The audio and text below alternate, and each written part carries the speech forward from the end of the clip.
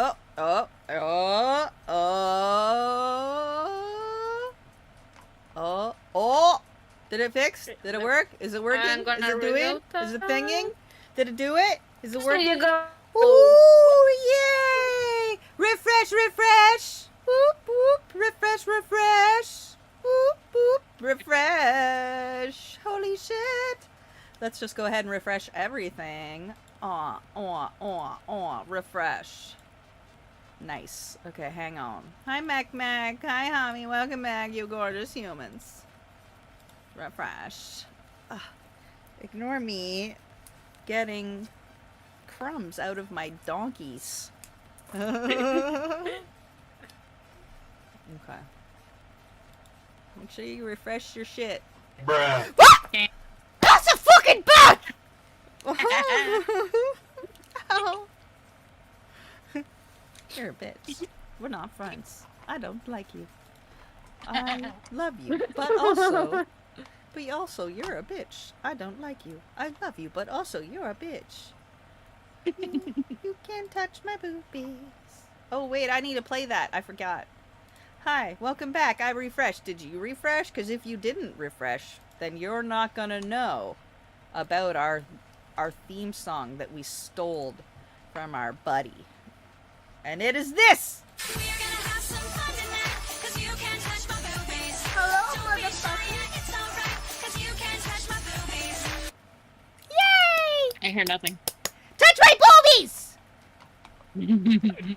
Did you mute my stream? Is that why? Yeah. Yeah, dummy. Yeah. That's why. That's why you don't hear nothing. Dummy face.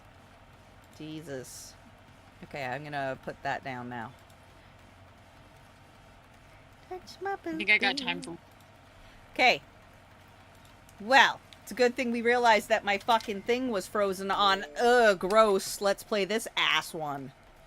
I don't know when it froze, but we're When back. I told you, I had your stream. Yeah, but how long had it been Pull up. doing that? No, Mushroom. I told you right when. Mushroom. When it froze. Mushroom. Good. Chip, chip, chip, chip. Ah, died! Why are you running back and forth with the mushroom when it needs to be cut? Down the Jews in the way. Restart. Restart! Okay. Ready? Onion.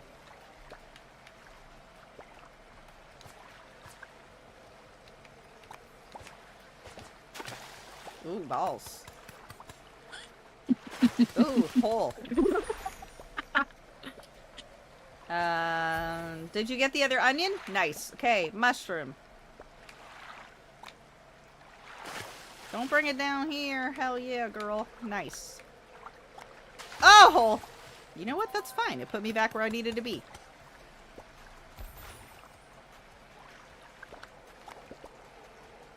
And then tomato. Oh, I left the extra mushroom on the goddamn counter. Here you go.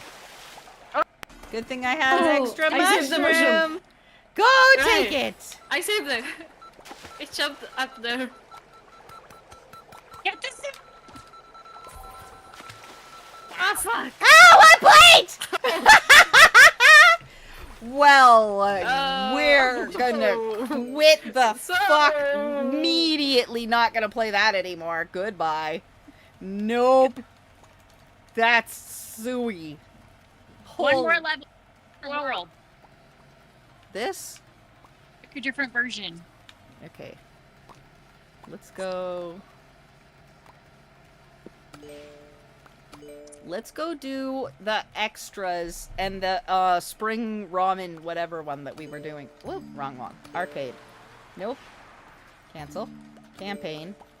Nope. Trimmings. Trimmings. Yeah. Spring festival. That's what we were doing. I don't want you to ask questions, Smek. I've been doing a lot of drugs and I do not have the answers. At all. There are Javi, no ones. Javi, have you done this? No. Good. Good. Good. Good. Elspeth has to do everything all over again because she's a bitch. Oh, what is this? Cut stuff. Okay. Alright. Elsbeth will assemble. Just always be cutting things. Oh, except this. Fuck. For every meat, you need a bok choy. Alright, I grab Beef. exactly the only thing that doesn't need to be chopped. Yeah, Perfect. that's fine. Beef.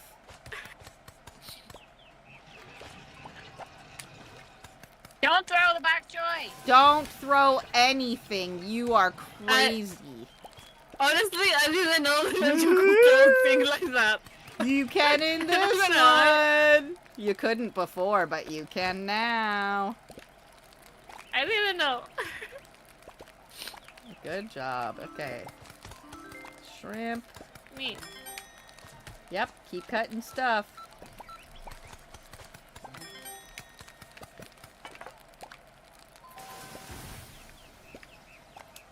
Okay, shrimp. Check. Yep.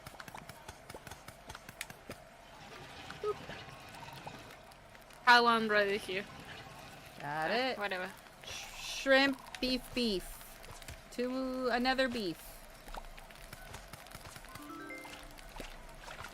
I have one here. Go ahead and grab it out of the pot. Sorry. Alright, add shrimp to that. Yep, Shrimp. ramen and a bok choy.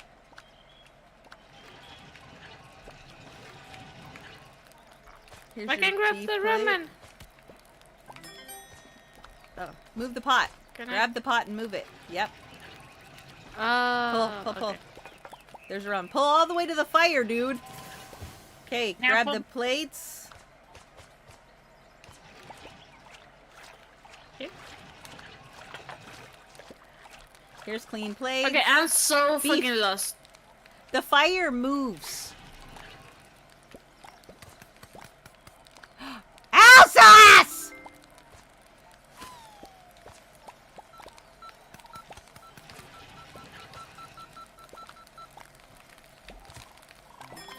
Okay, a beef is in. Need another beef. I have one. Over there, to her pot, not this one. What else? Bok choy, Okay. always bok choy.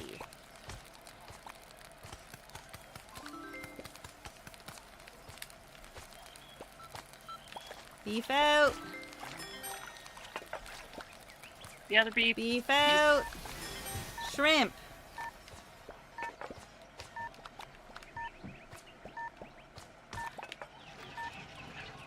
Nice, shrimp. Oh, it's already ready over here. Shrimp. Yep.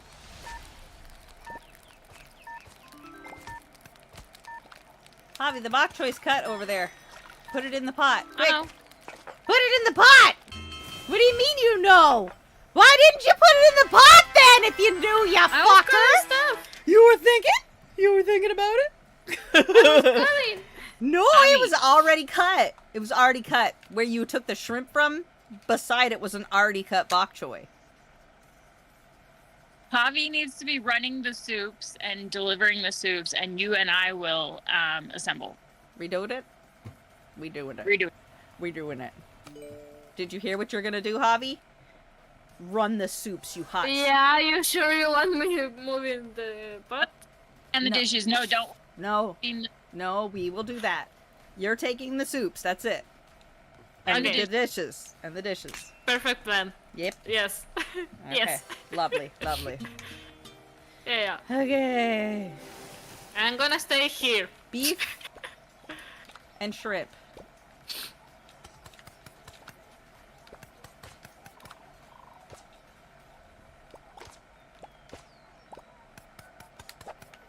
Oh, my aim was off. Thank you.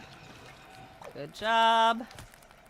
Bok choy is up at the top, Elsa. There you go. After that is shrimp. Beef. Okay.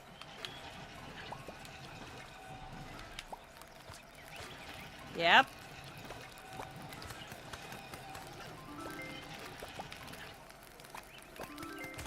Hey, beef. Here's your soup. Shrimp. Yep. Okay, Elsa, shrimp beef.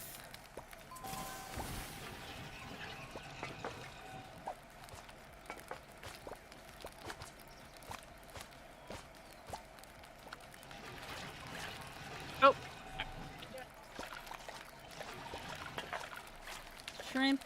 Shrimp beef again.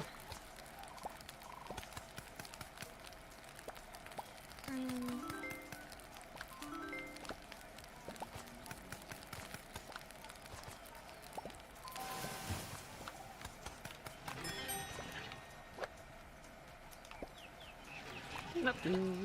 Do. Ah. Wait. Put it in the pot. Put it in the pot. Don't stand there making out with it. Here's your dishes. Beef, shrimp.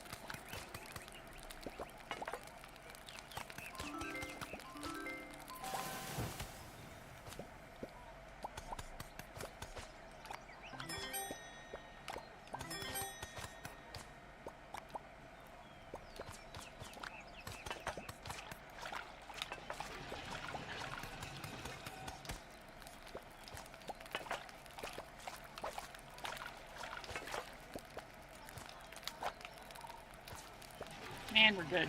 Fuck yeah, we is. Putting this up here because we don't need it.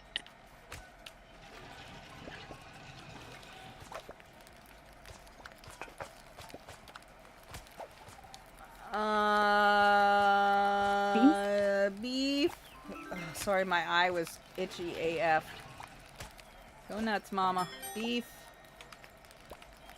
Beef. Shrimp. Ah, fuck.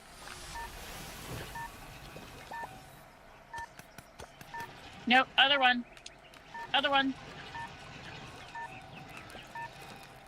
Mm-hmm.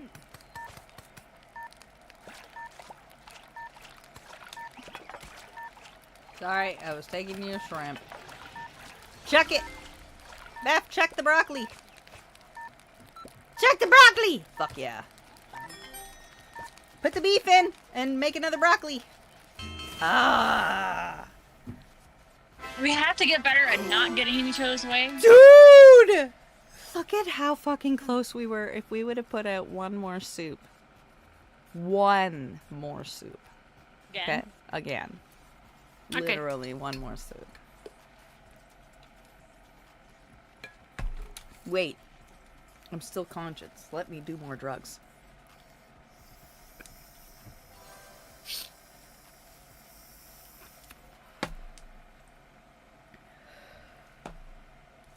Fantastic.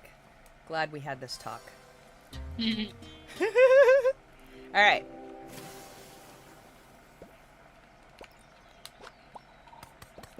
Hobby, get out of here, Rid you of- ass. Get out of here. Right now. You're a bad girl, and you do bad things. Beef. Get out of the way! Javi, go away! You're back! Go to your corner immediately as soon as the game starts. Go to I your... was Go to getting your... the Go, place no, go to your... closer go, to the pot. No, get out of here. You go to your corner. Don't touch our stuff.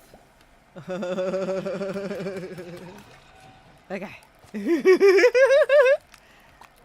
Standing over there, moving the pot to the fire. Well, yeah, that part, duh. Hobby! We need the meat! You covered the meat! You gotta move this I to the didn't fire. move anything. You're a Don't butthole. blame me. You're a butt. I Don't know fucking it. blame me. You're a butthole! I saw it! You didn't do nothing! You're a poop! You're a poop! You're a poop. Okay, this one needs beef. Yep. Hug it. Nice. Okay. Nope. Up. Thanks. Thank you. There's your soup. Oh. Okay, let's try that again. Stop. Stop being a dick. I'll fight you. Hi, Jay. Be a good girl, Javi. Smoochy kisses. Let's do this! Okay.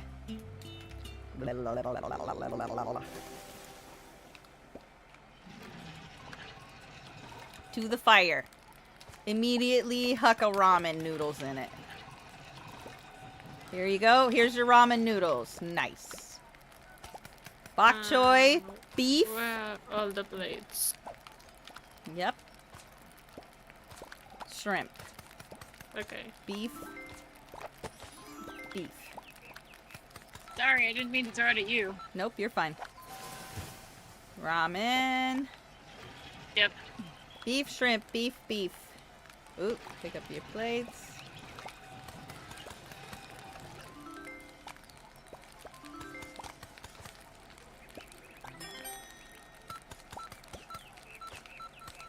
Okay.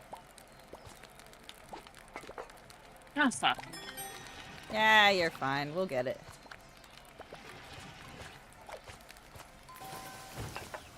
I'm coming by. Huck it. Check it, mama. Okay, shrimp, shrimp. No, Oops. shrimp. Oh, shit. I know. Hobby And then that's... There you go. Shrimp. Shrimp, shrimp. It's 3 shrimps. Okay, hobbies. Hobbies. Oh, Oh. bok choy. Bok choy. Bok choy. You got noodles? You... Oh! Elsa, what are you doing, you fucker? We were doing so good! Ah! Restart. Don't... Still there. No! You What? fucked this fucking Elsa! She's a butthole! We can't have that smear our victory! Okay. Ramen noodles. Bam. Bok choy. Ramen noodles. Bok choy. Ramen noodles. Shrimp, shrimp, beef. Beef. Shrimp. Shrimp. Nice. This one beef. Huck it. Thank you. Then shrimp.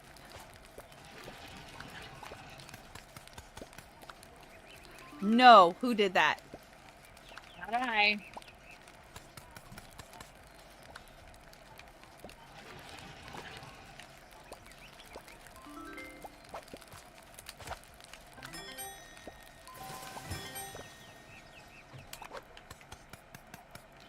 Bok choy shrimp up top.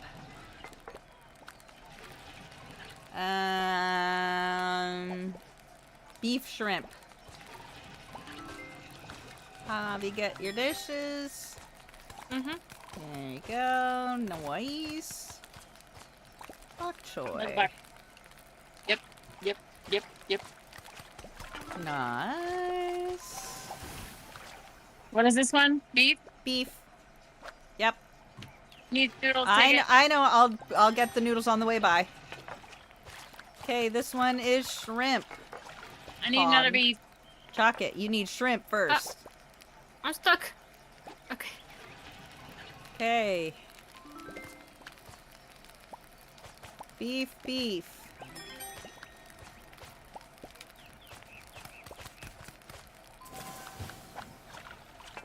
Ah, shit. You're fine. Nice.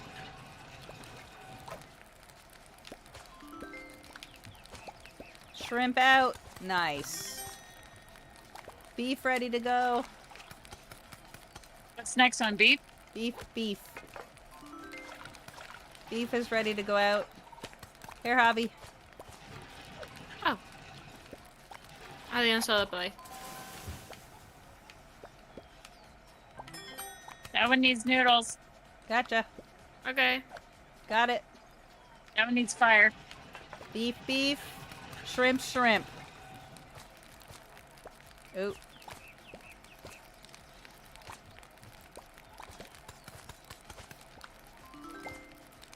Oh shit. Okay, both beef are ready. Shrimp to go in. Ow. Sorry. Call me a bad girl at least. My god.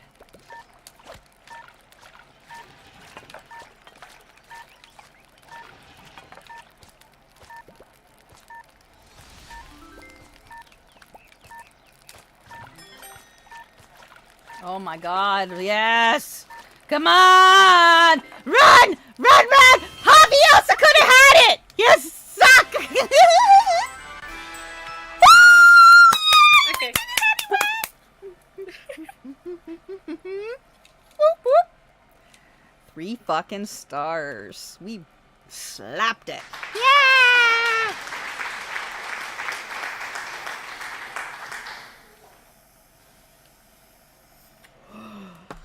I love you bitches. I will cut you. One more. I just realized it was the first level and it made me a little bit upset.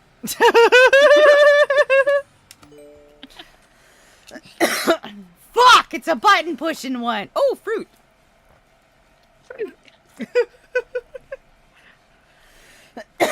Cut everything. Yes. Yes. Everything. Who is assembling? Who is cutting? I cutting, frotting. Shit, fuck. We also have to make sushi. Shit. Okay. Rice. I made rice. I don't have rice. Oh, I have it. yeah, you got rice. It's over there. In the pot. I'm gonna just cut things and put them up here.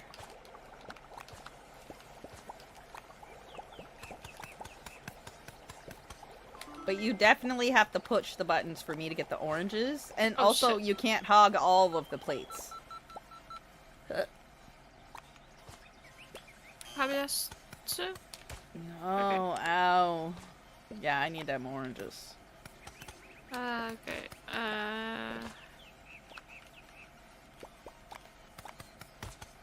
Ow! Stop touching me that way! I'm getting hard! Just say excuse me, you snotty bitch. Start assembling the fucking orders. My god. You don't even need any Okay, oranges yet. I have a sushi ready. Oh, okay, cool. Alright, I'm gonna stand over here. Take the sushi out. Oranges and peaches. Where do we get the plates? Oh, right here. There's a plate on the floor. Oranges and peaches. Yes. There's a plate on the floor. You just keep walking on it. I thought you grab it. Dirty dishes. Oranges and grapes. We don't have any Hang on. plates. Yeah, we do. Hang on. Oh. Oh shit. Who the fuck put rice on a plate? Don't You got do make that. it a sushi. Make it a sushi. Make it a Sorry. sushi. Here's a plate. Mhm. You do the There's fruit, grapes. or are you doing the sushi? Do one or the other, not both. Here's was- grapes. Sushi. Here's grapes. I haven't touched the fruit. The heck? I gave you grapes on a plate! They're already cut up. Dude. Over here. See these all already ready for you that you were ignoring? Those are for you. Ready to go with grapes. I don't got no plates. There's grapes on this one that's got oranges right there. I Wash. don't need. Wash Keep some it. plate. Oh shit. Hit the button then. There you go. There's a sushi right up there. You just got to put a plate on it. And you're not trapped in there. There's a hole to walk through. See? Fish. Can we not see the thing? Yeah. There we go. Okay. Sushi's ready. There's that one. Yes. Here's your this one. Another fish here. Where are you? I want to slap. I want to slap Oh. that. Body slam you. Come Come back here. Okay, let's... This is how we have babies! This is how babies Oh, there's are someone made! there. Oh, shit. I'm gonna move it. Okay, We need fine. plates. Whatever. You're ruining our sex. I want you to know that.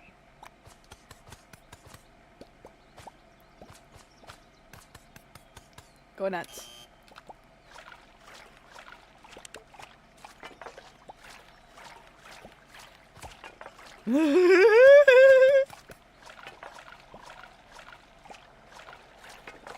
Alright.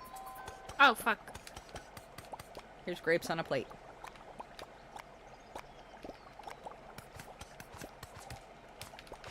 We need oranges. Here's grapes on a plate. Don't hit the button.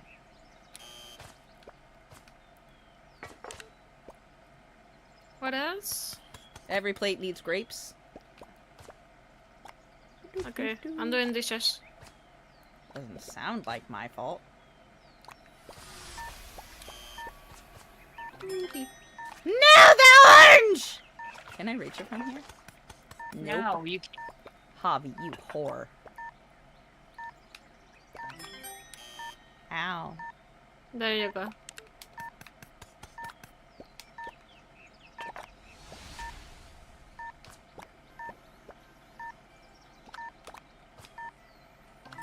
What else? What else? Grapes. Plate. No. We're out of time anyway. We just need to fucking cut a bunch of stuff. Woo! We did cut a bunch of stuff, but somebody needs to keep cutting stuff. That's why we need 4. But look, we did great. We had 2 stars. See? Yeah. We did good. We did shut the fuck up great.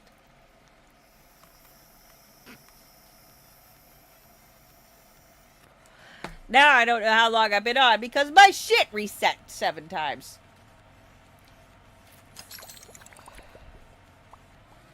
One more. That means we have to restart the entire night. Boop. She can't say no. I already started it. No. It's ramen. It's fine. Okay. Oh, beef. Meat 3 beefs. and all beef. Ow. Get in my way. That's what you get. You north up there, cut all the beef. I'll cut the green. Don't put another beef in there. Yes. One gets 2 beefs. One get 1 beef. Okay. Yes.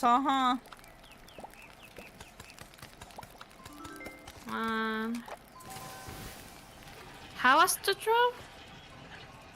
Watch out. Okay, where's the plates? Here's a plate. There we go. Okay, then shrimp.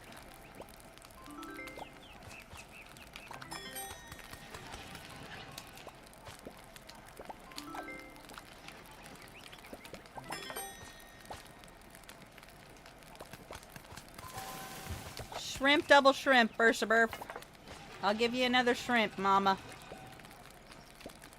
Oh. Here, I was bringing you shrimp. Ramen.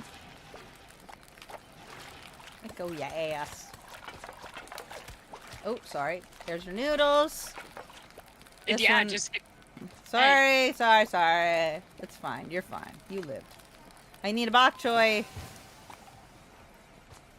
Got it. No. You go down. You go down the other way.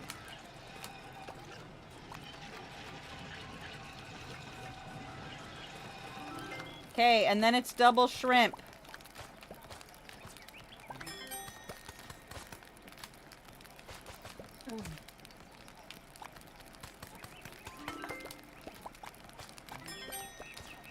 Okay, here's the double shrimp one.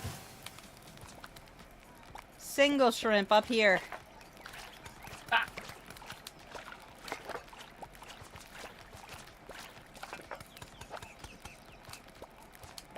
Oh, good catch. Put it in the pot. Fucking nice, Javi. Oh, shit. I let go of the pot. I was too excited about what just happened. Good job, bitch. Go on, Bowser. Okay. Hell yeah. Okay. Then it's a beef and a Double- shrimp. Okay, next is beef shrimp. I'm gonna take it to Okay, the I'm gonna south. hold that. I just keep getting pushed out of the way. Well, I'm sorry. Don't cover the food baskets, please. There's your cutting. Down there, Elsa. You're in the south of the cutties. I'm trying to load your shit up. Oh, ass.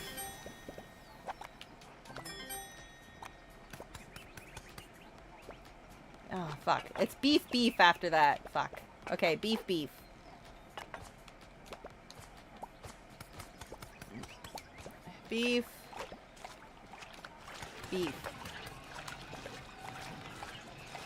Ciao, Javi, sorry. It's okay.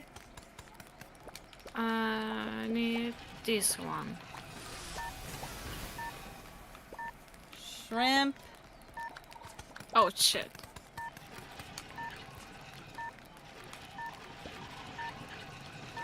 This way. How did you get there? Up and around. It's a C shape. Oh. Fuck. It's at a sink, but I don't care. Ooh, fuck! Two stars, yay! Fuck! Yay! You know what? On we go. We did so good! We're on a roll. Alright, I'm going to bed. Just go then. It's time. Just go then! Elspeth, keep going. One more. You said that like 3 levels ago. Whatever, we'll keep doing them again when you come back. It's fine.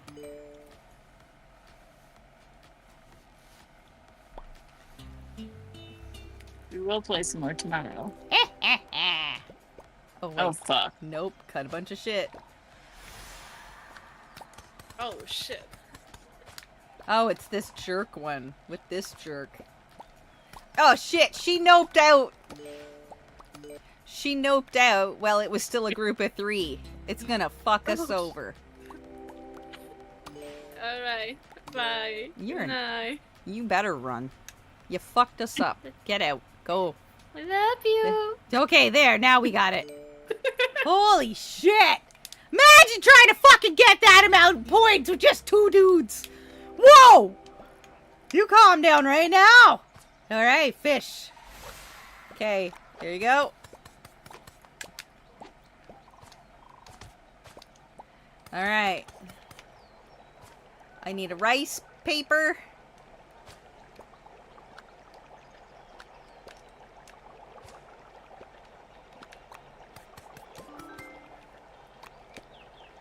Here's your sushi.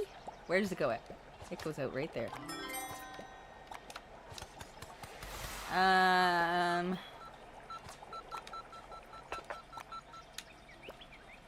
Next is right there.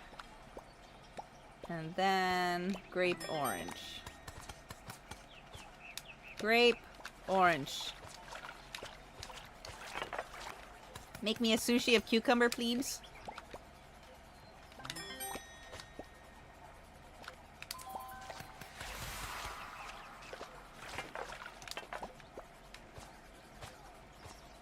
Orange peach.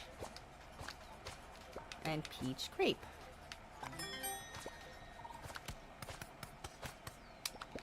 Orange. Peach.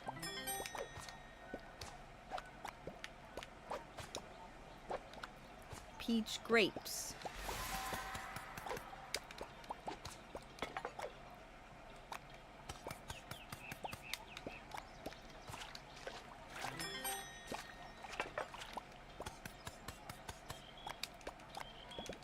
A sushi of fish.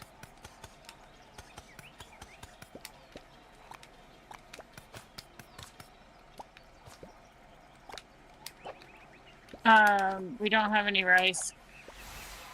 Ooh, ball sack. I gotta wash dishes. Rice is underneath of that orange.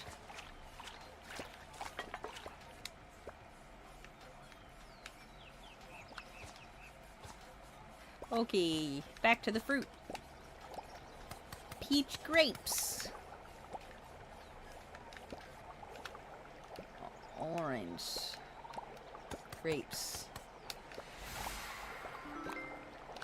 Peach. Grape. Orange. You.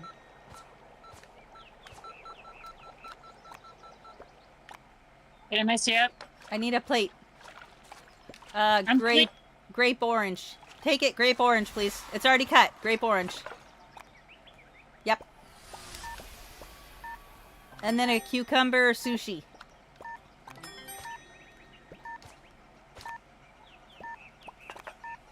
And then orange. No, my brain glitched for a second. Orange peach.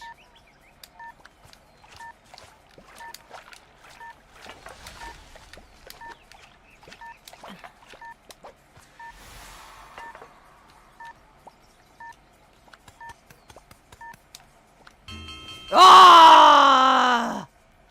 You're so Shut the fuck up. So close to what, bitch? Amazing? So close to fucking what? That's right. So close to 3 stars? Oh my god. So close we choked on it! Let's do this! I wonder if we could slaughter this one. Maybe. I mean, it shows that I did it before at 1,029 points. So mine says 555, but it says it wants it to do 640. Yeah. Think we could do it? We just gotta hit it 2 at a time. You do Maybe. the top, I'll rock the bottom, and we'll try to do it as best we can. We can try it. Alright, let's fucking try it. Swing. See what happens.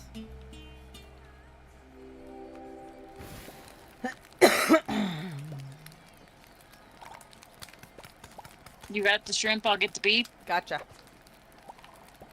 Fuck. Yeah. Welcome.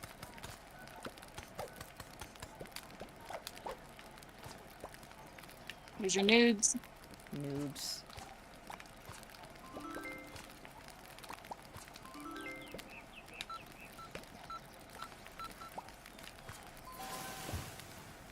There's the beef. Nice. I'll adjust mine. Beef shrimp is next for you. Shrimp for me.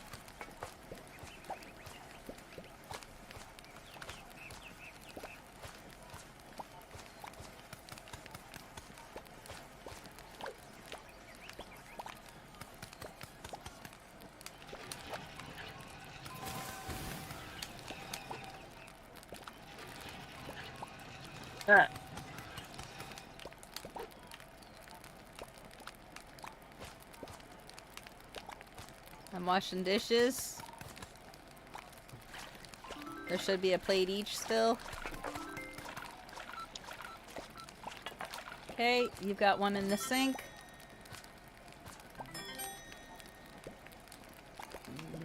Let's see. I'm Yours doing is the double beef or the single shrimp. Okay, I got the double beef. And then you move on to the single beef and I'll do the double shrimp. Okay.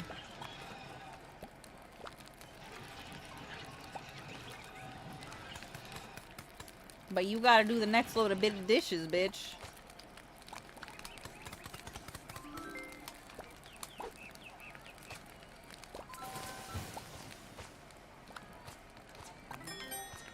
I'll do the dishes.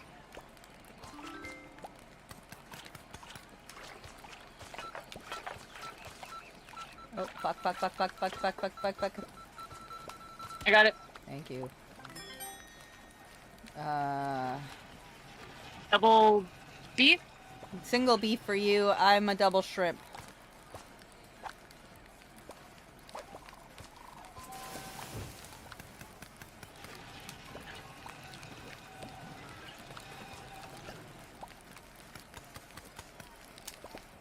We're gonna lose on that. Go faster.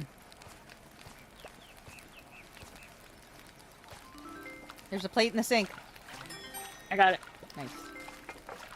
Plate on the sink. Beep, beep, beep, beep, beep, beep, beep, beep, beep. Got it.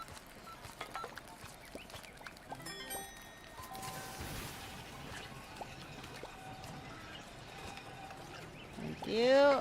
Okay.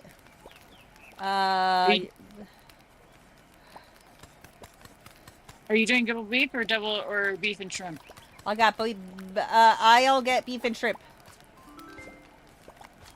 Here. Oh, shit. Sorry about that. I got aggressive with my wedges.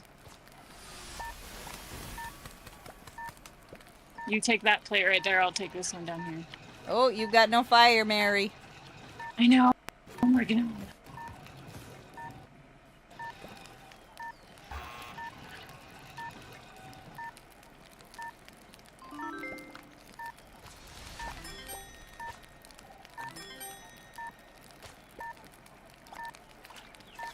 We don't have time. But 787, not bad, girlie.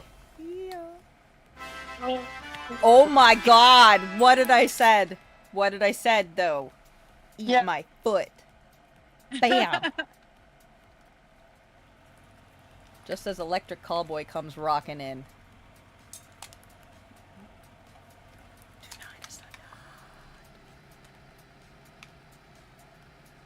night. Ooh, this one. I hate this one. This one's stupid hard. I remember the first time we tried this with arsenic.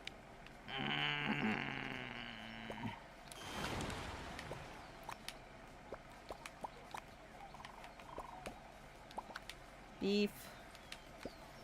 Fish. Two fish and a beef.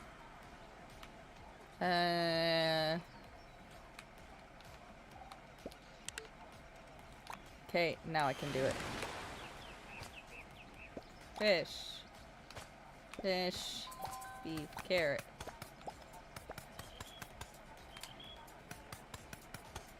Okay. Beef has to be mixed, and the fish is straight up. Okay. Oh, you can't move it. That's fine. You can't move it. Put it back. You don't mix the fish. It just goes in the steamer. Go get your thing. Okay, listen. What? Push the button. Thanks. Oh, fuck. Here's your thing. Fucking get out of my way, you goddamn dragon asshole. Don't hit that yet. The plates are over here, and the orders are ready. So don't do that.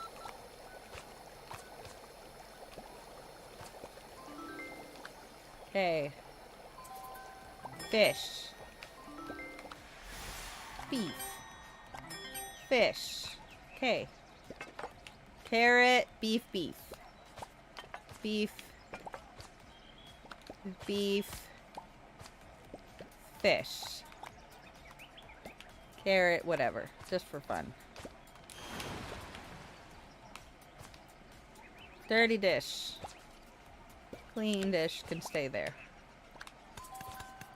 Okay, coming behind you with dirty dishes.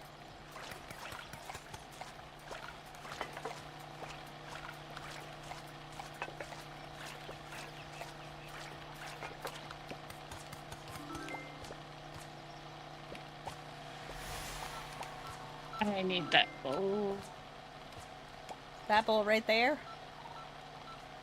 We only can do 3 at a time. Don't get penisy. Okay, and button.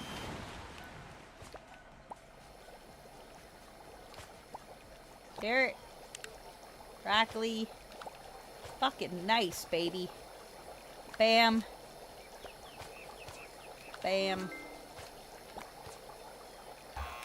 Shit. Oh shit. Fuck! Carrot. Oh, for fuck's sakes. Beef. beef. We fucked up. But who cares? That's alright. Just do it. Need fish? 2 fish, 3 carrot. I got carrots. Go. Hit it. Got it. Got the dishes.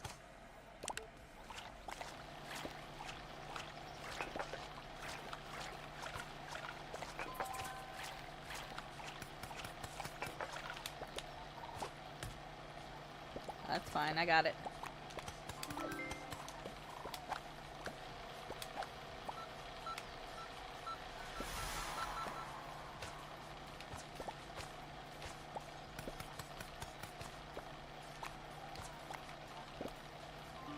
Don't have any balls. Yes, you do! You just didn't take them!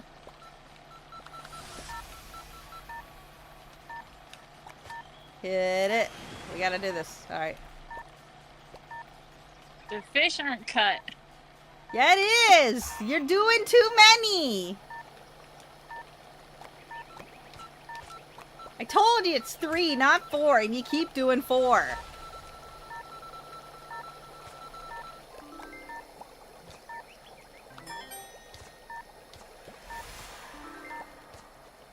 Let it explode. I don't give a fuck. Well, we got 2. Whatever! Motherfucker kept doing 4 instead of 3! Cause she's penisy! Moving on. Ooh, a new game! Hell no! Bye! Bye-bye! Where's the out? Nope, nope, nope! Goodly doop boop boopy doo doop! Where the fuck you get out of this bitch? Oh hey, we can try to do 3 stars this one, maybe. No. No. Where's the bye? Where's the out? Where's the out? Oh fuck. You know what? Goodbye. Goodbye. Goodbye, game. Elizabeth's tired or whatever. It's 1 o'clock. I should go to bed too. It's 2 o'clock. Whatever. Goodbye, jerk. Fucking jerk cooking bay. Goodbye, bitch. I love you. Now you do, bye. Goodbye. Okay, who's out? Who's on? Damn it! Sparks went to bed! Fuck! Am I the only asshole on at ass o'clock in the ass on a Saturday? Ass. Yes. Ass. I'm not tired, though. So don't go. Solution.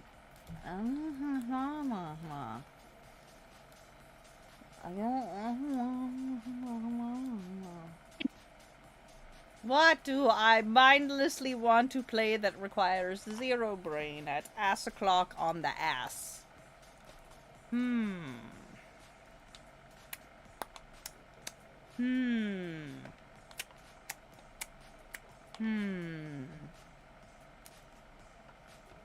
Do I want to scream at Fall Guys? No, we already played that today, didn't we? Did we play that today? What do I want to do? I could turn off the game and work on a bag. That's mindless. Do you want to stare at my lap while I sew a bag? Because I really don't want to play anything else. That sounds great. Let's do that. We're going to have a BRB screen first because I need to wee. And then we'll do a lap bag. Sound good? I'm glad we had this talk. Be right back. Wee time. If you have not had a wee, do that. I'll be right back with boobs and my lap. Hold, please.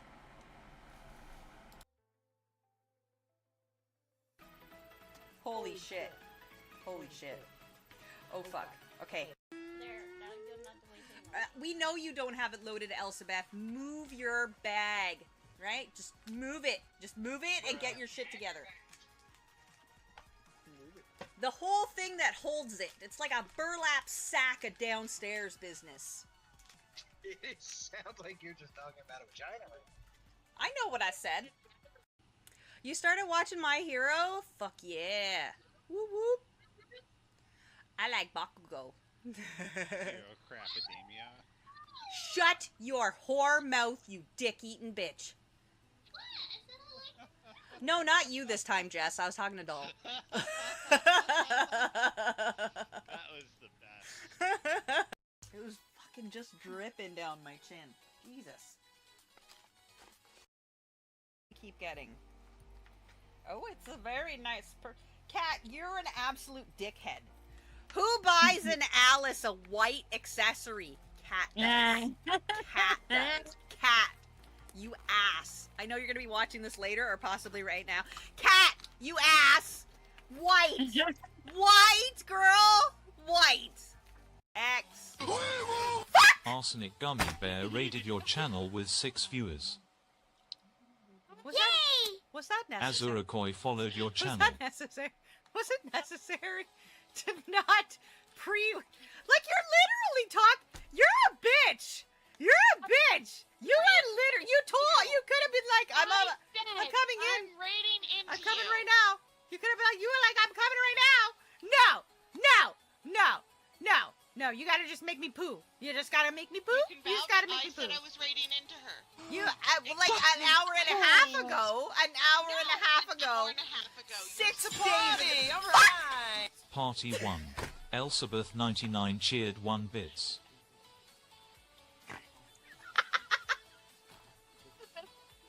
Gave her 1 bit and that scared her too. Don't distract me with your monies when I'm angry. Oh no, it's that dick. Oh no, it's dick. Oh no, it's dick.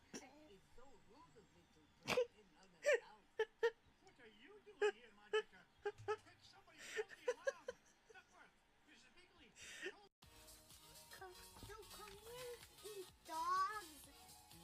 I feel a little Yes? very Question crummy mark? today. I'm not a question. Lovely, lovely. We've been Speckledorfed. Fuck! Sully!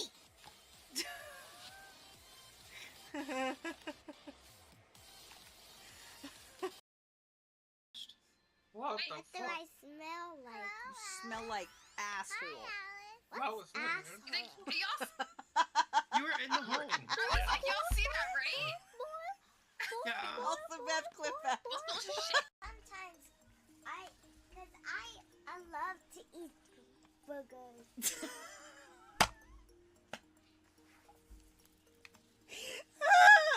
Elizabeth, did you hear that? Keep getting. Oh, it's a very nice Cat, you're an absolute dickhead.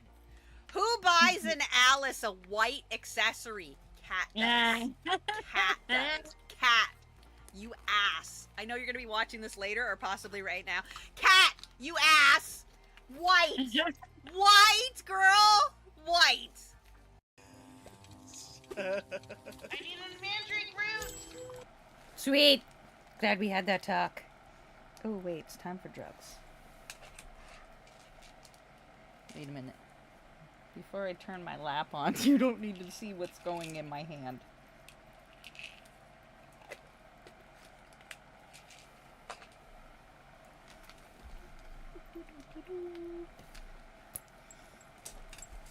Cool.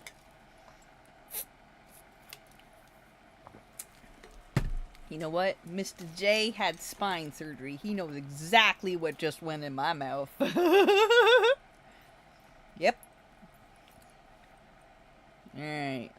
Welcome back from wherever the ass you were. If you left. If you didn't, hi. Welcome back. I'm listening to shit that you're not listening to. Enjoy your donk. That's all you're allowed to listen to. It's donk! Okay, hang on, wait. Boot cams. Hang on, hang on.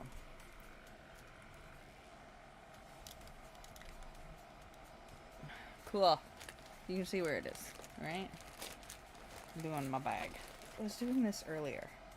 I get this far into it and then I realized I didn't pack any black with me. I'm over here. And then I've got to do the white, and then I'm going to do the black. I liked this one. I might do this in different colors. I do have the stamp for it. But like, you know. I know you know the words I'm trying to use, so shut up and use them. Those words. Thank you. You know what, I don't want to just sit here with music playing, which we got on YouTube. Which we got on the YouTubes. Which we got to listen to on the YouTubes that may or may not be hilarious.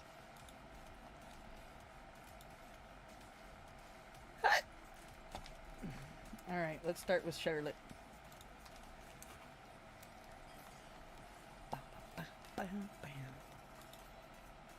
Make sure it's this way. Charlotte, you're gigantic. Get in the fucking corner. Calm down. Jesus. Hey everybody, welcome back. These cheaters ruined their relationships in 10 seconds or... Just a second! Oh, now I'm wearing my fucking headphones. Forgot. I needed them. Shut up, music. Okay, I'm closing the Discord, because ain't nobody need to be in there anyhow. So it's too late for that. We're watching Charlotte. Charlotte! or less. Charlotte. He left you in his bed alone to go sleep with another girl. My maid of I honor don't like speech after the being finger cheated thing. on It annoys at the it's stag annoying. do. I don't like it. It's annoying. It's annoying. I hate. Put a finger down. Blah, blah, blah, blah. Oh. It's the longest he's ever lasted. Oh. I am going to keep this quick because it's more than the standards of Sarah's a customer. For those of you who don't know me, I am. You will later on the dance floor, and those that do, you're welcome. When I was asked to make this speech, I was a little bit reluctant. Because you weren't I was a little bit reluctant because for those of you who know me, I fall into that category of shy and retiring. So, no, I'm actually one. I did insist on doing this speech. So I'm the maid of honor, Sarah's sister, and arguably one of the most important people here today. Because without me, there's a group of girls in this room who would not have been walking around the streets of Bristol last month causing untold chaos. Woo, Empire girls. I have to give a special thanks to Andy for the little gift he gave each of the girls in their bags. And, particularly formal. Thanks, Andy. My gift personally was confiscated by a rather dashing young who I can only assume thought I was too young and innocent for such an item. Thank you to the boys for making Andy's stag do so much fun. He may have enjoyed it if he didn't have this phone surgically attached to his ear on the phone to Sarah to try and avoid getting stitched up. Isn't that true, Michael? Thank you. But I will give you all a heads up about the boys on this stag do. You know that old saying, what goes on tour stays on tour? It doesn't apply to these gentlemen. Just ask my accent plus one. Oh, called out. Ooh, she called him out in the speech. That's petty, but like honestly, I'm not mad about it. God, that is just so unbelievably stereotypical. Like, just because you're on a bachelor or bachelorette party, that does not give you a pass. It does not give you a hall pass, okay? Are you sure? I have encountered some Yeah. bachelor parties that have been Gross. super nice. They just kind of wanted some, quote, female energy Hi, Ben. around. Thanks for the lurk. Whether or not that's innocent, I don't know. Nothing happened most of the time with my friends, not with me. But I'm glad Hang on, that I she gotta took switch matters it into on her here. own hands and exposed him in front of everyone. I would have done the same. Okay, so we got a story time. What happened? So the guy that cheated on me, I was with him for just about a year at this time, but I met him very Makers. shortly after coming out of a 14-year relationship with my Good. husband, who had cheated on me and left. My boyfriend knew all about this, but he went away on the stag do with the boys to Magaluf, I think it was, or it might have been Benidorm, I can't remember. Anyway, there was one incident know that what that- actually proved that he cheated, he's and another annoying. incident where it was a maybe. So he got separated from the rest of the stags, so he fought. But the next morning at breakfast, one of the other stags, who I didn't know, showed the group a video of my boyfriend snogging a girl in the middle of the dance floor. However, my brother and my now brother-in-law were there and saw this video. So their response to him was, "You need to tell her or we will." He did tell me. Period. And that was it, because that's not something that I'm going to be putting up with. However, Fair my brother enough. did tell me that at another point in the weekend, he saw my ex-boyfriend at the ATM stood next to him, and he was withdrawing money. As it happened, as he went to withdraw the money, Hooker? A grabbed it hooker? and ran away. A My hooker? ex-boyfriend's response was he didn't know that stood next to him, but my brother felt a bit weird about it and was wondering, why would you take money out? What reason would you need cash at 4 o'clock in the morning? So he definitely did me a favour, and there's your story. Okay. The parts that we muted, let's explain it for the parents in the room who didn't catch that. Thank you. How do I even say that? Hostitute. He got caught with a hostitute. Thought so. What's going on here, guys? Hookers. Buddy. Dude. Hookers. So not once but twice on the Getting same handies trip. in the bathroom. Yeah, that'll Yeah, ruin your relationship in 10 seconds or less. Yeah. Wow. Well, that was a treat. My. That was a treat. I think it's gotten to a point where, like, bachelor and bachelorette parties, like, you know there's going to be mischief. Like, there's always a little bit of mischief, okay? A little bit of debauchery. You know, like, I think as long as there's no touching, I think it's okay. But the line cannot be crossed, okay? It really, really can't be crossed. I'm down with that. The stories I have about bachelor parties. And then I also have stories about bachelor parties that actually really impressed me as well. Like, we once, you know, kind of hung out with a bachelor party, and half of them were so mean to us. Half of them invited us to go out with them in Vegas, and half of them were so mean to us. And, like, quite honestly, if Mike goes on a bachelor party and there happens to be, like, girls there, if he's not mean to them, I'm gonna be mad. No, Mike's bachelor party, I'm pretty sure, will consist of him and his friends renting a cottage and not having any women there. Put a finger down if you've been talking to a guy for a couple days and you've been on a couple dates with him and this is your third date with him and you decide to have a night in together. So you're having pizza, watching movies, drinking wine, snuggling, laughing, you know, expressing your feelings towards each other. You then go to bed. And while you're laying in bed with him, you're laying on his chest and he's texting another girl, and this girl has heart emojis next to her name. Stop! Texting her right in front of you. In front of you? You, of course, ask, "Hey, who's that?" He tells you that it is his friend's girlfriend. Confused why there's her name hearts. would have hearts next to it. It's a friend's girlfriend, but okay, I don't know your friendships, whatever. She's asking him to come pick her up. She is drunk at a bar, she can't drive, she's throwing up, and she's constantly FaceTiming him, constantly asking him to come pick her up. Why is this guy's friend's girlfriend texting the guy that you're seeing, asking him to come and pick her up? Doesn't she have a boyfriend that she can text? Make it make sense, because honestly, the math is not mathing. Like, it's really not mathing. That is such a bad lie. Like, that is just the, like, you hear that and you're like, you must really think we're stupid. Like, it's insulting. It's insulting to think that, like, we could hear that and not immediately wave a gigantic red flag. I ask him, why can't the boyfriend just go pick her up? Why is she contacting you? He tells you that her boyfriend is in Orlando. Uh-huh. So he keeps Uber? telling you that he's not going to take her. And then you start to fall asleep, and he decides that he is going to take her. So...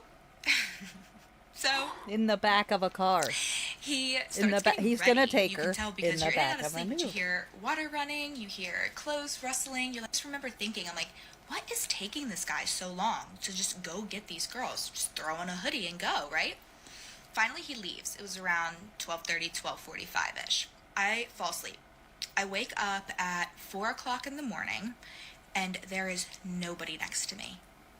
Bye. He never came home. Oh my gosh. So of course I'm freaking out. I'm scared. I'm thinking like, oh my god, something bad's happened to him. Oh, Looking at no, car yeah. crashes in the area.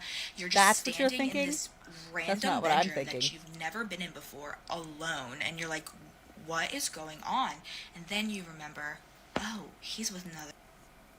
So, of course, you grab all your stuff because what the hell? You grab all your stuff, you drive 30 minutes back home at 4 o'clock in the morning. And, of course, you text him and call him, and you're like, hey, where are you? And no answer, of course. No. And then at 6:30 in the morning, you ghost him he back. decides to text you. You ghost him back. If he ghosts you, you ghost him back.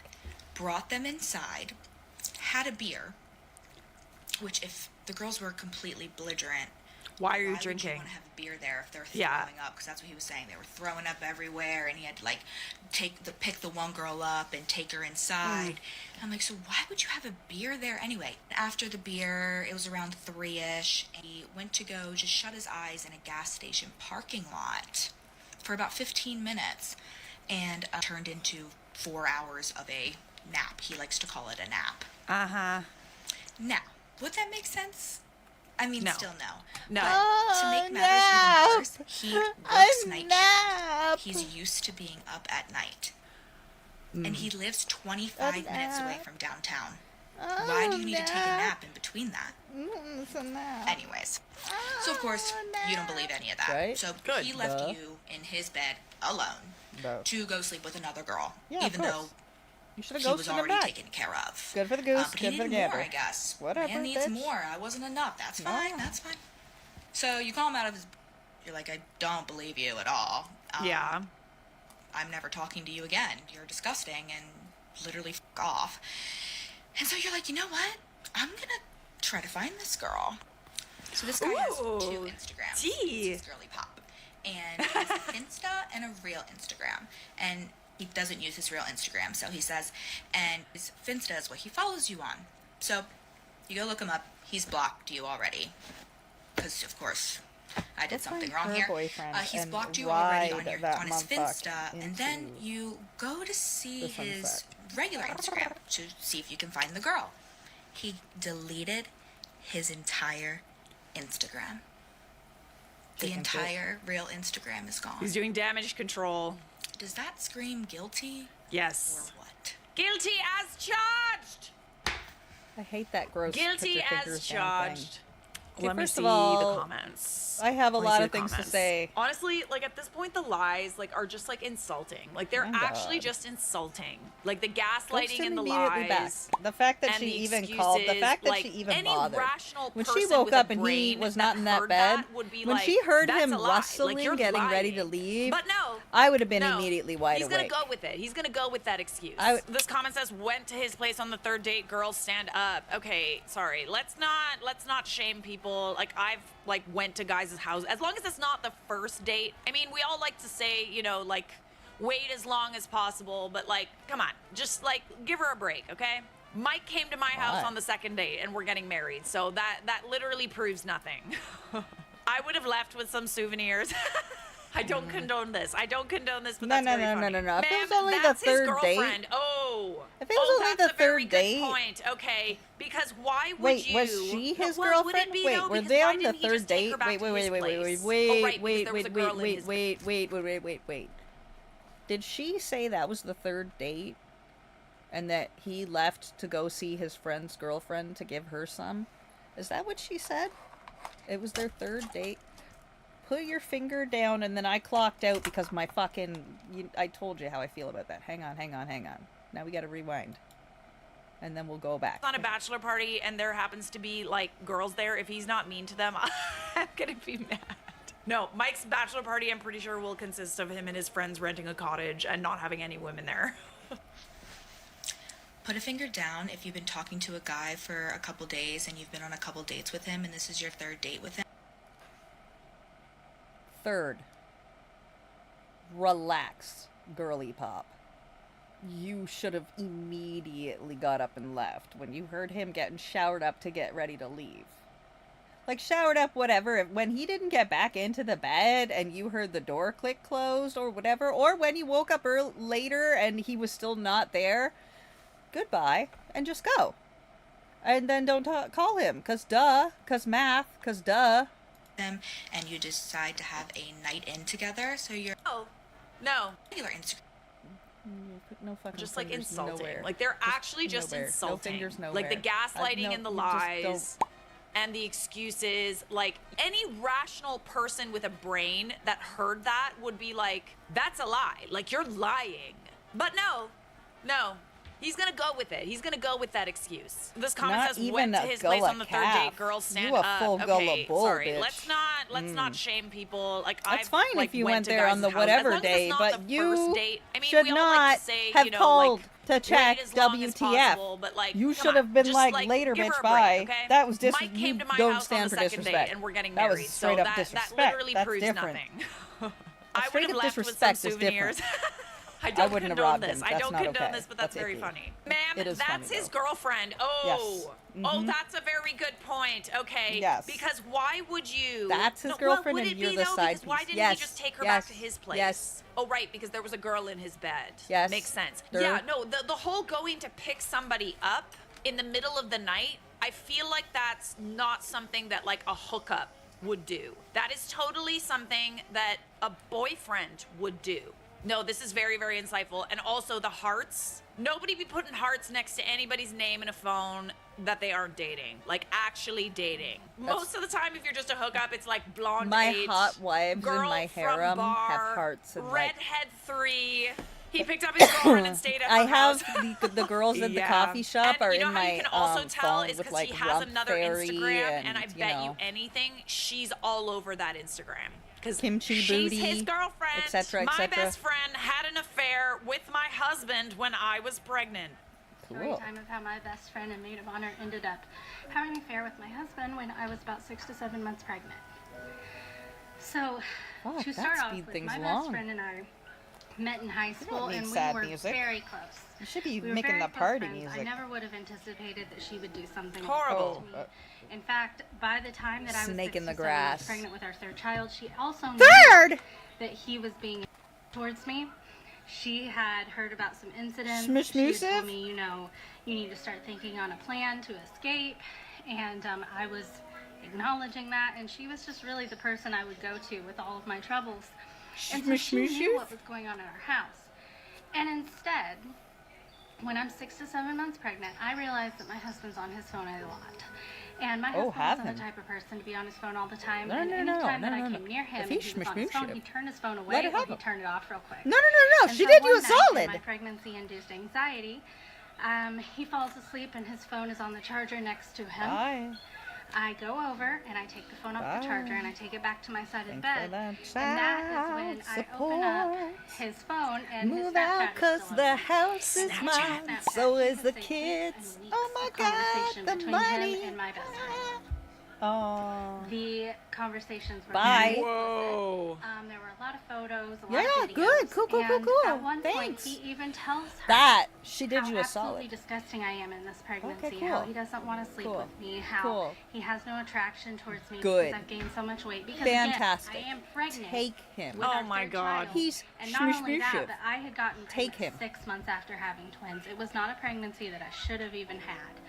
And it was very unplanned. I was going through a lot of physical issues, a lot of mental issues. I had postpartum depression that I was battling. And now here I am pregnant, and I'm having an even harder time because I have 6-month-old. Have you ever seen a pregnant woman that's pregnant with twins? Ouch. They get massive, okay? That is a massive tummy, okay? You're eating for 3. I will never understand the excuse. Oh, well, you got fat when you were pregnant, so I'm gonna go cheat on you. What do you expect is gonna happen, dude? Like, that is not an excuse. Okay. Ugh. I'm triggered. This makes me angry. And the pressure I'm to just saying, bounce you're back like, you got to ugly after, after you've my had kids, pregnancy, Lord have so mercy. what's that about? Twins, 6-month-old delayed twins that are not crawling yet or doing anything like that. We have multiple therapy appointments. So I'm having a really hard time. And she was aware of this. But in the messages, she does not once defend me. She's just agreeing with him that I'm disgusting, agreeing that, you know, he just needs to move on. He needs a better wife. He needs a better person in his life. Yes, he does. Goodbye. And Goodbye. it was Goodbye. devastating. Oh, girly pop. Goodbye. It was really Goodbye.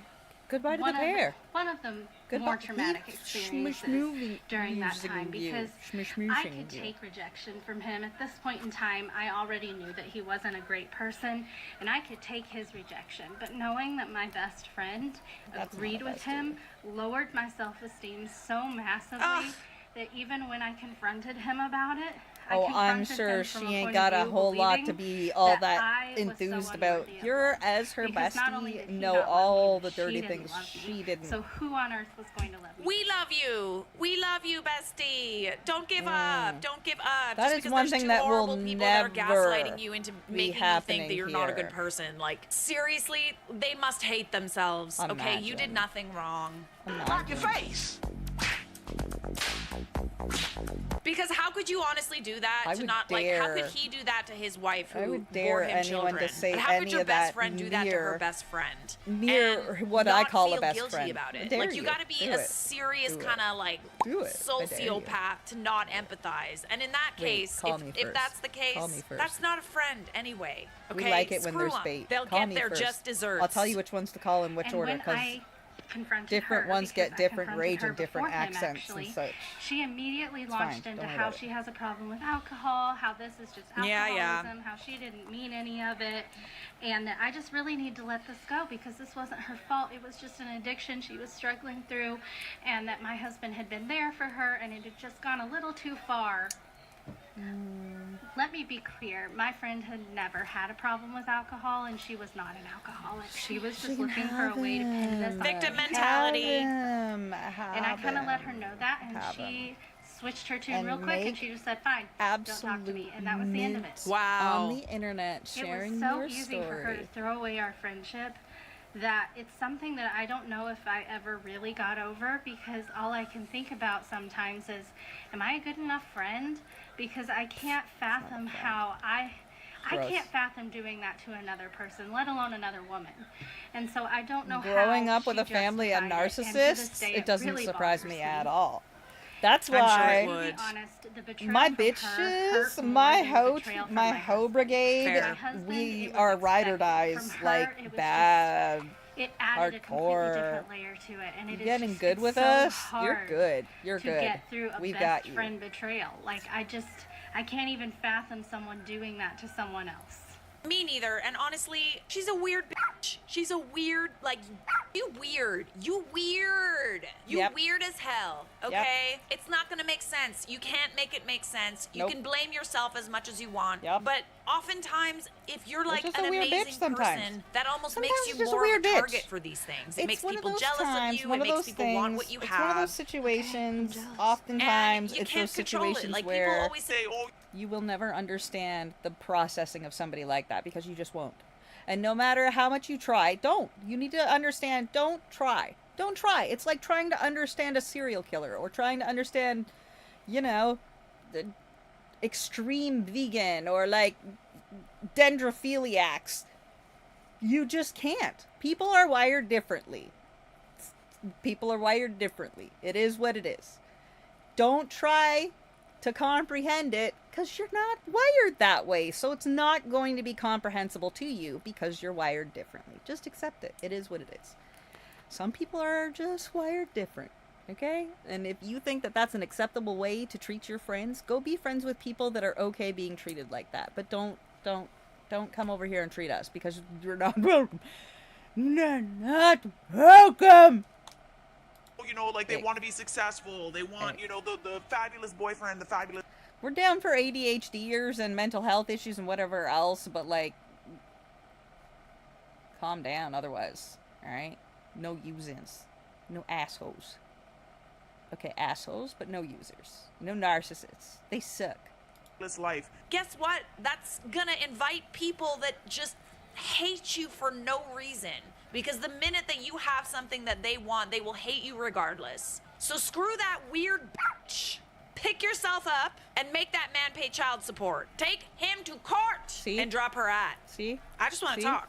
See? Girlie, if you thought your ex was bad, my my girlies on here DM'd me, and she spilled the tea, and you can tell the girlies. So Shelby, living in New York, dating this guy, and he was well known. He was an actor. He was super cute, but like very quirky. He would always get so weird anytime. She would wear lip gloss or lipstick, be annoying about it. Like, oh, you kissed me, and then you got your lip gloss on me, and it's sticky. He would literally be so annoying. She straight up just stopped wearing lip gloss. One day, she's in his car and opens the glove box. He sees lipstick, a hairbrush. I looked at it, and it was like this dark brown, reddish color, and she was like, I would never wear a color like this. In her gut, she felt like something was off. But at the same time, she had noticed that he kept texting this girl named Mary, but it was like really weird because he... Listen, I don't care what color it was. Tell me what brand it was. Tell me what brand it was. Tell me what brand it was. Okay? Because if there's a Fenty in there, I would consider it like a bitch took a sacrifice to let another bitch know that she is in the vicinity. You know, kind of like a mark in the territory, but not quite. But also like a warning to the other girls in case they're getting screwed around with. Like if she feels like something smells a little weird in life, they might leave like a little breadcrumb to warn others off before they themselves make the exit, etc. You understand what I'm saying? Like, I have sacrificed an expensive ass lipstick. You don't understand unless you're paying for the expensive ass lipstick. But if all it is like a fucking CVS or like a, you know, pharmacy fucking bullshit $5, no girl. I don't give a shit what color it is. Tell me what brand it is. Tell me what fucking brand it is. Yeah, it's like that. It's like that. Is she a girlies girl, or is she just a bitch marking her territory with her Walmart property? LMK. I have questions. He didn't have any friends named Mary, so what does she do?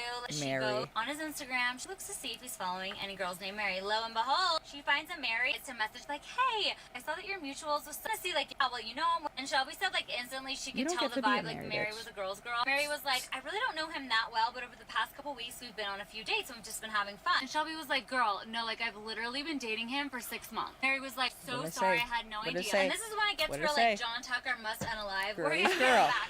Girlies girl, what'd I say? Letting you know she smelled something in the area. Lipstick, and on the paper bag, they wrote PG-13 version of Screw You. They just left it on his porch. You know what I would have done? Taken that lipstick to his nice car and cheater on it. If he has lip gloss on him from another girl, then that's gonna show his girlfriend that he's cheating. So he was like a well-known actor.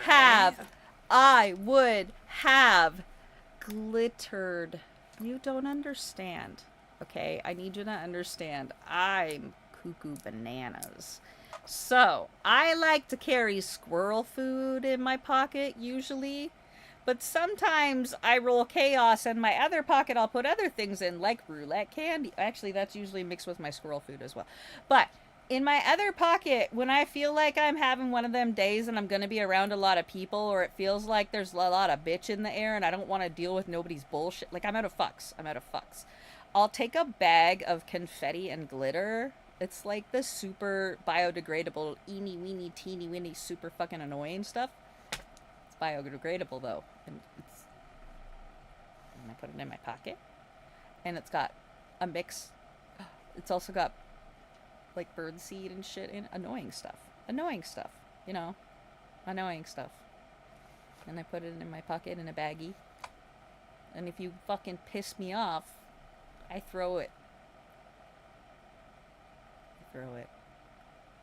I just put my hand in my pocket, and I'll let you finish saying what you're saying while I decide what I'm gonna say. And it's usually like, oh my god, thank you so much for your totally fantastic opinion. Have a great day! And I throw it in the air. Have a great day! Because everybody loves, you know. And usually I figure out which way the wind is. So while they're talking, I'll be shuffling a bit, usually, to figure out which way the wind is blowing. Because there's always a bit of a breeze. Otherwise, I know how to arch a throw. Don't get twisted. I can throw a fucking handful of confetti, I promise. Piss me off. Interesting. But oh my goodness. I make sure it's the biodegradable stuff because I'm not an asshole. But it's usually a mix of whatever I find, you know, like feathers and seeds. I always have a lot of bird seed. But it's also annoying to have it all in your shit. But absolutely, there's always glitter. Biodegradable glitter. Lots of it. I buy it in bulk. Don't piss me off, okay? Or do. I love glitter. You should not piss me off if you don't like glitter. That's what I'm saying. I mean, but also, if you're a side hoe and you know you're a side... wait, she said she'd been dating him for 6 months? 6 months when she found the lipstick in the glove box? Then yeah, I probably would have glitter bombed his car. I would have glitter bombed his car. Same thing. Biodegradable glitter.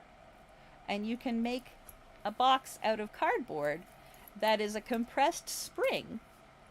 And as soon as they open up the box, you'll be like, oh, here's a gift for you, blah, blah, blah. Leave it in the car.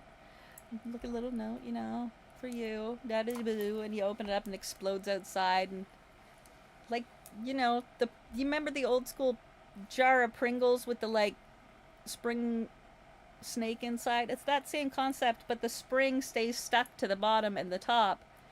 And you can have, like, a little note, you know, cheater or whatever with the lip gloss stuck to it. That would have made more sense. You should ask me about rolling chaos. I'll teach you! Or I don't. Don't ask me. I wonder who it is. Just don't fuck with me. But if somebody fucks with you, let me know. I'll help you out. Love you.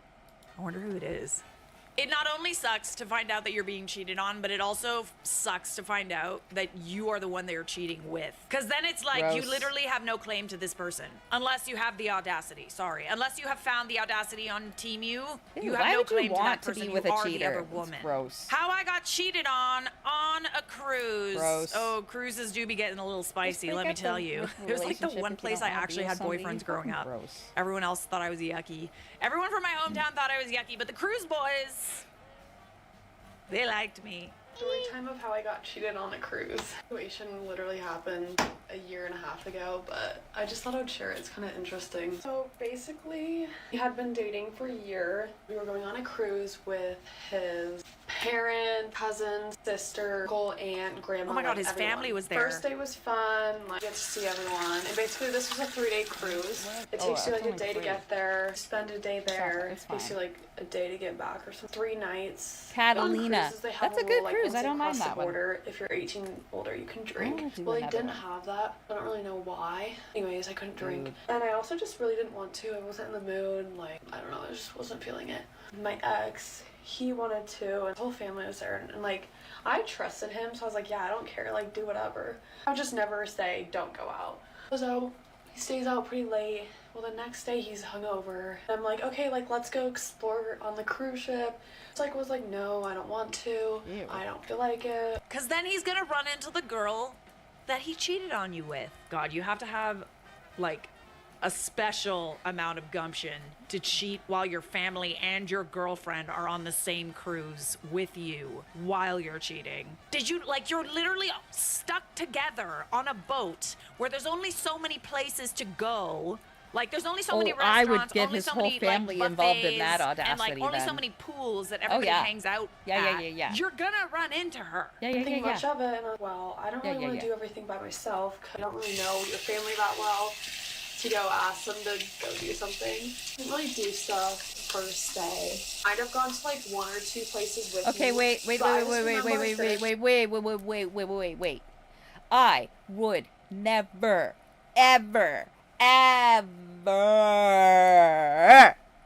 agree to a 3-day cruise with a family that I do not already have an established bond with, like I've done some other shit with them before. You know, I've hung out with them at a barbecue. I've done some other event things. I have established relations with them. You know, I haven't just shown up on a 3-day fucking cruise with an entire family that I don't even know if I would get along with, and I have no escape because it's a fucking boat. It's a boat.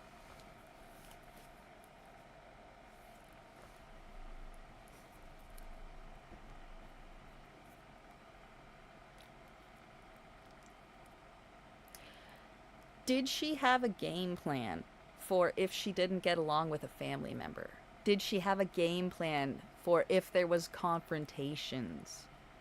Did she have a game plan for any of that kind of stuff? For an entire family on a boat that you have no established relationship with whatsoever. That's not, I'm just...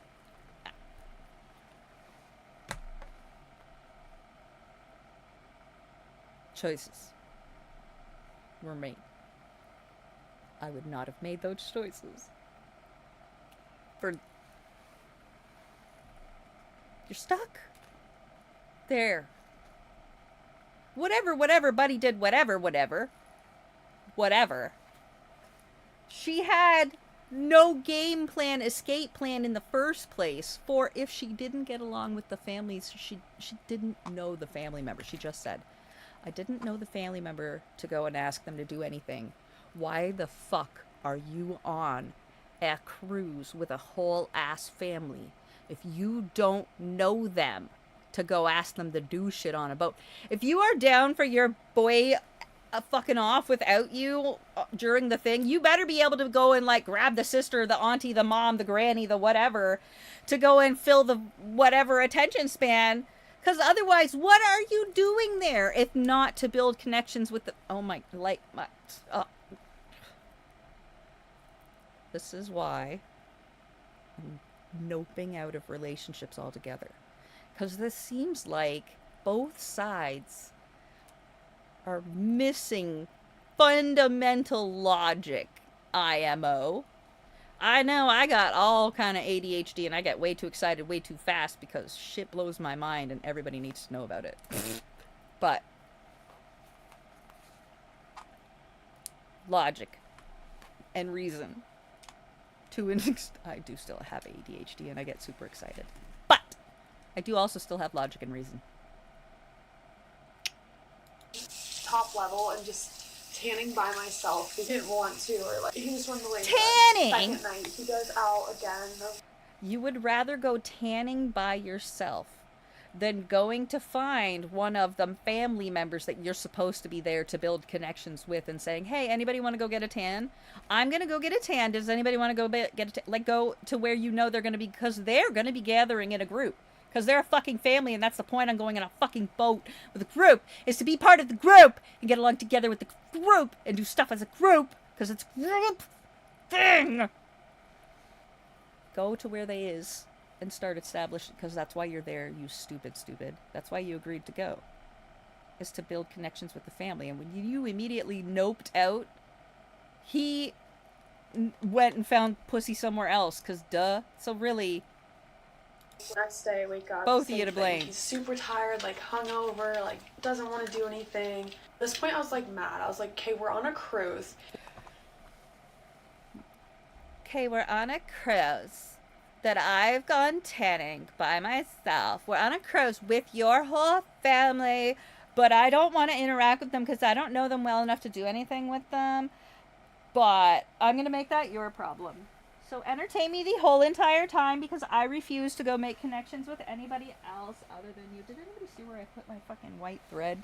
Did I get distracted? I did. I threw it on the floor. I threw it on the floor because I got distracted. Who was staring at my tits and didn't help me out with... Yeah, pervert. Yeah, pervert. You didn't even help me. You didn't say, bitch, you dropped your fucking shit all over the floor. Shut up. Stop rambling. You dropped your shit on the floor. No. You weren't even looking out for me that time. Man, can't believe you call yourself my friends. My gosh. Bunch of bastards. Okay, I got it. Let's go back to the thing. I forgot what we were talking about. You want to go I'm lay outraged, in bed all day. We don't even have service. Shut up, either. girl. You want to go and lay in Shut bed up. all day. Shut you up. don't want to explore, like have fun. Like this is kind of our vacation. I was just No! I was gonna get... No. No. No. I had 4 biscuits and I ate 1. Then I only had 3. Inked_MRJ gifted 5 subscriptions.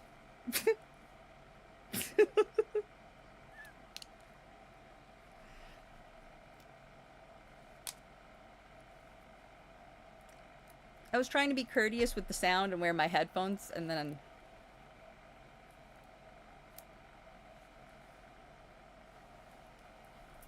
Pick a color, you beautiful bearded bastard.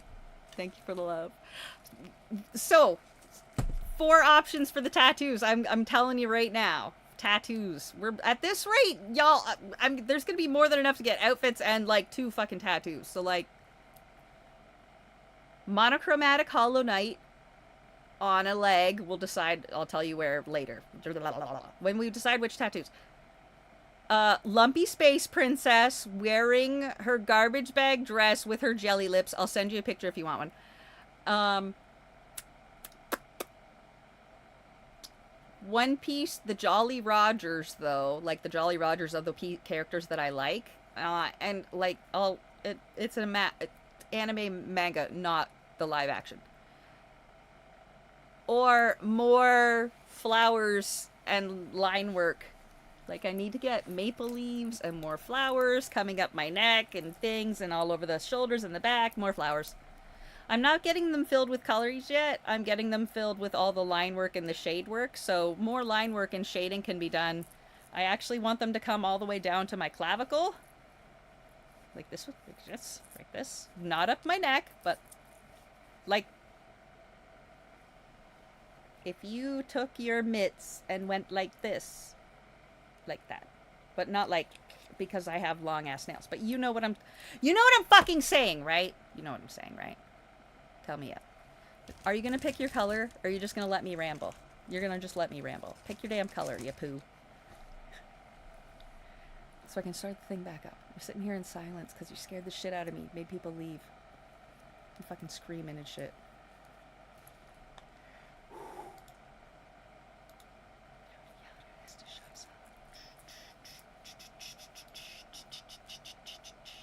Random? Alright.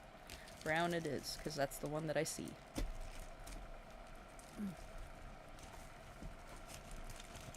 Okay. Brown. Oh, fuck.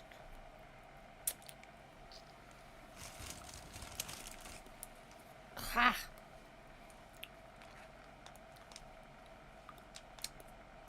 Back of the Just hungover and then not be able to do anything the next day. I think we got in an argument because I was like, you won't go do anything with me. Like, I don't know your family well enough. He's like, just text them. Yeah, I'm mad. Okay, so I was explaining. She's saying, this is supposed to be our vacation. No, it's not. It's supposed to be a family thing that they scheduled for their family, a family event. And you as his girlfriend, who's been dating for 6 months or whatever you said. I believe it was 6 months. Said, they were dating for fuck. Fuck!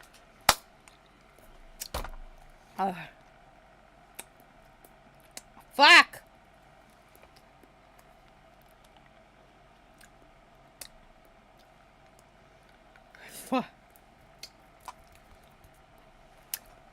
We're gonna buy. I have a point. Wait, let me get there. Okay. It is a family vacation, and she noped out from the first fucking night and went and got tanned by herself instead of... We've already talked about why I said that. Then had the audacity to say, this is supposed to be a vacation for us. I already hate her. What? Like, no. Wasn't not close with his family. That night... Because I'm not close with his family. And she's not finishing her sentence. Because I'm not close with his family, and I'm unwilling to make effort. That's what that is. I'm unwilling to make effort. Oh, you best believe if there is family around, I'm going to go make friends. If I am there and I have a boyfriend there that I am getting along with, there is usually, if he asked me to come to a event, family event, he, she, whomever, I obviously get along with them as a person, right? I wouldn't agree to go on a cruise with them, but I would want to go to family events or meetings with at least a couple of them before I ever agreed to a 3-day cruise with families with this person I'm dating, right? Okay, we're all on the same page, yeah? There's no way in fuck I ain't finding friends. If I can get along with one of them, there's got to be at least one other family member that they learned it from to not be a sack of ass. If they're the black sheep, they're not inviting their girlfriends to get abused and watch them be abused by their family, you know, kind of things. They obviously got along with their family or they wouldn't have invited their girlfriend to come and hang, right? We all mathing the same math? Yeah. That's what I'm saying. And she immediately started being selfish and arrogant and entitled and snotty and like, no, I don't want to go and talk to them. He says, you want to come out? Nah, I don't want to go out. Nah, I don't want to go out. You can go out by yourself. So he went out by himself and he found somebody else that wanted to hang out with his family and got some tail from her. And then what did you do? You wouldn't go get tanned. And I don't want to talk to your family. You're on a fucking boat full of his family and you don't want to talk to his family? How are you even on here complaining about how it went for you? Shut the fuck up. Shut the fuck up about how terrible it was for you. You are already 6 feet deep in asshole. You are that asshole from the start. From the hop. And then he's also the asshole, but you fucking opened that asshole door. The fart was busting through the windows. You were already the asshole. He already lost hope for you when you were noping out all the things to do with his family on a fucking family vacation on a boat full of his family. You're a wiener taco. Who cares how your vacation went after that? Bye, bitch. Rolls around. Okay, I'm gonna go out again. Like, okay. I like really don't care. And at first I was going to, but I was really tired and like, actually I'm gonna go to bed.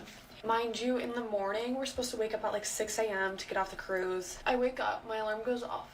Guess who's not in the room with me? He's not in the room with me. At that point, I wake up and he's not there. I try to call him, doesn't answer. So I call his parents and I'm like, hey, like, is he with you? And they're like, no. Oh, the parents. He thought he would be with you. The parents that you haven't communicated with for the entire fucking vacation. Why would they help you keep tabs on him? He's obviously noped out of your relationship and been out and around this boat with the other piece of tail that he's been hanging out with because you didn't want to leave the fucking room, and when you do, you only want to do things by yourself. Or by yourselves as a couple because it's supposed to be a vacation together. No, it's not. It was supposed to be you getting to know his family, you dumb shit. It's like, I can't get a hold of him. He didn't come home last night. And they kind of just like home. He didn't on the phone. They were, he didn't come home. You're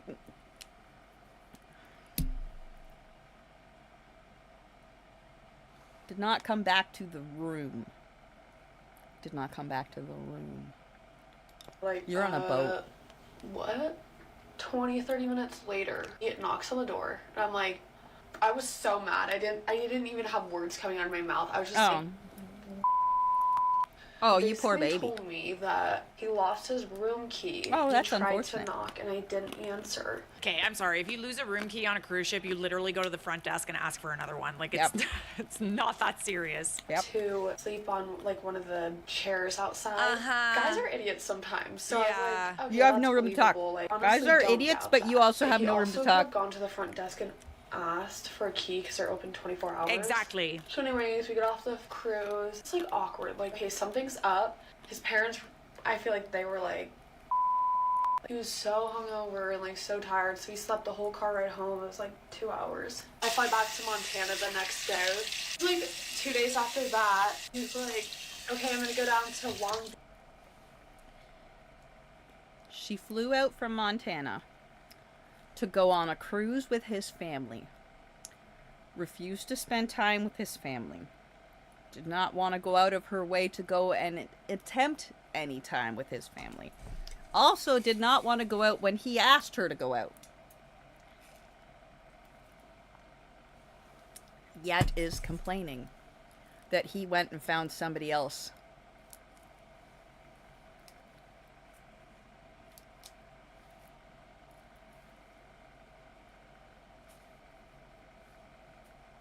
What did you think was going to happen when you refuse to interact with his family on a family vacation? Of course he's going to act like a dumbass. You're supposed to be interacting with the whole family together as a couple, and you noped out from the get-go, so he was off the rails acting like a dumbass. Unmonitored. Because he's a fucking teenage boy. Hang out with one of my teammates, and one of his teammates was in town. Know that for a fact. He didn't really text me much that night. In the morning, he like hadn't texted me. It was like 11 a.m. maybe. He didn't text me. He did not text me. He FaceTimed me, which was out of the ordinary for him to like not text me first. He just straight up FaceTimed me, answered the call. He's like, oh my gosh, how are you? Wow, like. You are feeling really great for going out last night. More energy than I was expecting. Anyways, he basically said how they hung out, it was a good time, whatever. That happened, he went out Saturday night, and we were FaceTiming Sunday. I wake up really early Monday because I had a workout. And after my workout, I was kind of just like looking on Instagram. Oh crap, my phone. I had a request for a DM, and it was literally, hey girl. You know it. Oh, hey girly. It was the exact, the typical. She said, hey, this is so-and-so. I didn't realize you were dating this person. Like, I had no idea because when I was on the cruise, we didn't have service. I hung out with him all 3 nights of the cruise, and then he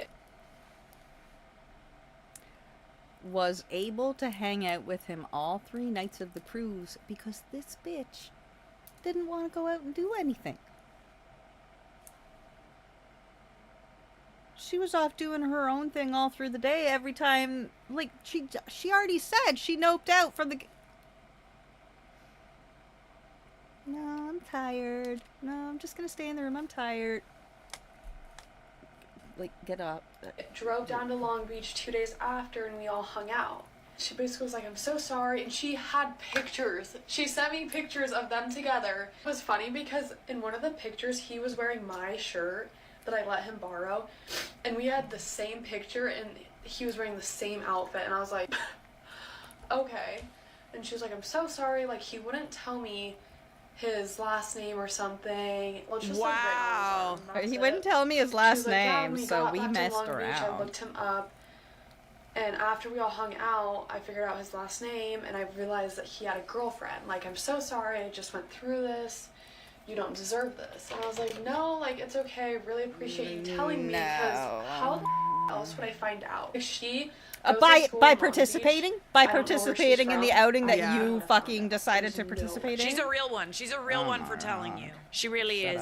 up. I Shut don't up. know. I don't know if I want to share this Shut story. up. This is when I was very, Shut very up. young. But I had met a guy on a cruise. I really, really liked him, like a lot, to the point where, like, when the cruise was over, like, I was like crying. Like, I was so sad that I was never gonna see this guy again. You know, like, we had each other on Facebook or whatever, Must have and been a then, like, you know, we're teenager at keeping the in time. touch. And you know, one time, like, he's like messaging me on Facebook Messenger, blah blah blah, and he's just like, yeah, so like that thing that happened, like, what do you think about it? And I was like, oh, like, I don't know, like, I guess it was like really nice. Like, it was nice that we got to like spend some time together or whatever. Turns out the whole time the person that's messaging me from his account is his girlfriend.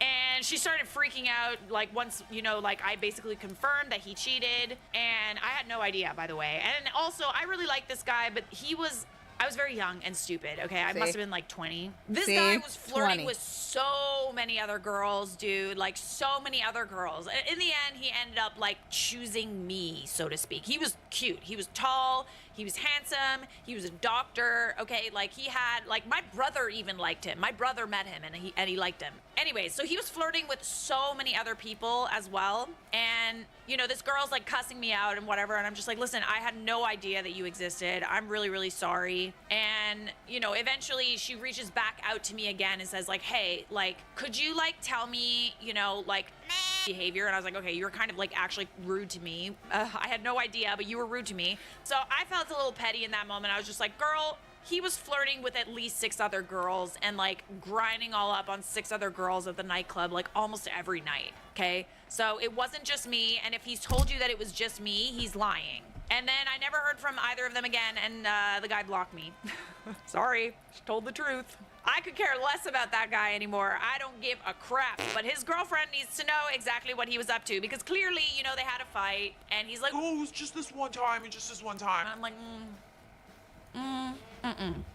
Those cruises. Careful, when you're on vacation, you need to be adding people on Instagram, looking at their followings, looking at their tagged photos, okay? You need to get the last names. Because if you think he's cute, he either has a lot of other people who thinks he's cute or he has a girlfriend. Like, I guarantee you. Don't go on a fucking cruise Lesson like that learned. looking for a relationship. Hey, everybody, welcome back. The lesson is don't go on a fucking fuck cruise looking for a long-term relationship, because that's not gonna be there.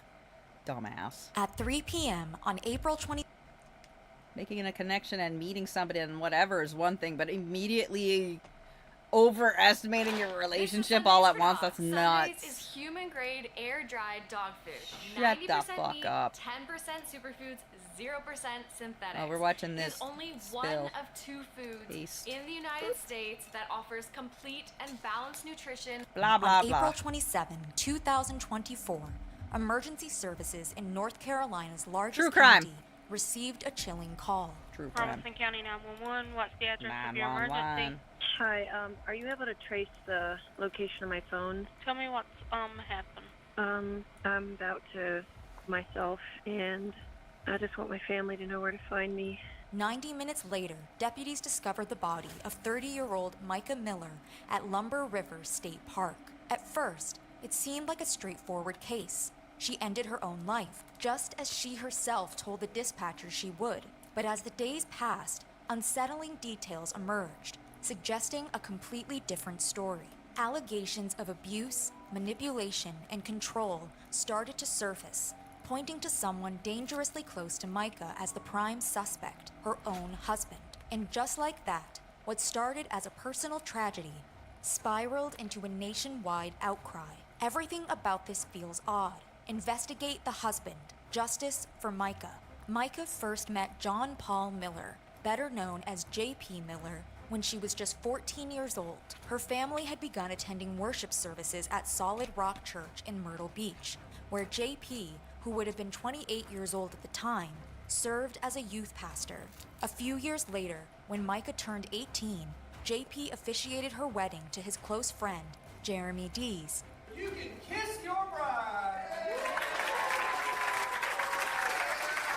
At the time, both Micah and Jeremy were directly involved in the church. Jeremy led the sports ministry, small groups, and other programs, while Micah worked with the media team and handled landscaping. Eventually, Micah became JP's secretary and babysitter for his children. But in 2015, JP's wife, Allison, discovered Micah and JP in a compromising position. Their affair soon Was it from the became back? public knowledge. Was it from the Exactly back? 1 year later, on September 14, 2016, both couples, JP and Allison, Micah and Jeremy, filed for divorce. Allison and Jeremy eventually left Solid Rock Church, while Micah and JP married just over a year later. Now together, their roles in the church only grew. Micah Weird. traveled to Africa for mission work, dedicating herself to her faith and community. She also loved to sing and often led the congregation with a song. Can't find my fire. So, what secrets lay hidden beneath the surface of her seemingly perfect world? Why would someone so full of life and purpose choose to end it all? And more importantly, did she do this alone? According to those closest to Micah, her death didn't add up. After all, just days before she made that call to 911, she was making plans for the future. Plans that didn't align with someone who was going to take their life. We were talking about her coming to church Sunday, getting her some help with her car payment, just life stuff, just her moving forward. But just one day after her death, her husband, JP, addressed the congregation in a way that left many stunned.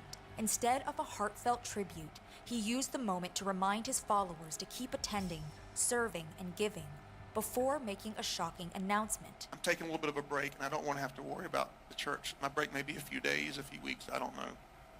I got a call late last night. My wife has passed away. And yeah, it was self-induced, and it was up in North Carolina. And we're gonna have a funeral for her next Sunday here at 3 p.m. Did you catch that? It was self-induced. Yes, JP spoke definitively about Micah's cause of death, despite the fact that police had not yet confirmed the actual cause. He then made a point to bring up her mental health struggles. And she wasn't. Y'all knew that she wasn't well mentally, and that she needed her medicine that was hard to get to her. And so I'm sure there'll be more details to come. On top of his insistence that his wife had taken her own life, there were the orders JP gave at the beginning of his speech. I'm going to have you stand up, and I'm going to make an announcement. And after the announcement, I'm going to ask that you leave church quietly and don't talk about the announcement here in the building. His unemotional demeanor when going over the funeral arrangements, we're going to have a funeral for her next Sunday here at 3 p.m. and the fact that he showed up at church in the first place that left internet users unsettled, to say the least. I don't understand A, why he's even there after finding out his wife passed away, and B, how he can be so stone cold in his emotions. This is a serious matter, but how could he be so casual about it? But hey, he made it to church the next morning after getting the call late the night before. I'm sure everything is fine. But it wasn't just his speech that raised suspicion. It was also the obituary, supposedly written by JP himself. See, one passage immediately stood out to readers. Micah made the greatest of efforts to always be the best wife she could be. She truly served Jesus and her husband with all of her heart. She would praise her husband after every church service, telling him he was the best preacher in the world, even if it wasn't true. She also told him he was the funniest Calm preacher in the down. world, even though that wasn't true either. Yes, Oh my the God. focus on JP rather than Dude. Micah in the obituary rang alarm bells for many. He sure did make her fuck? obituary about him, and him. This obituary seems odd to say the least. Why is he talking about how great he is in her obituary? But as more details surfaced, the questions surrounding Micah's death only deepened. Just 4 days after Micah's death, JP was spotted having dinner with a woman identified as Susie Skinner. The sighting raised immediate suspicions. After all, with the investigation into Micah's death ongoing and her funeral yet to be held, the timing was fishy, and further allegations took this case to an even darker place. On May 2nd, 2024, Micah's sister, Sierra Francis, and brother, Nathaniel Francis, filed 2 affidavits revealing explosive allegations about their sister's marriage to J.P. Miller. Sierra claimed, "I know my sister to have expressed the abuse and violence against her by her husband to others, including family members and members of the church congregation." She also detailed JP's alleged controlling behavior, stating that Micah told her that JP allegedly hired people to follow her and track her whereabouts. Micah also allegedly told her sister that her husband was moving assets that were in his name, such as his vehicle, changing the deed to their house to the church, transferring interest in Crocodile Rocks to one of his sons. One of Micah's friends also spoke out about JP's alleged controlling nature, claiming he blocked any attempt Micah made to go to another church. He was doing what he could to stop her from finding a church, and I kind of knew that because he did that to us when we left the church. He called the church that we started attending and kind of tried to sabotage us there. But this was nothing compared to the bombshell Sierra dropped. Micah had filed for divorce just days before she died. "My sister was hopeful for her future after filing for divorce from John Paul," Sierra alleged. Micah talked about what she wanted her life to be like following her divorce from Mr. Miller. Having traveled for a church mission this past fall, Micah was intending to participate in additional missions, even to live part-time in Kenya. Yet, according to the sister, Micah was also fearful that she would not make it to the divorce and that her life would be taken from her. In fact, Micah allegedly told Sierra on multiple occasions, "If I end up with a bullet in my head, it was not by me, it was JP."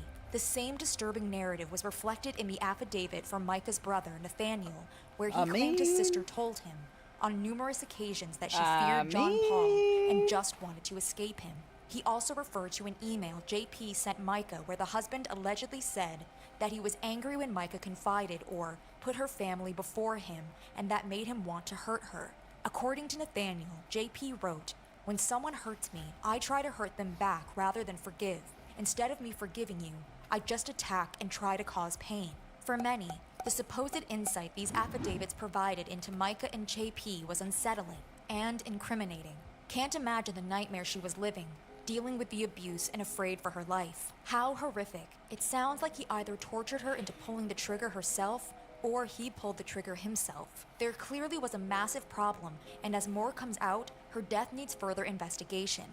On May 5th, 2 separate memorials were held for Micah, one organized by JP at his church, and another by her family. And with over 100 people gathered outside the church, it seemed JP's memorial had the bigger turnout. However, these people weren't there to attend the service, but to protest outside and demand justice for Micah. But it was inside the church where things got seriously strange. See, during JP's speech, he talked about visiting Micah. Down with the body about 4 times this week, and each time, it still didn't hit me. I thought she was going to wake up. And while denial is a normal part of the grieving process, JP took it a step further. I even tried to raise her from the dead one time this week.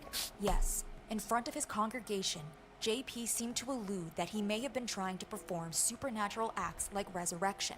But while he clearly hadn't been successful, that didn't mean he wasn't being haunted by Micah's ghost. And I saw a female about 20, 30 feet in front of me, and she was wearing one of Micah's dresses, and she had the same tattoo Micah has on her arm and the exact same hair. And out of just instinct, I screamed, "Micah!" And the girl turned around, and it was one of her sisters. And I thought I raised her from the dead. She's alive, you know. The speech immediately went viral, with viewers online calling out JP's lack of genuine grief. All that voice cracking and not one tear. This is very hard to watch. The cringe is strong. Terrible actor. Later, behavioral analyst and body language expert Scott Rouse also expressed similar concerns on News Nation. We're not seeing any grief here. We're not seeing what are called adapters, the things that we use to comfort ourselves, to self-soothe ourselves, like wringing of the hands, those kind of things. He's got what's supposed to be tears happening. That's not happening. He has no tissues there with him. His nose isn't running. He's trying to pretend it is, but it isn't. These are all the classic cues of someone who is faking an emotion. Yet, despite mounting allegations, damning affidavits, and growing public suspicion, the Robeson County Sheriff's Office released an official statement on May 7, 2024, ruling Micah Miller's death. Addressing the public, Sheriff Bernice Wilkins defended the conclusion, stating, "I want to assure everyone that a very methodical investigation was conducted by our criminal investigations team and crime scene investigative team." I want to unfortunately assure everyone that you can be pushed to want to unalive with abuse from a spouse.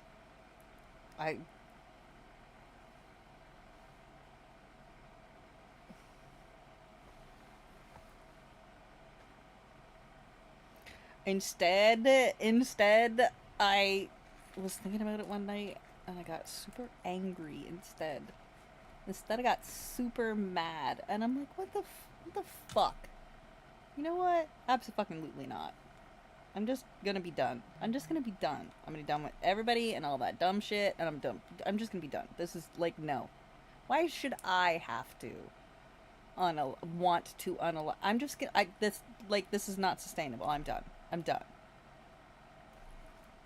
That was 3 years ago.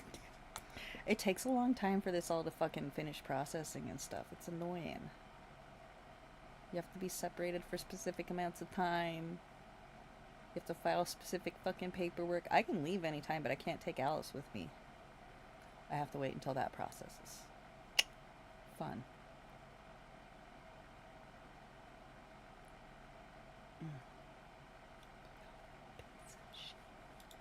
Unfortunately, rumors and conspiracy theories were spreading quickly, and assumptions were being made. However, in the end, we must... I can't even lie and say it's getting better now. I was taking over speed bumps twice within the first 2 weeks of full hysterectomy. And yelled at because I had the audacity to get angry that I didn't let him cause grievous bodily harm. Egregious bodily harm. I'm the dick. Dude. Shit cannot process fast enough, I'm telling you. I need to take my fucking kid. Ugh. Must make decisions based on the facts and evidence that has been gathered. While I know it's not what many people wanted to hear, the evidence is quite clear and compelling. In the end, sadly, a tragic decision was made by Micah that ended her life. As part of their findings, the Sheriff's Office also released a full timeline of the events on April 27, 2024, reconstructing the last hours of Micah's life. So, what were Micah's last known movements? At 10:13 a.m., Micah was seen on her Ring camera leaving her residence on Margarita Drive in Myrtle Beach. Then, at 11 a.m., she was seen on her Ring camera arriving back at her residence. At 11:38 a.m., Micah was seen on her Ring camera for the third time, leaving her residence again. She headed over to Dick's Pawn Shop at 1852 Mr. Joe White Avenue in Myrtle Beach, where she was captured on store surveillance purchasing a firearm at 12:13 p.m. At 12:34 p.m., Micah left Dick's pawn shop with the weapon and ammunition. At 1:06 p.m., her black Honda Accord was seen traveling on Highway 501 near 4 Mile Road in Conway. Then, at 1:27 p.m., Micah's vehicle arrived at 41 Grocery and Grill on Highway 41 in Mullins. She left the store at 1:35 p.m. after buying a drink and gas. And then came Micah's last known action. At 2:54 p.m., she made a call to 911. Hi, are you able to trace the location of my phone? Let me see. You don't know where you're at?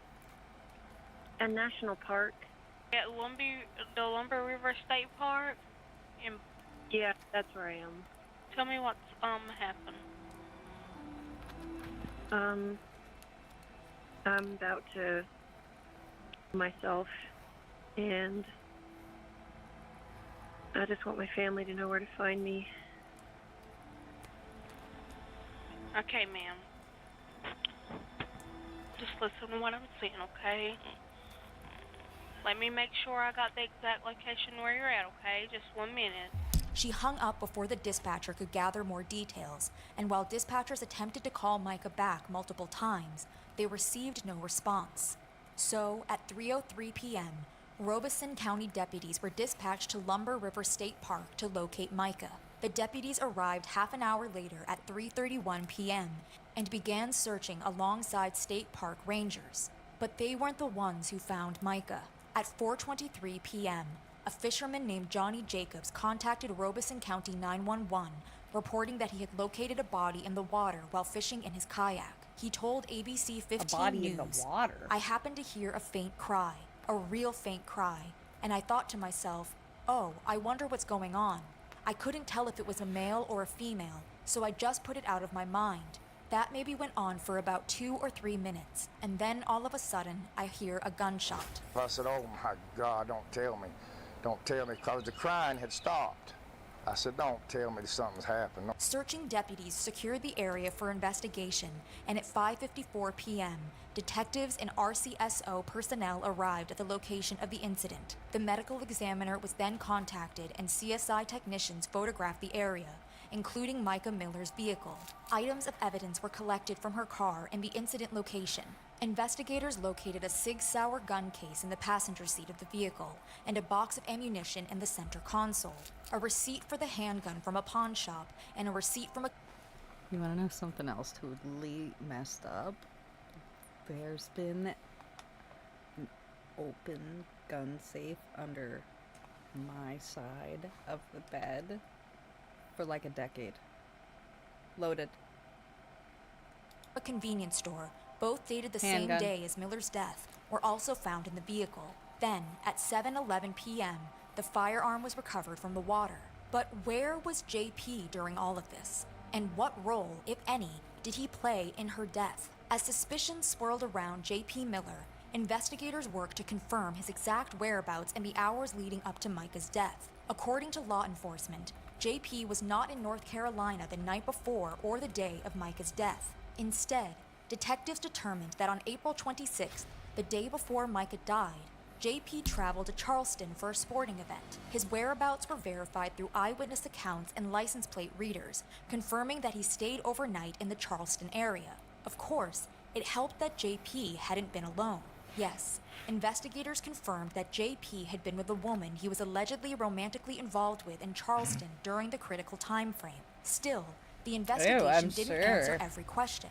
Why would she fill up her tank, grab a drink, then drive only 33 miles and then end her life? JP was her perpetrator. She was forced to say it was a suicide. Why would she file for divorce if she was going to kill herself? That just does not make any sense. And those closest to Micah remained skeptical. This included Micah's closest friends. She was energetic, and her faith in God was unwavering. And she was always quick to encourage somebody else, including myself. You know, just the things that I do know about John Paul. Of course, he's got two names. I truly do not believe that she took her own life. I do not. And even Micah's father suggested there was something missing from the official version of events. I know she was pushed to the brink. I know that There's no reason for her to be out there in that area. We've never been there. She's never been there. I mean, my theory is broad right now. There's bruises on her hand. There's injury to her other arm, like a handprint.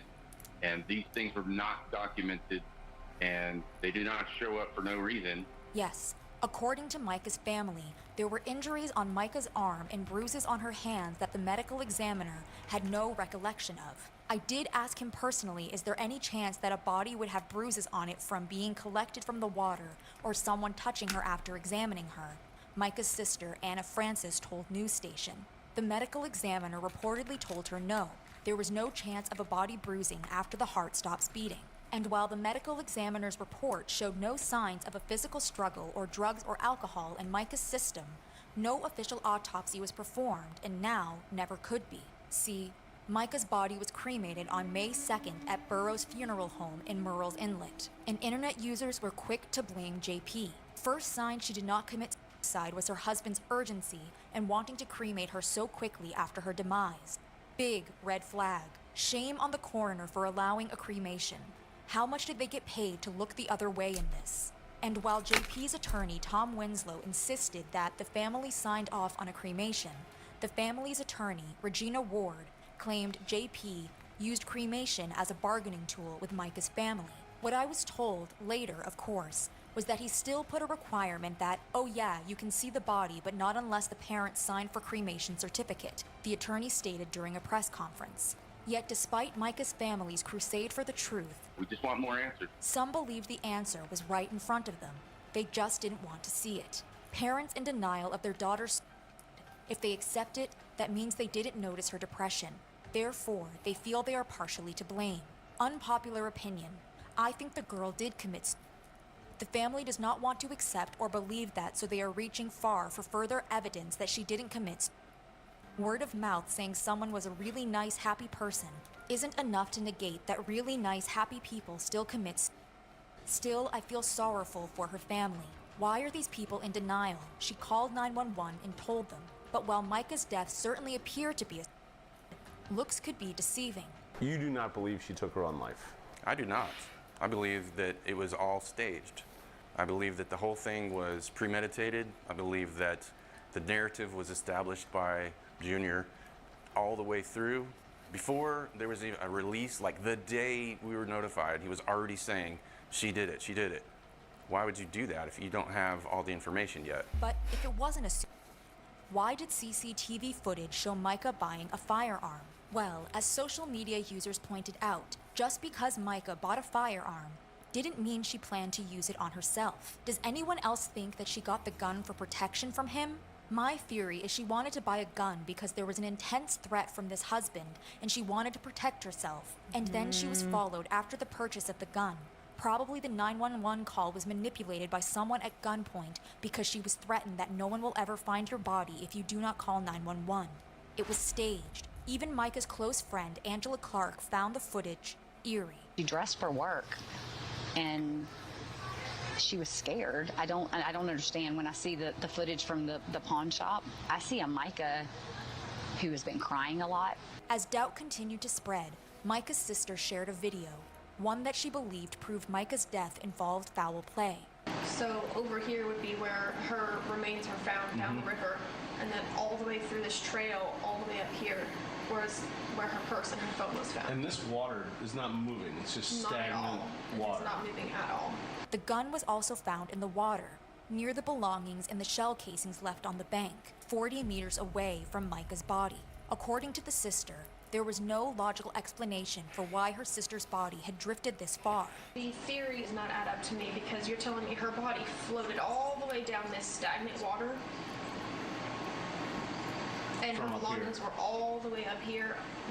It's not like she could have, left her belongings and walked down the water and then committed down here, and then somehow the bullets and everything stayed over there. And even though the authorities ruled Micah's death as self-inflicted and cleared JP of involvement, new horrifying details proved this story was far from over. See, it turned out police reports showed that Micah made complaints of alleged harassment weeks before her death. Micah reportedly first contacted officers around 1:20 a.m. on March 11th, 2024, to report that one of her tires had been slashed. Officers met her at a Margarita Drive address, where she explained, "This is the second time a razor has deflated her tire in the last week." The officer inspected the tire and found a metal piece identified as a tire deflation device that can be purchased online. However, police stated there was not enough evidence to charge anyone in the incident. Later that same day, just before noon, Micah contacted the police again. She reported that while getting gas, the suspect from the previous incident pulled up next to her at the pump and tried to talk to her. She told him to go away, she does not want to talk, and then when she pulled her phone out to record, he sped off. And as Micah was talking to the officer, she received a call from the same person using a no ID number. She also told police that she blocks his numbers and still gets calls and texts from him on other numbers, adding that she was afraid for her life. The report also revealed that after officers left, a mechanic discovered a tracking device attached to Micah's car. She handed it over to police outside the courthouse before heading inside to file for a restraining order. At the time, police did not publicly name a suspect, but days after her death, a video recorded by Micah surfaced online, showing that the man allegedly harassing her was none other than J.P. Miller. Walk away. I'll show you the pictures. Do you want to go to jail? They'll be on Facebook in a few hours. Alrighty, you'll be in jail in a few hours. This wasn't the only time Micah contacted the police. Over the next 5 weeks, she reported finding GPS trackers attached to her car on March 14th, March 26th, and April 15th. Alongside the police reports, an affidavit Micah sent to her attorney just 9 days before her death was also uncovered. In it, she exposed the alleged twisted nature of her marriage. "Since the day we became husband and wife, I have been abused in every way I can think of, emotionally, sexually, spiritually, financially, and physically. He has harassed me physically and electronically with letters, phone calls, emails, and texts, hacking my emails, hacking my personal Facebook, and impersonating me, using my stolen phone to send texts and emails out to church members pretending to be me, texting friends and family saying that I am sleeping with teenagers from our church, and showing up in person at places around town." Court filings revealed that Micah and JP had been in legal turmoil for months. They initially separated on September 20, 2023. Then, on October 9th, Micah filed for divorce. On what grounds? Adultery. Yes. According to the filing, someone had been unfaithful. Yet, in February 2024, the judge dismissed the case, stating after the filing, the parties decided to reconcile their marriage. The reconciliation, however, was short-lived. On February 23, JP filed a motion for temporary relief after the couple separated again. The court granted him exclusive use of the house and issued a no adverse contact order. The filing stated, "Because of the serious nature of the marital difficulties which exist between the parties, plaintiff does now intend to live separate and apart from defendant without any form of cohabitation with her." On April 15, 2024, Micah refiled for divorce, requesting court support and a permanent restraining order against JP. Public records show she asked that he be restrained from coming about, abusing, harming, harassing, communicating, threatening, or otherwise interfering with Micah, Micah's immediate family members, and Micah's close friends in any manner whatsoever. Court records confirmed JP was served with divorce papers just 2 days before Micah's death. A hearing was scheduled for June 5th, a date Micah would not live to see. Days after Micah passed away, an older video she posted in March resurfaced, and its message took on a chilling new meaning. So today my heart's a little heavy. I've had a lot of women that have reached out to me about situations of abuse, and I just want to tell you what a lot of people have told me lately and reminded me, because I think I forgot. Abuse is abuse, and you are the bride of Christ. Ew. And my Bible says that he took all the abuse you could think of. Stop it! So that you didn't have to live that life of slavery and bondage and pain. Jesus took it all for you. Barf. So you don't have to stay in a abusive relationship Whether that's You should just not school, stay in one because whether you don't that's, wanna. Somebody forcing you to take illegal drugs, or alcohol abuse, or physical abuse, psychological abuse, making you think that this is all your fault. God hates divorce, but why? According to everybody I've asked and the scriptures that I've found, it's because it hurts people. But does abuse hurt people? How do you think God feels about that? The video quickly went viral, and the response was overwhelming. Oh Lord, she was literally addressing her situation. This is sad. She's literally telling us what he did to her. This was a cry for help. But was this the worst of what Micah endured? Or were there even darker layers to the abuse she suffered? On April 8, 2024, just 19 days before her death, Micah contacted police to report a deeply violating act allegedly committed by her husband. According to the police report, Micah told officers that JP had posted an indecent photo of her on a Facebook group called Big B and Nice Curves. The photo was one Micah had sent him privately 6 months earlier, never meant for anyone else's eyes. But now, it had been exposed to strangers online. Police renewed the case but determined that because parts of the image had been blurred, it did not meet the legal definition of nudity under South Carolina law. And since the post was made anonymously, officers told Micah there was no way to prove her husband was behind it. However, there was that video where he appeared to threaten to post photos of Micah. Walk away. I'll show you the pictures. Do you want to go to jail? They'll be on Facebook in a few hours. Alrighty, you'll be in jail in a few hours. And an apology email from JP, obtained later, left little room for doubt. JP wrote, "I'm sorry for putting a picture of you on the internet. It was for less than 1 hour and immediately taken down. I was hurt that you were telling everyone horrible intimate details of my past sin, and I just wanted to try and hurt you. Please forgive me. It was evil of me to do that." As the dark truths about Micah's past continued to surface, another disturbing police report emerged. One that painted an even darker picture of JP's escalating behavior. In November 2023, while staying with her sister, Micah received a series of threatening text messages from JP. "You better drive down the road now, or there is going to be hell to pay," one message ominously read. Fearing for Micah's safety, her sister immediately called 911. He said he's texting her threatening that he's gonna kill himself. Yeah, he said my blood is gonna be on your hands. But prior to that, he was threatening to come in here, and he said, "Call the cops. I don't care. I'm armed and ready." But the threats and psychological torment were only part of the story. What about the physical abuse? A 911 call made by Micah herself on February 15, 2024, revealed just how dangerous her interactions with JP had become. Hi, I have somebody who I believe to be in a manic state and is a direct danger to the people in his household and himself and others. I need an immediate pickup, not the 72-hour pickup that a spouse can initiate. I need this to be a little quicker because he is a flight risk.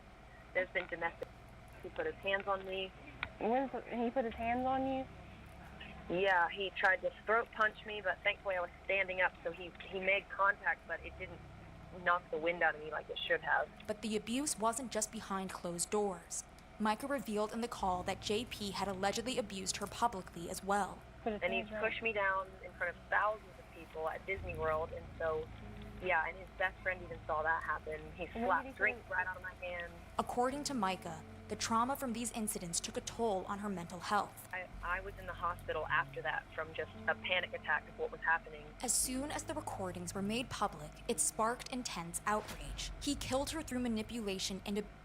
Piece of rubbish. How come these audios had not been published before? He definitely had her killed. He was the disturbed one.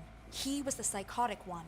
But just when it seemed like the full extent of JP's alleged abuse had come to light, further disturbing details emerged. On May 23, 2024, nearly a month after Micah's death, JP's ex-wife, Allison Williams, filed for custody of their 2 youngest children. In doing so, she submitted an affidavit that exposed deeply unsettling allegations. She described JP's treatment of Micah, revealing that he publicly humiliated her, even during church sermons where he would insult Micah in front of the congregation and imply she had mental health issues. On one occasion, while picking up our daughter, I observed holes in their walls, hinges off the doors, and pieces of paper taped to the wall with negative affirmations about Micah, the ex-wife alleged. JP told me and our children that Micah was delusional and speaking different languages and seeing things that were not there. But then, her affidavit dropped an accusation that would change everything.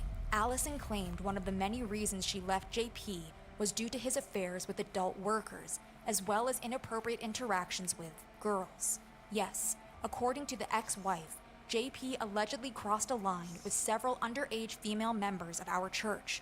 After JP informed me that he had been inappropriate with minor female members of our church and disclosed to me the identity of these girls, I immediately contacted them to encourage them to come forward, Allison claimed. Although they each shared with me detailed accounts of what JP did to them, they were too scared of JP to make a police report or testify in court. Naturally, this made many suspicions of when JP's relationship with Micah really began. After all, Micah met JP when she was just 14 years old, a teen in his youth ministry, while he was already an adult in a position of authority. At the time of their marriage, JP was 34 and Micah was around 20, a 14-year age gap. This led to widespread accusations that JP had been grooming Micah for years, slowly manipulating her from a young age. And Micah's elder sister, Destiny Barrientos, agreed just how Micah done this. Shamrock 500. Inked underscore MRJ cheered 500 bits. Texting her while she was a teen. He convinced her to get away from our family during her teens.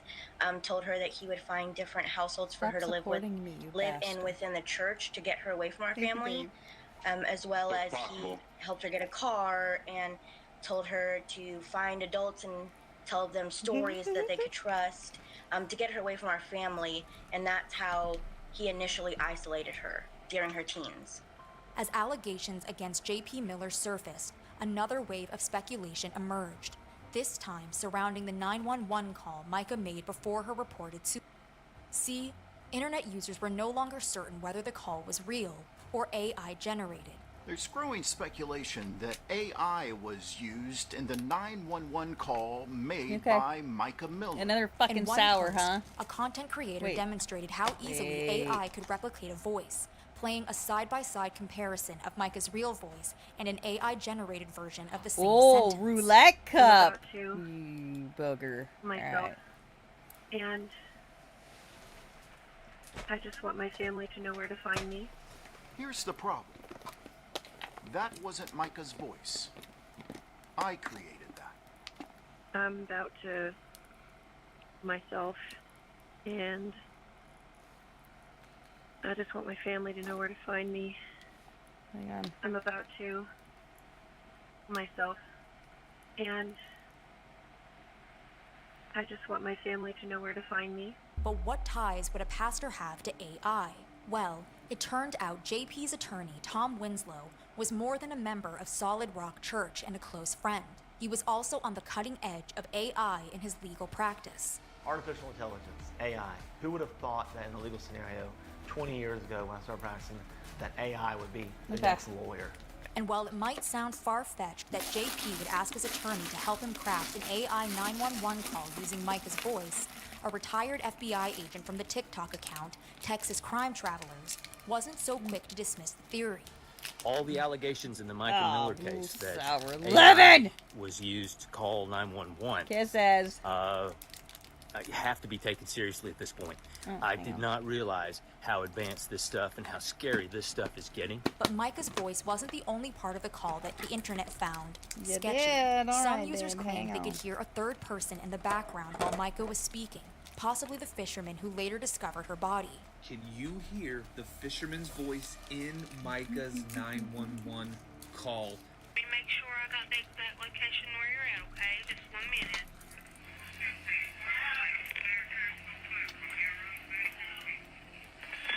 Many believed the voice said Micah's name. However, when a retired Secret Service agent from Texas Crime Travelers isolated the audio, cleaned up the background noise, and enhanced the sound, an alternative theory emerged.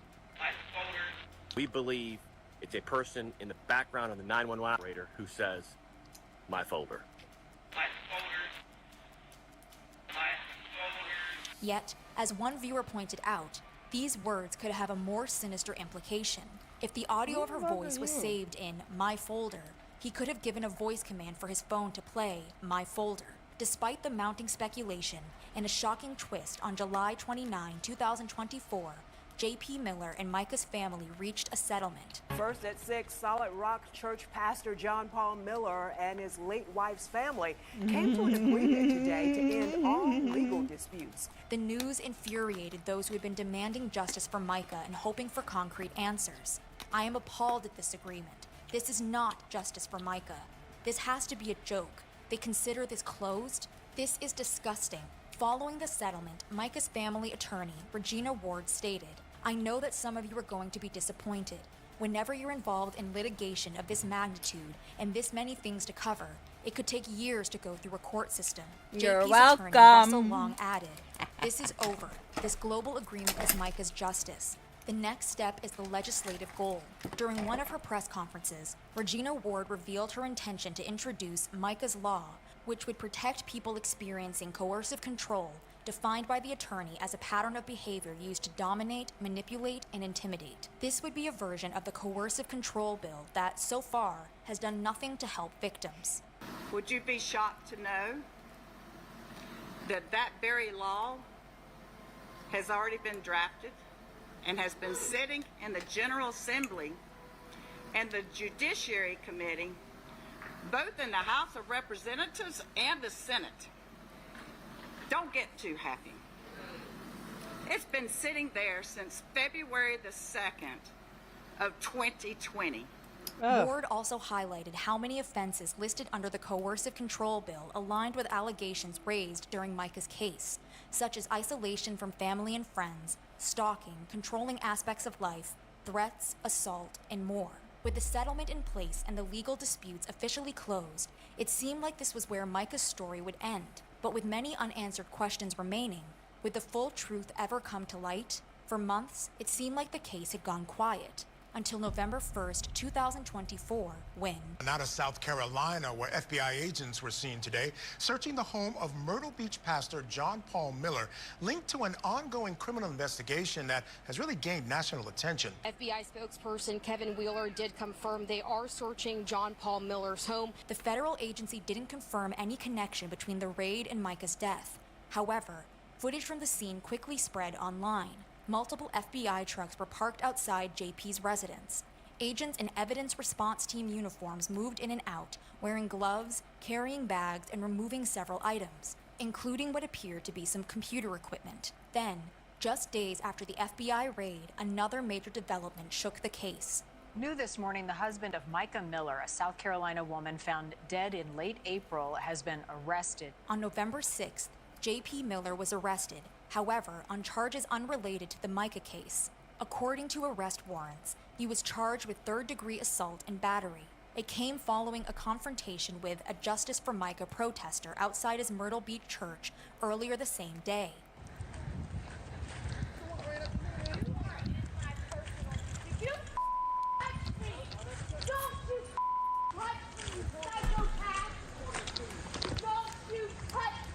You're welcome.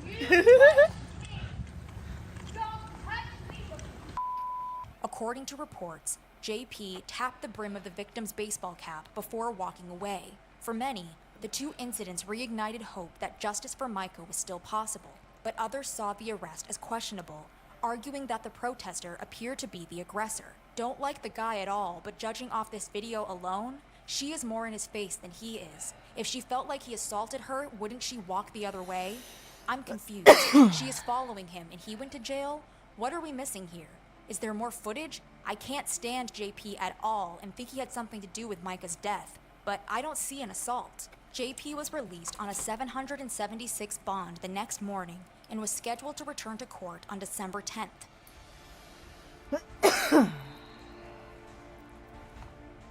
Following the FBI raid and JP's arrest, Micah's family attorney, Regina Ward, revealed that she had provided the federal agency with key documents that helped obtain the search warrant for JP's home. Back in June, I was served with a grand jury from the United States District Court asking for all of my materials, my file documents, and everything that I had in my possession that was related to Micah. As to what's going to happen next, well, that's pretty straightforward. It's going to take a little while for the FBI to get through, everything that they took out of there. But the next step is going to be that indictment, that arrest. That's what's going to happen next. Ward also suggested that JP's arrest, no matter how minor, could still weigh against him in the larger investigation. I'm fine with him making these mistakes and stumbling around because they're just going to stack up, and we're going to use everything we can. But as more recent allegations suggest, it's not just JP's present behavior law enforcement needs to look into. It's his past. On February 25th, a 43-page lawsuit was filed against JP Miller, his father, Reginald Wayne Miller, and their religious empire, All Nations Cathedral Church, Cathedral Baptist Church of the Grandstand, and Solid Rock Ministries. See, according to the plaintiff, who is referred to as Jane Doe Number 1 in the lawsuit, these institutions failed to protect her. But from what exactly? Well, that would be the same two people who reigned over these churches, JP and Reginald Wayne Miller. Yes. In the jaw-dropping lawsuit, the plaintiff alleged that behind their religious facade, John Paul Miller and Reginald Wayne Miller engaged in SA and predatory conduct, often targeting minors. In fact, she claimed that their institutions were not created to only serve God, but were also part of a calculated plan to groom victims while simultaneously gaining the community's trust and financial support. The lawsuit alleges that Reginald Wayne Miller was engaging in sexual misconduct before 1998 and knew his son was carrying on the twisted tradition. However, instead of intervening to protect the children, Reginald, along with other leaders of the church, allegedly allowed JP to treat the congregation as his playground. As for how the plaintiff knew JP Miller was a predator, well, that's because she was allegedly one of his victims.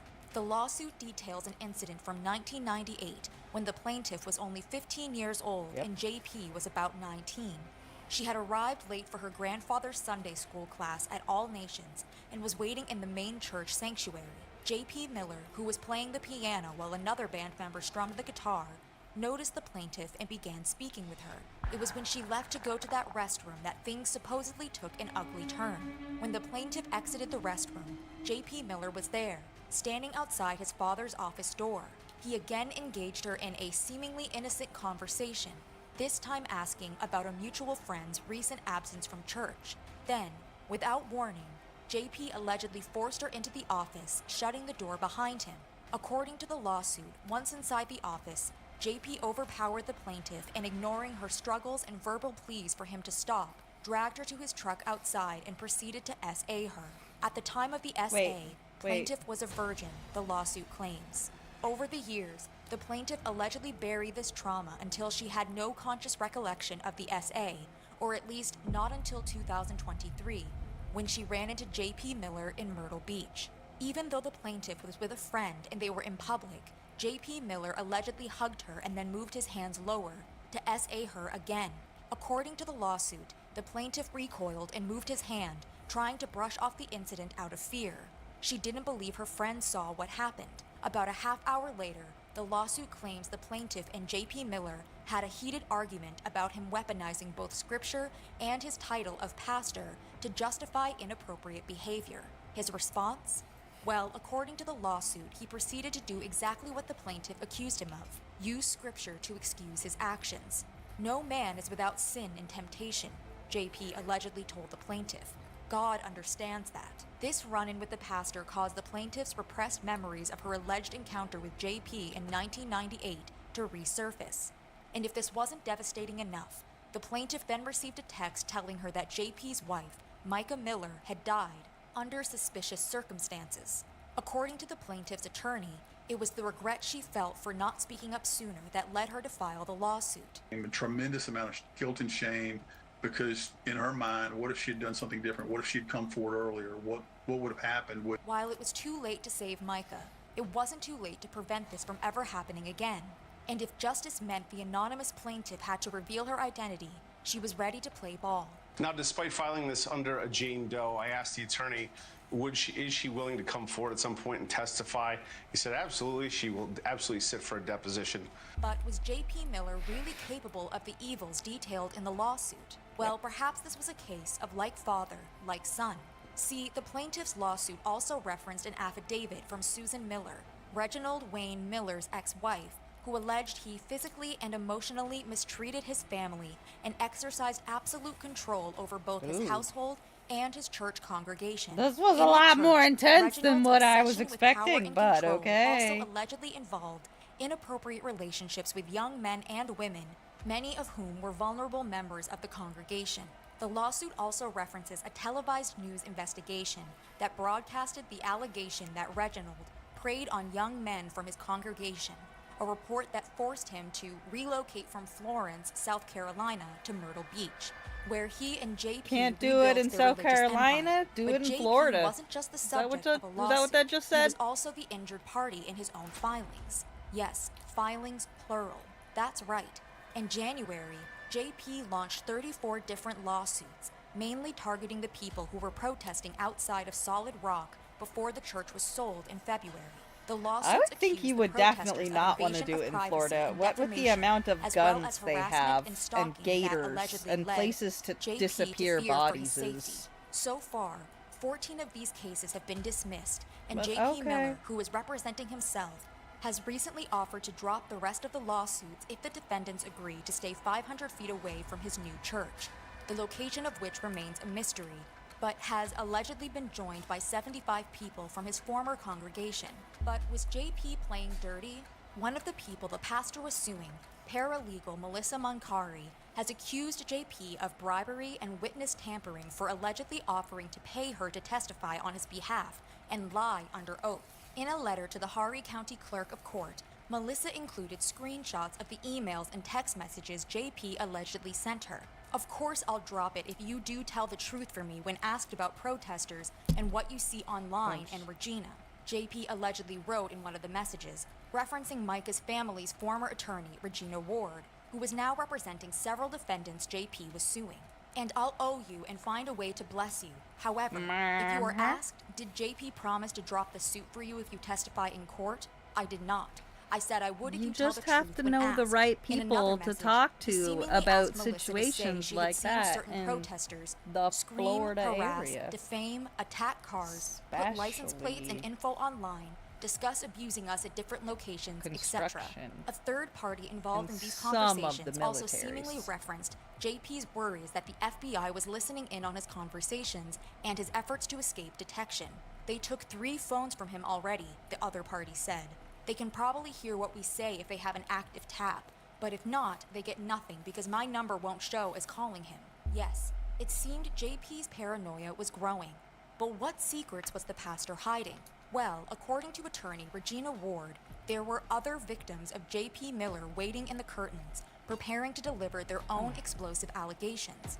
After all, just because the previously mentioned Jane Doe was the first victim to come forward, didn't mean she would be the last. As you notice on the document, it's a Jane Doe number 1. Normally, if we're suing on behalf of Jane Doe, we just say Jane Doe or John Doe whenever we file something. And sure enough, on March 5th, Jane Doe number 2 came forward with a lawsuit against J.P. Miller, his father, Reginald Wayne Miller, All Nations Cathedral Church, Solid Rock Ministries, and Cathedral Hall Academy, a private Christian school run by J.P. and Reginald that the plaintiff attended. However, according to the plaintiff, what the father and son portrayed as faith-based education in a nurturing environment was more like walking into a nightmare. Cathedral Hall Academy was not a school, it was a trap, the plaintiff claimed. The lawsuit claims there was no legitimate coursework or structured academics at Cathedral Hall and that many of the staff were simply members of Reginald's churches or colleges with no credentials,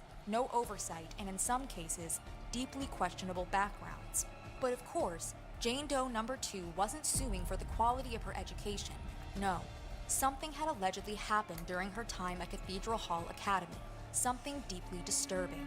In 1999, the plaintiff, who was 14 at the time, allegedly found herself alone with J.P. Miller after chapel service. Like Jane Doe number 1, J.P. was playing piano at the time and engaged her in conversation, asking her if she wanted to play. At 14, Jane Doe number 2 was trusting and saw no reason to decline, the lawsuit states. However, the lawsuit claims that when she turned to leave, JP pulled her into a hug and, just like he had done allegedly with Jane Doe number 1 in 2023, moved his hands lower to SA her.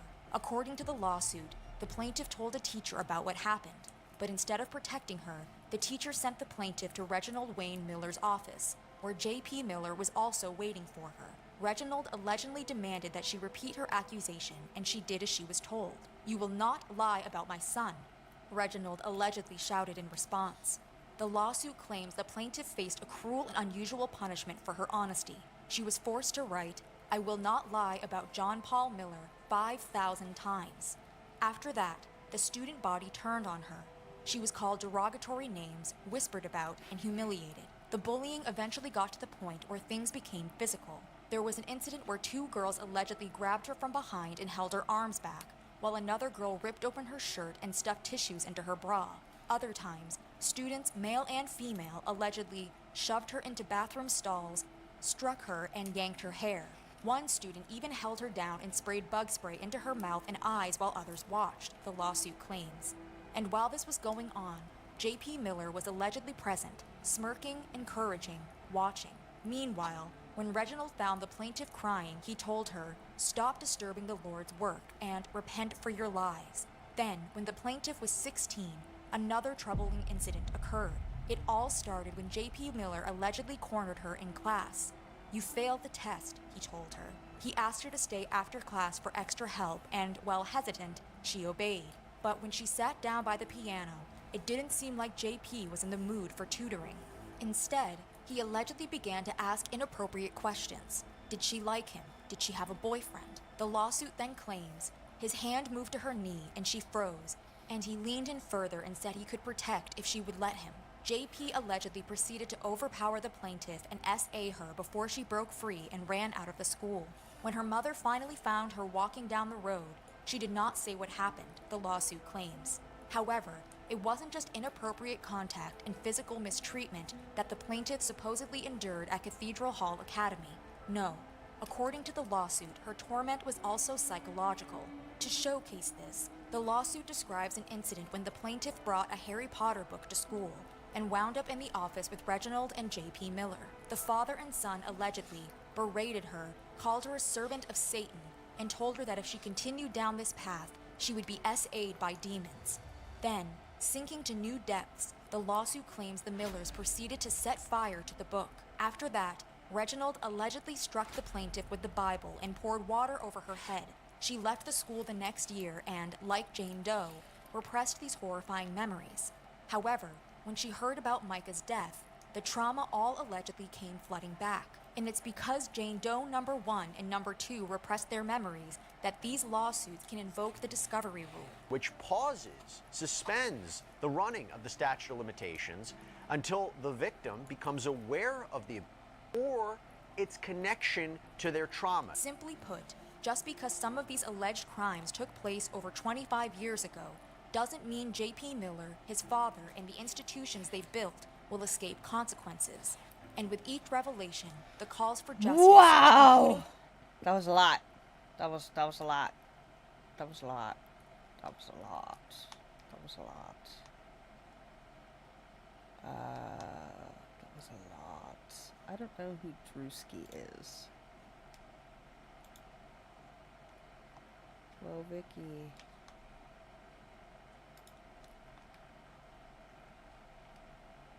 Hafana. That's her. Mr. This one. I don't know. My boyfriend proposed. 3 years of my life down the drain and a financial mess to clean up. And honestly, I need to get this off my chest before I explode. I met Kenny during what should have been a boring day. I was taking the Amtrak to visit my sister in Chicago when our train hit something on the tracks. Not a full derailment, but enough to damage the undercarriage and strand us all in the middle of nowhere, Pennsylvania. They had to bus everyone to this tiny town to wait while they figured out the logistics.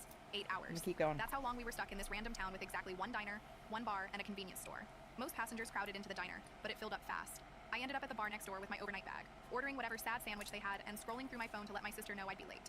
Kenny was sitting 2 stools down, also with luggage. He made some joke about how the universe must really want us to appreciate small-town America. I laughed. He was cute, tall with this messy dark blonde hair and nice hands. I've always been a sucker for nice hands, IDKY. We got to talking, found out we were both heading to the same general area. He was interviewing for some position, said he was sick of the corporate grind and wanted to build something meaningful. I told him I worked in logistics, not glamorous, but stable. After a few hours of talking and a couple beers, we exchanged numbers. I didn't think much would come of it, TBH. But he texted the next day, and we met up for coffee when I got back from my sister's. That interview he was going to? He didn't get the job, but he had another one lined up, he said. And another after that. Always something big on the horizon. Always almost landing the perfect opportunity. I didn't mind at first. The job market sucks, and he was charming. 6 months in, his lease was ending. My place was bigger, closer to downtown, and honestly, I was already paying most of our date nights anyway since his funds were temporarily tight until he landed his next gig. When he suggested moving in together, it seemed logical. This is where things started shifting. The first month, he paid his share of rent on time. By month 2, he was a week late. By month 3, he had this whole story about how a check from a freelance project was delayed, but he'd definitely cover next month's rent plus what he owed. I didn't push it. I could handle the rent on my own. It was tight but doable. And Kenny was home all day networking and building his portfolio, so at least the apartment was clean and dinner was usually ready when I got home. I told myself it was temporary. The excuses got more elaborate. The startup he was consulting for had accounting issues. A client was late paying an invoice. The project timeline got extended. Always something just beyond his control. Always with a solution just around the corner. Meanwhile, my bank account was getting thinner. I started taking on extra shifts, picked up some weekend inventory work. Kenny would give me these back rubs when I came home exhausted, tell me how amazing I was, how he'd make it up to me when his career took off. My friend Jay was the first to say something. We were grabbing coffee and I mentioned skipping an upcoming concert because money was tight. She gave me this look and asked how long I was planning to bankroll Kenny's lifestyle. I got defensive, said we were a team, that relationships have ups and downs, that he'd do the same for me. But the comment stuck with me. I started paying more attention. Noticed how often he used my Visa for small things without asking. How my grocery bill had doubled since he moved in, but my fridge seemed emptier. How he always had money for a new game or drinks with his friends, but never for bills. When I brought up marriage once, just casually after my cousin got engaged, he looked like I'd suggested we jump off a bridge. Said he wasn't ready, that marriage was serious business, that we had a good thing going. Why rush? I didn't press it. I should have. Then things got weirdly better for about a month. Kenny started going out more. Said he was meeting with potential clients, networking events, catching up with old contacts. He seemed energized. Said things were finally coming together. I wanted to believe him. That Friday, my friend M texted me asking if we wanted to grab dinner with her and her boyfriend. Kenny had already told me he had a networking thing, so I agreed to meet them alone. I got to the restaurant early. M was acting strange, kept checking her phone, giving me these weird sympathetic looks. Finally, her boyfriend R arrived and immediately started talking about some tech event he'd been to the night before. And then he said it. Asked if Kenny had enjoyed the open bar, mentioned seeing him there with his fiancée. I must have looked confused because they all got quiet. M took out her phone, started apologizing, saying she wasn't sure if she should show me or not, but she'd seen something on Instagram that morning that didn't make sense. She handed me her phone. It was some woman's profile I didn't recognize. A blonde named Daria. Her most recent post was from the night before. Daria! Glasses and her hand with a diamond ring. Caption. I said, yes. Can't believe I get to marry my soulmate. I scrolled through her profile. Posts of them going back at least a month. Captions about my man. And date night with the love of my life. In one, they were at the beach from 2 weekends before, when Kenny had told me he was visiting his parents upstate. I excused myself from dinner. Told M and R I'd call them later. Went straight home and checked our shared credit card account on my phone. Found charges for restaurants I'd never been to. A hotel downtown from 3 weeks ago. A jewelry store charge from last week. $2,800. That's when it hit me. He'd bought her ring with my money. I sat by the window in our apartment, scrolling through all the evidence until it got dark. Around 9, I heard his key in the lock. He came in, kicked off his shoes like it was any other night, went straight to the fridge, pulled out a beer that I'd paid for. I asked him where he'd been. Just networking, he said. Making connections. Things were looking up. Then I asked if he'd gotten engaged recently. You should have seen his face. First shock, then this weird smirk, like he was almost impressed I'd found out. When I asked if he'd proposed to that blonde girl from the photos, he just shrugged. Said something like, look, can we not do this now? I don't owe you anything. I was shaking. You spent my money, lived with me, and proposed to someone else? I screamed it at him, loud enough that I'm sure the neighbors heard. And that's when he said it. The thing I can't get out of my head. He rolled his eyes, took a swig of beer and said, come on, you really thought I'd give you a ring? You're the kind of girl men settle for when they fail. I didn't fail. I don't remember consciously deciding to hit him, but suddenly my fist connected with his chest. Hard. He stumbled back, spilling beer on his shirt. Before he could recover, I slapped him across the face, leaving a red mark on his cheek. I told him to get out, to pack his stuff and leave. He tried to argue, said I was overreacting. I grabbed his backpack from the hook by the door and started shoving whatever I could reach into it. His charger from the counter, some t-shirts from the clean laundry pile. Threw it at him and told him if he wasn't gone in 5 minutes, I'd call his new fiancée and tell her everything. That got him moving. He grabbed some essentials, mumbling about coming back for the rest later. I told him to coordinate with the landlord because I wouldn't be letting him in again. He slammed the door on his way out. I changed the locks the next day, put his remaining stuff in trash bags by the dumpster, blocked his number, his email, his social media. But the nightmare wasn't over. When I checked my accounts more carefully, I realized how bad the damage was. Over $2,700 charged to my cards in just the last 2 months. Subscriptions I never approved, restaurant tabs that would make you sick, and the ring, that fucking ring that wasn't even for me. I called the bank, but most charges were too old to dispute. They were made with a card he was authorized to use after all. I'd been so stupid. That was 3 months ago. What's happened since then is a whole other nightmare that I'll save for my next post. First update. First of all, thank you for all the comments and messages on my last post. I honestly didn't expect so many people to care about my train wreck of a life, but here we are. A lot of you asked what happened after I kicked Kenny out, so grab your popcorn because this is where everything really went to shit. The night after I threw Kenny out, I couldn't sleep. I kept checking the door even though I deadbolted it. Around 3 in the morning, I got a string of texts from him that ranged from angry, how dare I embarrass him by putting his stuff outside, to manipulative, we need to talk about this like adults, to pathetic, I have nowhere to go. I didn't respond to any of them. The next morning, I called in sick to work. I needed a day to process and figure out exactly how screwed I was financially. I made a cup of coffee and sat down with all my bank statements, credit card bills, and a notebook. What I found made me literally gag on my coffee. It wasn't just the $1,900 I'd initially noticed. Going back further, I found small withdrawals, random purchases, subscription services I didn't recognize. He'd been slowly bleeding me dry for months. The total damage was closer to $5,400. That's $5,400. On top of the rent I'd been covering, on top of the groceries, on top of the utilities. I called the credit card company again, this time armed with a detailed list. The customer service rep was sympathetic but firm. Most charges were too old to dispute, and Kenny had been an authorized user. The best they could do was remove him from the account and flag any pending charges. They suggested I file a police report if I wanted to pursue it further. I thought about it, genuinely considered it. But the idea of dragging this out, of having to see Kenny again in some courtroom, of having to prove he'd spent my money without permission, when technically I'd given him access, it was too much. I decided to just eat the loss and focus on getting my life back together. That afternoon, I called the locksmith to change the locks. It cost $170 I definitely couldn't afford, but the thought of Kenny coming back with his key was worse than the hit to my already maxed out card. While the locksmith worked, I gathered all of Kenny's remaining stuff and shoved it into garbage bags. His clothes, his stupid protein powder that had been taking up half my cabinet space. I texted him once, telling him his things would be by the dumpster for 24 hours, and after that, they were going to Goodwill. He showed up when I was dragging the last bag out. Perfect timing, as always. He looked like shit, unshaven, wearing the same clothes from the night before. I wondered briefly where he'd slept, then reminded myself it wasn't my problem anymore. He tried to talk to me, saying there were things I didn't understand, that Daria wasn't what I thought, that he'd been planning to break it off with her. I just kept walking past him with the bags. When he grabbed my arm to stop me, I yanked away so hard I scraped my elbow on the brick wall. I told him if he touched me again, I'd call the cops. That shut him up, but I could feel him watching me as I went back inside. The locksmith finished 20 minutes later, handed me my new keys, and I finally felt like I could breathe in my own apartment again. The next week at work was a blur. I was exhausted, jumping every time my phone buzzed and making stupid mistakes that my supervisor kept pointing out. By Friday, I caught up on some missed deadlines, but I was running on empty. My friend Jay invited me out for drinks, saying I needed to rejoin the land of the living, but I couldn't afford it. I made up an excuse about being tired. The following Monday, I was called into my manager's office. I thought it was about the inventory report I'd screwed up the week before, but it was worse. Much worse. They were restructuring. My position was being eliminated. They gave me 2 weeks' notice and an insulting severance package that wouldn't even cover next month's rent. I didn't cry in the office. I nodded, signed the papers, and walked back to my desk like everything was normal. Then I locked myself in the bathroom stall and had a silent panic attack for 20 minutes. That night, I called my mom. We're not super close. She lives in Florida with her second husband, and we talk maybe once a month. But I needed to hear a parent tell me things would be okay. She was sympathetic, but not exactly helpful. Said I should never have let Kenny move in without putting a ring on it first. Asked if I'd considered moving back home until I got back on my feet. Moving back to Florida to sleep on my mom's pull-out couch and listen to my stepdad's political rants? Hard pass. I spent my 2-week notice applying for every job I could find. Sent out 73 applications. Got 6 responses, all requesting second-round interviews that never materialized. The rejection email started filling my inbox by the day I cleaned out my desk. The first week of unemployment, I still had a routine. Wake up, apply for jobs, make a cheap lunch, apply for more jobs, go for a walk to save on heating, make dinner, watch something on YouTube, sleep, repeat. By week 2, my bank account was down to 3 digits. I canceled Netflix, started taking shorter showers, ate ramen and eggs for most meals. I called the electric company to work out a payment plan, called my landlord and promised the rent would be a few days late. He wasn't happy, but said he'd wait until the 15th before charging a late fee. The 15th came and went. I sold my nice watch on eBay, sold some clothes on Poshmark, listed my TV on Facebook Marketplace but got only lowball offers. Then my phone buzzed with a text from a number I didn't recognize. It was Kenny. He'd gotten a new phone or was using someone else's. Said he needed to talk to me, that Daria had found out about us and broken things off, that he was sorry and wanted to explain. I blocked that number too, but it rattled me. Not because I cared about his problems, but because it reminded me how spectacularly I'd failed at judging character. I'd let this man into my life, into my home, given him access to my finances, and he'd seen me as nothing more than a convenience. A backup plan. Someone to use. By the end of the month, I was desperate. My landlord had started leaving voicemail messages about the rent. My electricity had been shut off for 48 hours before I scraped together enough to pay the minimum to get it turned back on. I'd eaten nothing but plain rice for 3 days straight because it was all I had left. I finally swallowed my pride and applied for temporary assistance. The process was humiliating. Filling out forms detailing every aspect of my financial life, waiting for hours in an overcrowded government office, being told I made too much at my previous job to qualify for immediate help. They gave me a list of food banks instead. Next day, I went to one. Stood in line with my ID and proof of address, accepted a box of canned goods and nearly expired bread with a smile that felt like it might crack my face. Carried it home on the bus, feeling like everyone was staring at me even though nobody cared. That night, I got an email.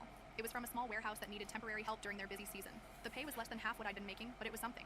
I replied immediately, had a phone interview the next morning, and started the following Monday. The work was physically brutal. 8 to 10 hours on my feet, lifting boxes, scanning inventory, working in either freezing cold or stifling heat depending on which section of the warehouse I was assigned to. My hands developed calluses, my back ached constantly, and I came home too tired to even think about applying for better jobs. But I made enough to pay part of the rent. Still not all of it, but my landlord agreed to another extension as long as I paid the late fees. Then one evening, I came home to find an eviction notice taped to my door. Apparently my partial payments weren't cutting it anymore. I had 30 days to pay in full or vacate the premises.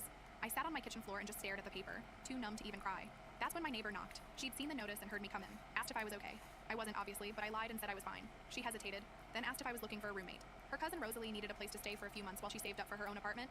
If we split the rent 3 ways, it might work out for everyone. I'd never spoken more than 10 words to this neighbor before, but in that moment, she might as well have been an angel. I said yes immediately. Rosalie moved in 2 days later. She was quiet, paid her share up front in cash, and didn't ask questions about why I sometimes ate nothing but rice for dinner. We weren't friends exactly, but we coexisted peacefully in the increasingly depressing apartment. With Rosalie's contribution, I managed to pay off enough of the back rent to stop the eviction process. I was still drowning in credit card debt, still working a job that paid barely above minimum wage, still eating like a college student during finals week. But I wasn't homeless, and that counted for something. Then one day, about 3 months after I kicked Kenny out, I was rushing to catch the bus to work when I collided with someone on the sidewalk. I stumbled back, mumbling an apology without looking up. Then I heard my name. It was Kenny, standing there like he'd been waiting for me. He was wearing a fast food uniform, the kind with a hideous polo shirt and visor. I tried to walk around him, but he stepped in my way. Said he'd been trying to reach me, that he needed to talk to me, that he'd made a huge mistake. I noticed his phone was an ancient model, not the latest iPhone he'd always had before. Karma's a bitch, I guess. I told him I was late for work and pushed past him. He called after me, saying he'd come back, that he'd make things right. I didn't look back, just ran for the bus and made it just as the doors were closing. That night, I couldn't sleep, not because I missed him or wanted him back, but because I was afraid he'd figured out where I lived, that he'd show up again. I wedged a chair under my bedroom doorknob, even though I knew it was paranoid. The next morning, there was a letter in my mailbox. No stamp, just my name scrawled across the front. I recognized Kenny's handwriting immediately. I didn't open it, just tore it up and dropped the pieces into different trash cans on my way to the bus stop. But I knew he wouldn't give up that easily, and I was right. Second update, thank you for all the supportive comments. Reading them during my bus rides to work has been one of the few bright spots lately. Some of you have asked for more details about what happened after Kenny started showing up again, so here goes nothing. After I tore up Kenny's letter, I thought maybe he'd get the hint. He didn't. For the next 2 weeks, I'd spot him randomly, across the street from my apartment building, at the bus stop near work, once even at the laundromat where I'd started going because our building's machines were too expensive. He never approached me directly. On my wedding day, no one from my family showed up. I called Mom, she laughed. "We're in Europe with your sister." My sister added, "Why bother? She'll be divorced soon." I said nothing. I just sent a photo of me with a surprise guest. Mom kept calling. I smiled, turned off my phone, and walked down the aisle. On a winter afternoon in Manhattan, Olivia Martin had just finished an editorial meeting and was gazing at the snow that had begun to fall outside the office Olivia window. Martin? The white crystals drifting down from the gray sky brought a quiet satisfaction to her heart. She still felt childlike excitement whenever it snowed. "Olivia, have you read the new manuscript? It's quite good." Her colleague Sarah interrupted her thoughts. Olivia smiled and returned to her desk. She had been working for 10 years as an editor in the fiction department at Harper Publishing, a mid-sized I publishing don't house. want to read no It wasn't fucking story. My parents skipped my wedding to attend my sister's lunch. After a lifetime in her shadow, I finally did something they never expected. I'm Emily. I'm 27, female. Growing up as the younger sister, I've always felt like I was in the shadow of my older sister, who's 29 now. From the start, it seemed like she got the lion's share of attention and Hello. praise from everyone in our family. She was the firstborn, the older daughter, and in many ways, it felt like she got the better end of the stick in pretty much everything. For the longest time, I tried to convince myself that maybe I was just imagining things. Maybe I was just being too How's your sensitive or back seeing doing? conflicts where there weren't any. But as the years rolled by, all these little moments of disparity between how For we were treated science. started to add up. It became increasingly clear that my feelings weren't just figments of my imagination. I wasn't making it up. My sister really was the favored child. It didn't matter what the situation was. She always seemed to get the benefit of the doubt, even if she did something totally out there, something you'd think would definitely not fly with our parents. Somehow she'd still come out smelling like roses. On the other hand, I felt like I was constantly under scrutiny. And no matter what I did, it just wasn't good enough. Living in that kind of environment where you feel constantly undervalued really started to wear on me. I knew I had to do something drastic if I was ever going to find my own peace of mind. So as soon as I could, at 18, I moved out. That distance, that physical space away from the constant comparisons and judgments, it did wonders for my mental health. For the first time, I could breathe, think, and just be myself without feeling like I was being pitted against my sister. But just moving out didn't magically fix everything. Despite the distance, my sister seemed to carry on this campaign to tarnish my image with our parents. She went as far as to tell them I was involved with drugs and heavy drinking, none of which was true. The worst part? My parents believed her. They didn't even pause to consider my side of the story. You want to hear a funny story? Stupid funny story from my youth? Oh my god, y'all, if anybody ever wanted to fucking be ridiculously famous on TikTok, I'll just sit here and dictate stories that happen from my life. So, in my 20s, I was working at the local airport in this tiny middle of nowhere town in northern BC, damn near Alaska, okay? If you're an American, you understand what I just said. If you're a Canadian, you understand what I just said. Middle of fucking nowhere farm town, okay? I was working at the airport. The airport was open 5 days a week, okay? Worked at a restaurant with a family in the airport. There was the husband, the wife, and their 3 daughters, okay? Their oldest was like a little bit younger than me, but not far off. I got along really well with the mom and the dad and the daughters. I still talk with them. Anyway. 5 days a week, the restaurant was open. one of the days we restocked the restaurant, like on the weekend. So 5 days, weekdays, the restaurant was open and I was helping and was working with them. Blah, blah, blah, blah. I go at the end of the night, I go to bed. Get up in the morning early, we'd come in, we'd clean up, we'd blah, blah, blah, blah, we'd work, and then I'd go to home, go to bed, get up in the morning, rinse and repeat. Sundays we'd restock, I think it was, and Saturdays I'd end up hanging out with them, or I'd just sleep for the entirety of, or it might have been Sunday or whatever the case may be. One of the days we'd restock, the other day we ended up either chilling together or I would fucking just sleep for the entire day, or whatever the case may be. My egg donor went around and told the entirety of her little town, and I know you're like, eye roll. No, she worked as a dispatcher for the taxi company that was there. So she'd tell the cab drivers, she'd tell strangers that called her, she'd tell the barmaids would pass the stories on, blah-de-bloody, blah-de-bloody. Like, she put that bullshit out to everybody that I joined a cult. I had a fucking job. I had a job. She told everybody I joined a cult.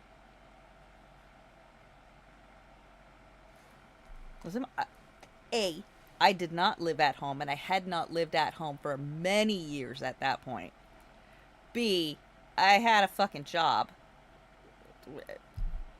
It would have taken very little effort for her to actually figure out where I was, because her boss came to the restaurant at least once a week, usually more often than that, to eat.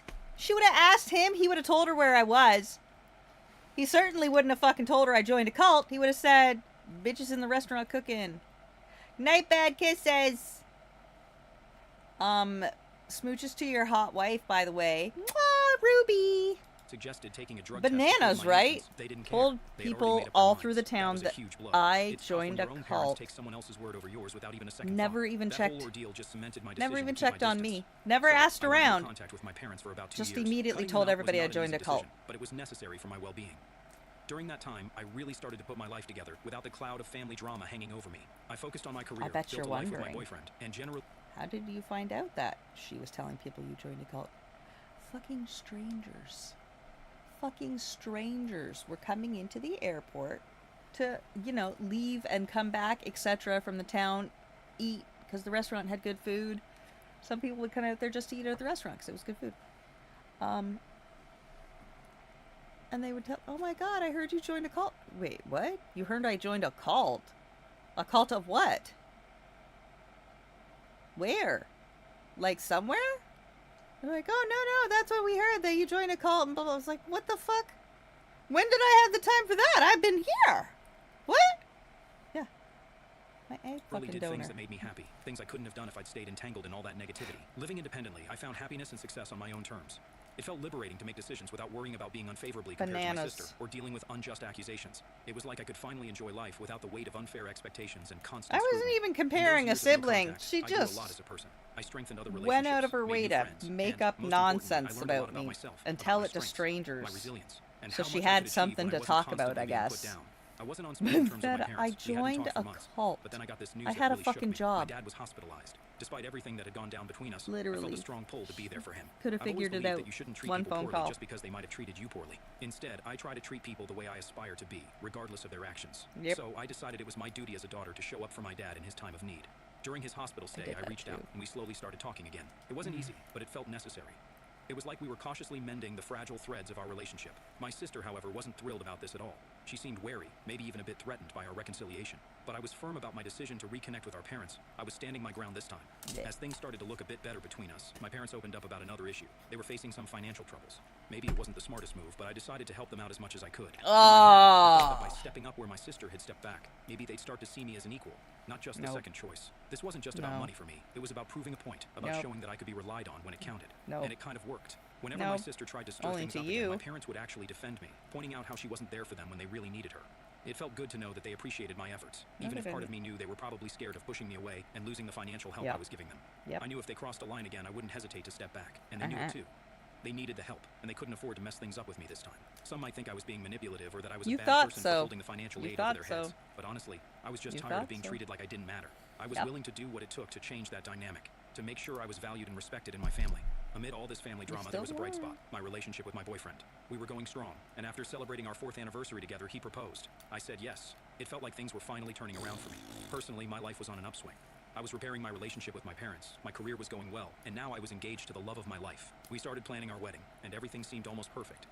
Well, almost perfect except for one thing, my sister. She couldn't hide her surprise, almost disapproval, that I was getting married so young, especially when she herself wasn't even married yet. Her reaction was a bit of a downer, but I wasn't going to let it dampen my spirits.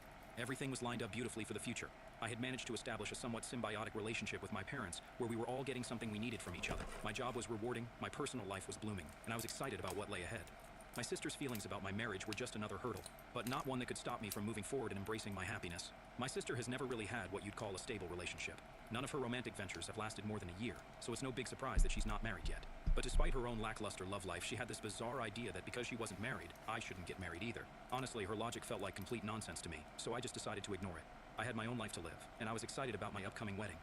The wedding date was set for a weekend to make sure everyone we cared about could attend without too much hassle. I even sent out invitations to my sister and my parents because, despite all the ups and downs, I really wanted my family to be there. It meant a lot to me to have them share in one of the biggest days of my life. Fast forward to last Saturday, the big day, and guess what? My parents didn't show up. At first, you might think something serious must have happened, right? Something urgent that prevented them from coming? But no, nothing like that. The truth hit me like a ton of bricks when I didn't see them at the ceremony. They didn't show up because my sister decided to throw a lunch at her place on the same day as my wedding, and my parents thought it was more important to support her than to attend their youngest daughter's wedding. I can't even begin to describe how that felt. I was waiting in the there at my own wedding, hospital. hoping they'd walk through the door any minute. I was I in the held off the ceremony start hospital for 30 minutes, clinging a to some block, hope. Then my mom finally showed me a social media post from my sister. half a block away from her house for almost an entire year with massive internal infection that was causing my organs to shut down. Never had a visitor once. Not once. I was half a block away from where their house was. My adopted step-cousin got stabbed in a bar fight over drugs. She was at the hospital every single day. My egg donor that told people I joined a cult. This was before she told people I joined a cult. Yeah. That's how I found out where my parents really were. The post showed them all smiling and having a great time, as if they didn't have a care in the world, as if they didn't just skip their daughter's wedding. It was like a punch to the gut seeing them so happy next to her, treating her like she was their only daughter. Right then and there, I made a decision. I was done. Done helping them, done hoping things would change. I decided I was 7 years too late in cutting them off completely, but better late than never. After the wedding, once the guests had left and I had some time to reflect and gather my thoughts, I sent my parents a message. I told them in no uncertain terms that I no longer considered them my parents. They had made their choice, clearly favoring my sister time and again, even though I had always been there when my sister wasn't. They had refused to show me the basic respect of attending my wedding, and in doing so, they lost my respect in return. Since that message, they've tried to reach out, sending excuses, trying to justify their actions, but I'm standing firm. I don't plan on softening my stance or pretending everything is okay. They made their choice, and now they have to live with it. However, part of me can't help but wonder if I'm being too harsh. It's a strange feeling, knowing I'm finally standing up for myself, but also questioning if I'm the one being unreasonable here. Am I the a-hole for cutting them off after they repeatedly showed they didn't value me? Or am I just overthinking this whole situation? That's what I'm trying You're to figure out now. programmed to Thought question the top comments yourself. before the update, OP, and not the a-hole. Honestly, you are my hero because I'm in a situation similar to yours with a family that is blatant about their favoritism. And honestly, if I could leave, I would do the same thing that you're doing, not the a-hole. They do not deserve to be called mom and dad if they're not willing to be a mom and dad to you. Anyone who thinks otherwise can take a long walk off a short pier. Update 1. Hey everyone, first off, I just want to say a huge thanks for all the support. It's been a whirlwind, and having you all by my side has meant the world to me. Sorry for the delay in updating you. I was off on my honeymoon, soaking up some much-needed joy after all the drama. I just got back yesterday, and I felt it was time to fill you in on everything and sort through my thoughts. Coming back to everything, I still strongly feel that I'm not in the wrong here, but hearing you all confirm that really helps. It's one thing to believe in your own actions, but having that external validation, it's comforting, really reassuring. Since the wedding, and after making the tough decision to cut ties, I've been pretty much ghosting my entire family. They haven't stopped trying to reach out though. My inbox is full of messages from them, texts, emails, social media, you name it. My sister and my parents keep insisting they did nothing wrong, and that I'm just overreacting to the whole situation. Honestly, it's exhausting just to see their names pop up on my phone. The financial aspect is another sore point. My parents are especially upset that I've stopped helping them out with money. They're well aware that my sister isn't going to step in and cover for them. She's never had the means or perhaps the inclination to help financially. They need to figure it out They then. took it for granted that I would always be there, wallet open, regardless of how they treated me. But that's not the case anymore. I've shut that door, and I plan to keep it closed. The reality is, I hate that I've been put in this position. I hate that they've made me feel like I need to choose between my own peace and their happiness. For years, it felt like I was just a resource to them, not a daughter or a sister who deserved respect and love. That kind of realization stings. It cuts deep.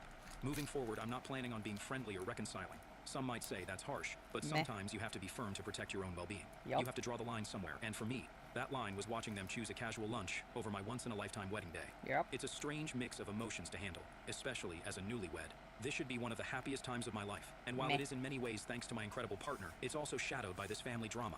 Yet, despite the bittersweet feelings, I'm learning a lot about myself, my boundaries, and what I need to do to maintain my mental health. I really appreciate you guys for sticking with me through this mess.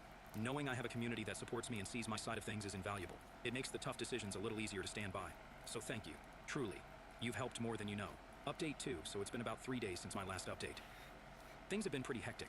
Yesterday, something unexpected happened. My mother showed up at my apartment. I really wasn't in the mood to deal with any family drama, especially not hers. But according to my neighbors, she had been waiting outside for hours. By the time I got home, they mentioned seeing her pacing back and forth, looking pretty anxious. Given that she'd been out there for so long, Ew, I you figured must maybe be she had hungry. something What important with to say, not or having maybe she was food. ready to make some amends. Sucks So, to with a heavy suck. sigh, I decided to let her in.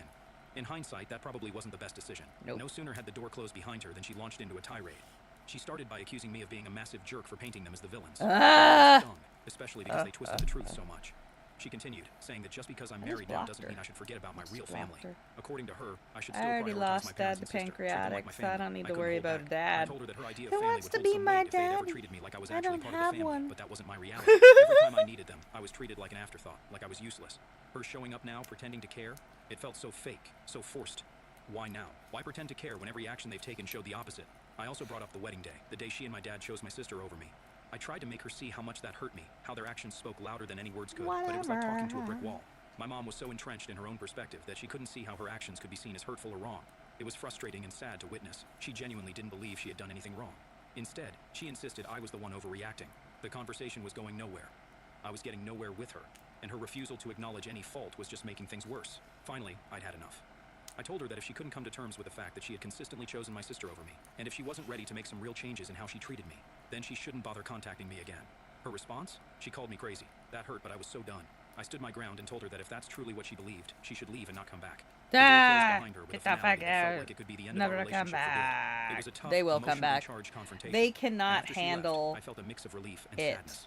It's hard cutting ties like that, feeling like your own mother doesn't get you or even wants to understand you. Oh, yeah, But at the no. same time, there's relief in Doesn't standing up for wanna. yourself, in setting boundaries that protect your peace. Yep. Now I'm just trying to process everything. You're not figure allowed out to where I have stand boundaries. and how to move forward from here.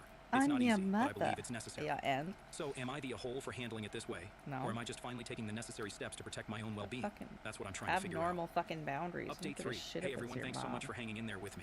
It's been a minute since I last updated y'all. I really appreciate all the support you've given me, especially after I decided to cut off my parents. Your encouragement means a ton during this tough time. So, here's what's been going down since we last chatted. I haven't spoken to my mom since our big blow-up. Things ended pretty badly, and we haven't patched things up. My dad has been trying to get in touch with me too, but I've been ignoring his calls and messages, just not ready to dive back into that mess yet. And then there's my sister. She actually hit me up on social media, telling me to grow up and stop overreacting. According to her, the lunch she hosted on my wedding day was super important, and she feels that family members sometimes need to make sacrifices for each other. I mean, really, on my wedding day? I shot back the same thing I told my mom. I've been super clear and consistent with all of them.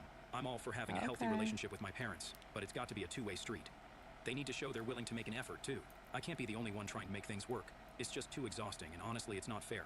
So, unless they're ready to step up and put in some real work to fix things, I'm standing my ground. I'm not going to keep carrying all the emotional weight of our relationship on my shoulders. It's about time they started pulling their weight, too. In the meantime, life's been moving along. I've been focusing on myself, my own well-being, and spending time with people who actually support and uplift me. It's not been easy, especially knowing that my family situation is so strained, but I'm trying to stay positive and keep moving forward. Again, thanks for all the love and support. It helps more than you know. Let's see how things go from here. We'll keep you all posted. Update 4. Ever since I moved out and started my independent life, I've been doing my best to keep a healthy distance from my family's chaos. Unfortunately, my sister and my parents seem to have made it their mission to drag me back into the old dynamics we had. The ones I've been working so hard to escape. Starting with my sister, who recently decided to reach out, not with an olive branch, but with a demand for a substantial amount of money. Apparently, she has come up with a business idea and concluded that because I've managed to carve out a stable life for myself, I should fund her venture. Hell her yeah. argument, since I've built a career in life despite the lack of support from our parents, it's only fair that I support her now. Nah. Now, the entitlement didn't just stop there. When I told her no, she didn't just accept it. She actually threatened to take legal action against me. Okay, good luck. Claiming that some of my earnings should rightfully belong to her because, according to her, our parents used funds from her college savings to help me get on my feet. Ah. The conversation quickly spiraled from bad to worse. She tried to manipulate me by saying that if I didn't invest in her business, it would be a clear sign that I was still holding on to past grudges and hadn't really moved on. This twisted logic was her way of guilt-tripping me into complying with her demands. As if dealing with my sister wasn't enough, my parents have thrown their weight behind her, echoing her claims and demands. They've been painting a picture where it's my duty to step up and help stabilize the family finances by backing my sister's project. During a particularly tense phone call, they laid it on thick, telling me about all the sacrifices they had made for me over the years, and how helping my sister was the least I could do to show my gratitude. They even went as far as to say that by helping her, I would be helping the entire family find stability. Their arguments were rich considering the years of favoritism and uneven support they had shown us. It was clear they were trying to leverage any sense of familial obligation I felt to get what they wanted. But the it's sheer Asians. audacity of their demands was staggering. They seemed to have forgotten the years of neglect and disparity in how they treated us, focusing only on what they believed I owed them now. The discussions with my parents didn't end with the phone calls. They began sending emails and messages, each one more pressing than the last. They tried to paint a picture of dire financial straits, hinting that their situation was so bad that soon they might have no choice but to move in with me. Yes, they suggested that moving in together would be good for us, a chance to mend our strained relationship and live as one happy family under the same roof. This suggestion was almost laughable if it weren't so tragically manipulative. The thought of living together after all the effort I'd put into establishing boundaries and building my own life was unimaginable. It felt as though they were trying to encroach on the peace and stability I had fought so hard to create. They described this move as a mutual benefit, a way for us to reconnect and heal old wounds. But I knew that it was a last-ditch effort to maintain control and insert themselves back into my life on a daily basis. I found myself grappling with feelings of guilt and frustration. The part of me that still felt connected to them, the daughter in me, felt a pull to help, to make things better. But the rational part of me knew that this was a dangerous path. Every time I'd given in to their demands in the past, it had only led to more heartache and manipulation. It was a pattern that I could not allow to repeat. During all this, I've been leaning heavily on my friends and my partner, who have been incredibly supportive. They remind me that I'm not obligated to fix my family's financial problems or succumb to their emotional manipulations. They've helped me see that standing my ground is not only necessary but healthy. So here I am, once again affirming my boundaries, trying to navigate the turbulent waters of familial obligations while maintaining my sanity. It's been a draining experience, and each interaction leaves me a little more weary than the last, but I'm resolute in my decision to not give in to their demands. To anyone reading this who finds themselves in a similar situation, know that it's okay to choose your well-being over familial pressure. It's okay to say no, and it's okay to protect your peace, even if it means making tough decisions that others might not understand. Thanks for letting me vent, and for all your support. It's been invaluable in helping me stay strong. What do you think about this situation? Am I handling this the right way, or is there a different approach I should consider? Your feedback and shared experiences are always appreciated. Update 5. Hello again, everyone. As always, your support has been a lifeline during these turbulent times with my family. It seems each time I write, the situation has grown increasingly complex, and this update is no exception. Since we last talked, the dynamics have intensified with my family, particularly with my sister and parents. It has been a week. That establishing clear boundaries would help them understand where I stood, but it appears to have had the opposite effect, emboldening them to push even harder against those boundaries. The latest development came in the form of an email from my parents that was more forceful and demanding than anything I've previously encountered. They've concocted a detailed claim that they are entitled to a portion of my earnings, stating that their investment in my upbringing and education entitles them to share in my success. The email included an itemized list of all the expenses they've incurred over my lifetime, including some particularly petty items like holiday gifts and birthday parties, calculated down to the last penny. This move was shocking and disheartening. It's difficult to see the people who raised you reduce your relationship to a series of transactions. Their message didn't just stop at financial demands. It was also filled with emotional manipulations, implying that if I didn't comply, I would be responsible for their impending financial ruin, including the potential loss of the family home. They suggested that by not helping financially, I would essentially be turning my back on the family and everything they stand for. Meanwhile, my sister has taken a different approach to apply pressure. She has started a campaign on social media, posting vague but pointed messages about the importance of family support and unity during tough times. These posts are clearly directed at me, painting her as the struggling sibling who is being unjustly neglected by her more successful sister. This public display of our private issues has not only strained our relationship further, but has also involved the wider circle of our extended family and mutual friends, some of whom have begun to message me privately, urging me to mend fences and help out. The combined pressure from both fronts is immense. My parents' attempts to guilt-trip me about the family home and my sister's public appeal to familial duty have made it incredibly difficult to maintain the distance I need from my mental health. Such thing. However, these tactics have also reinforced my belief that the boundaries I set were not only necessary, but essential for preserving my autonomy and well-being. In response to their latest maneuvers, I took several days to gather my thoughts and consult with a few trusted individuals, including my partner and a close friend who has some legal expertise. Their insights were invaluable in helping me craft a response that was firm yet respectful. I replied to my parents' email with a detailed message of my own. I acknowledged their feelings, but reiterated that my financial independence is just that, independent. I explained that while I am grateful for their role in my life, I am not an investment, and it is unreasonable and unfair to treat me as such. I also addressed the issue of the family home, expressing sympathy for their situation, but clarifying that I am not responsible for their financial decisions or the outcomes of those decisions. Regarding my sister's social media campaign, I decided to reach out to her directly through a private message. I asked her to respect our privacy and keep our financial disagreements off public platforms. I expressed my willingness to discuss our issues privately, but made it clear that I would not engage in a public debate over personal matters. To safeguard myself against potential legal threats hinted at by my sister in her messages, I consulted with a lawyer. The lawyer confirmed that there is no legal basis for my family's claims to my earnings and advised me to keep thorough records of all communications with them. This step, while precautionary, provided some peace of mind that I was on solid ground. The emotional toll of these developments cannot be understated. That Each gave you email, peace of message, and post mind? chips away at the resolve Honestly. I built to protect myself from You their needed a manipulative tactics. lawyer It's a to constant tell you battle to that. remind myself I that I would've am not gotten a responsible lawyer for their just to happiness or draft a financial cease and stability. desist, Through all of nothing this, the fucking community here has been a else. My source of strength. God. Reading your messages and comments helps reinforce that I am not alone in this struggle and that others have faced similar challenges and come out stronger on the other side. As I move forward, I I'm came focusing on out. maintaining the I boundaries was I've set never and continuing to build a in. life of people who respect and support those boundaries. It's not easy, and I know there will be more challenges ahead, but I am committed to standing firm in my decisions. This Thank you again for all your gay. support. It truly makes a Hell difference. I welcome any further advice you may have on dealing with family financial entanglements or maintaining emotional health amid familial pressure. Your insights and stories have been a beacon of hope and guidance. Last update today. I'm writing what I intend to be my last update on here regarding my family situation. After much reflection and enduring increasingly invasive behavior from my family, I've made some definitive decisions about how I want to move forward. Since the last update, things escalated to a level I could no longer tolerate or manage through mere boundaries and firm emails. My family's actions turned from just now manipulative it demands has. to outright harassment. Oh, okay, The constant wow. pressure, the invasive communications, and the emotional blackmail reached a point where my daily life and mental health were severely impacted. Oh, I only realized that now? these were not mere oversteps. They were clear violations of my privacy and peace. In Well, response fucking to their course they unrelenting were. behavior, I took several decisive steps to protect myself and secure my future away from their influence. After consulting with legal professionals about the ongoing harassment, I made the tough decision to file charges against my family members. This was not a decision I took lightly, but it was necessary to formally address the severity of their actions and to legally prevent further harassment. The legal process was draining and emotionally taxing, but it reaffirmed my belief in protecting my well-being above all. Along with taking legal action, I made some significant personal changes. I've changed all my contact information, phone numbers, email addresses, and moved to a new location. The necessity of erasing my old contact details and physically D relocating was a drastic or a measure, but essential circle? in ensuring that my family could no longer reach me Probably a directly and circle, disrupt my huh? life. This entire journey has been one of the hardest periods of my life. Cutting ties completely with my family was a monumental decision filled with mixed emotions. Fine. Despite Bunch the of relief of removing assholes myself from a anyway. toxic environment, Fuck there's a them. profound sadness in acknowledging that my family relationships had deteriorated to such an extent. However, the support from friends, my partner, and professionals, along with many of you Yeah, here, I'm gonna make has a been instrumental circle. in helping me navigate through these changes. Moving I like forward, the I'm circle focusing on instead. rebuilding and reinforcing the positive aspects of my life. I'm investing time in relationships that are supportive and reciprocal, and I'm taking steps to enhance my mental and emotional health. The freedom from constant familial turmoil has already brought a new sense of peace and stability to my life, Alright. and I'm optimistic about the future. I wanted to share this final update as a closure for myself That's and your as a thank you to final all of you update? who Are have you followed my sure? journey, What's your offered advice, and shared your own stories. update? Your support has been a beacon during my darkest times, and I'm profoundly grateful. As I Lol. close this chapter, I encourage anyone facing similar familial challenges to prioritize their well-being and seek out the resources and support systems available.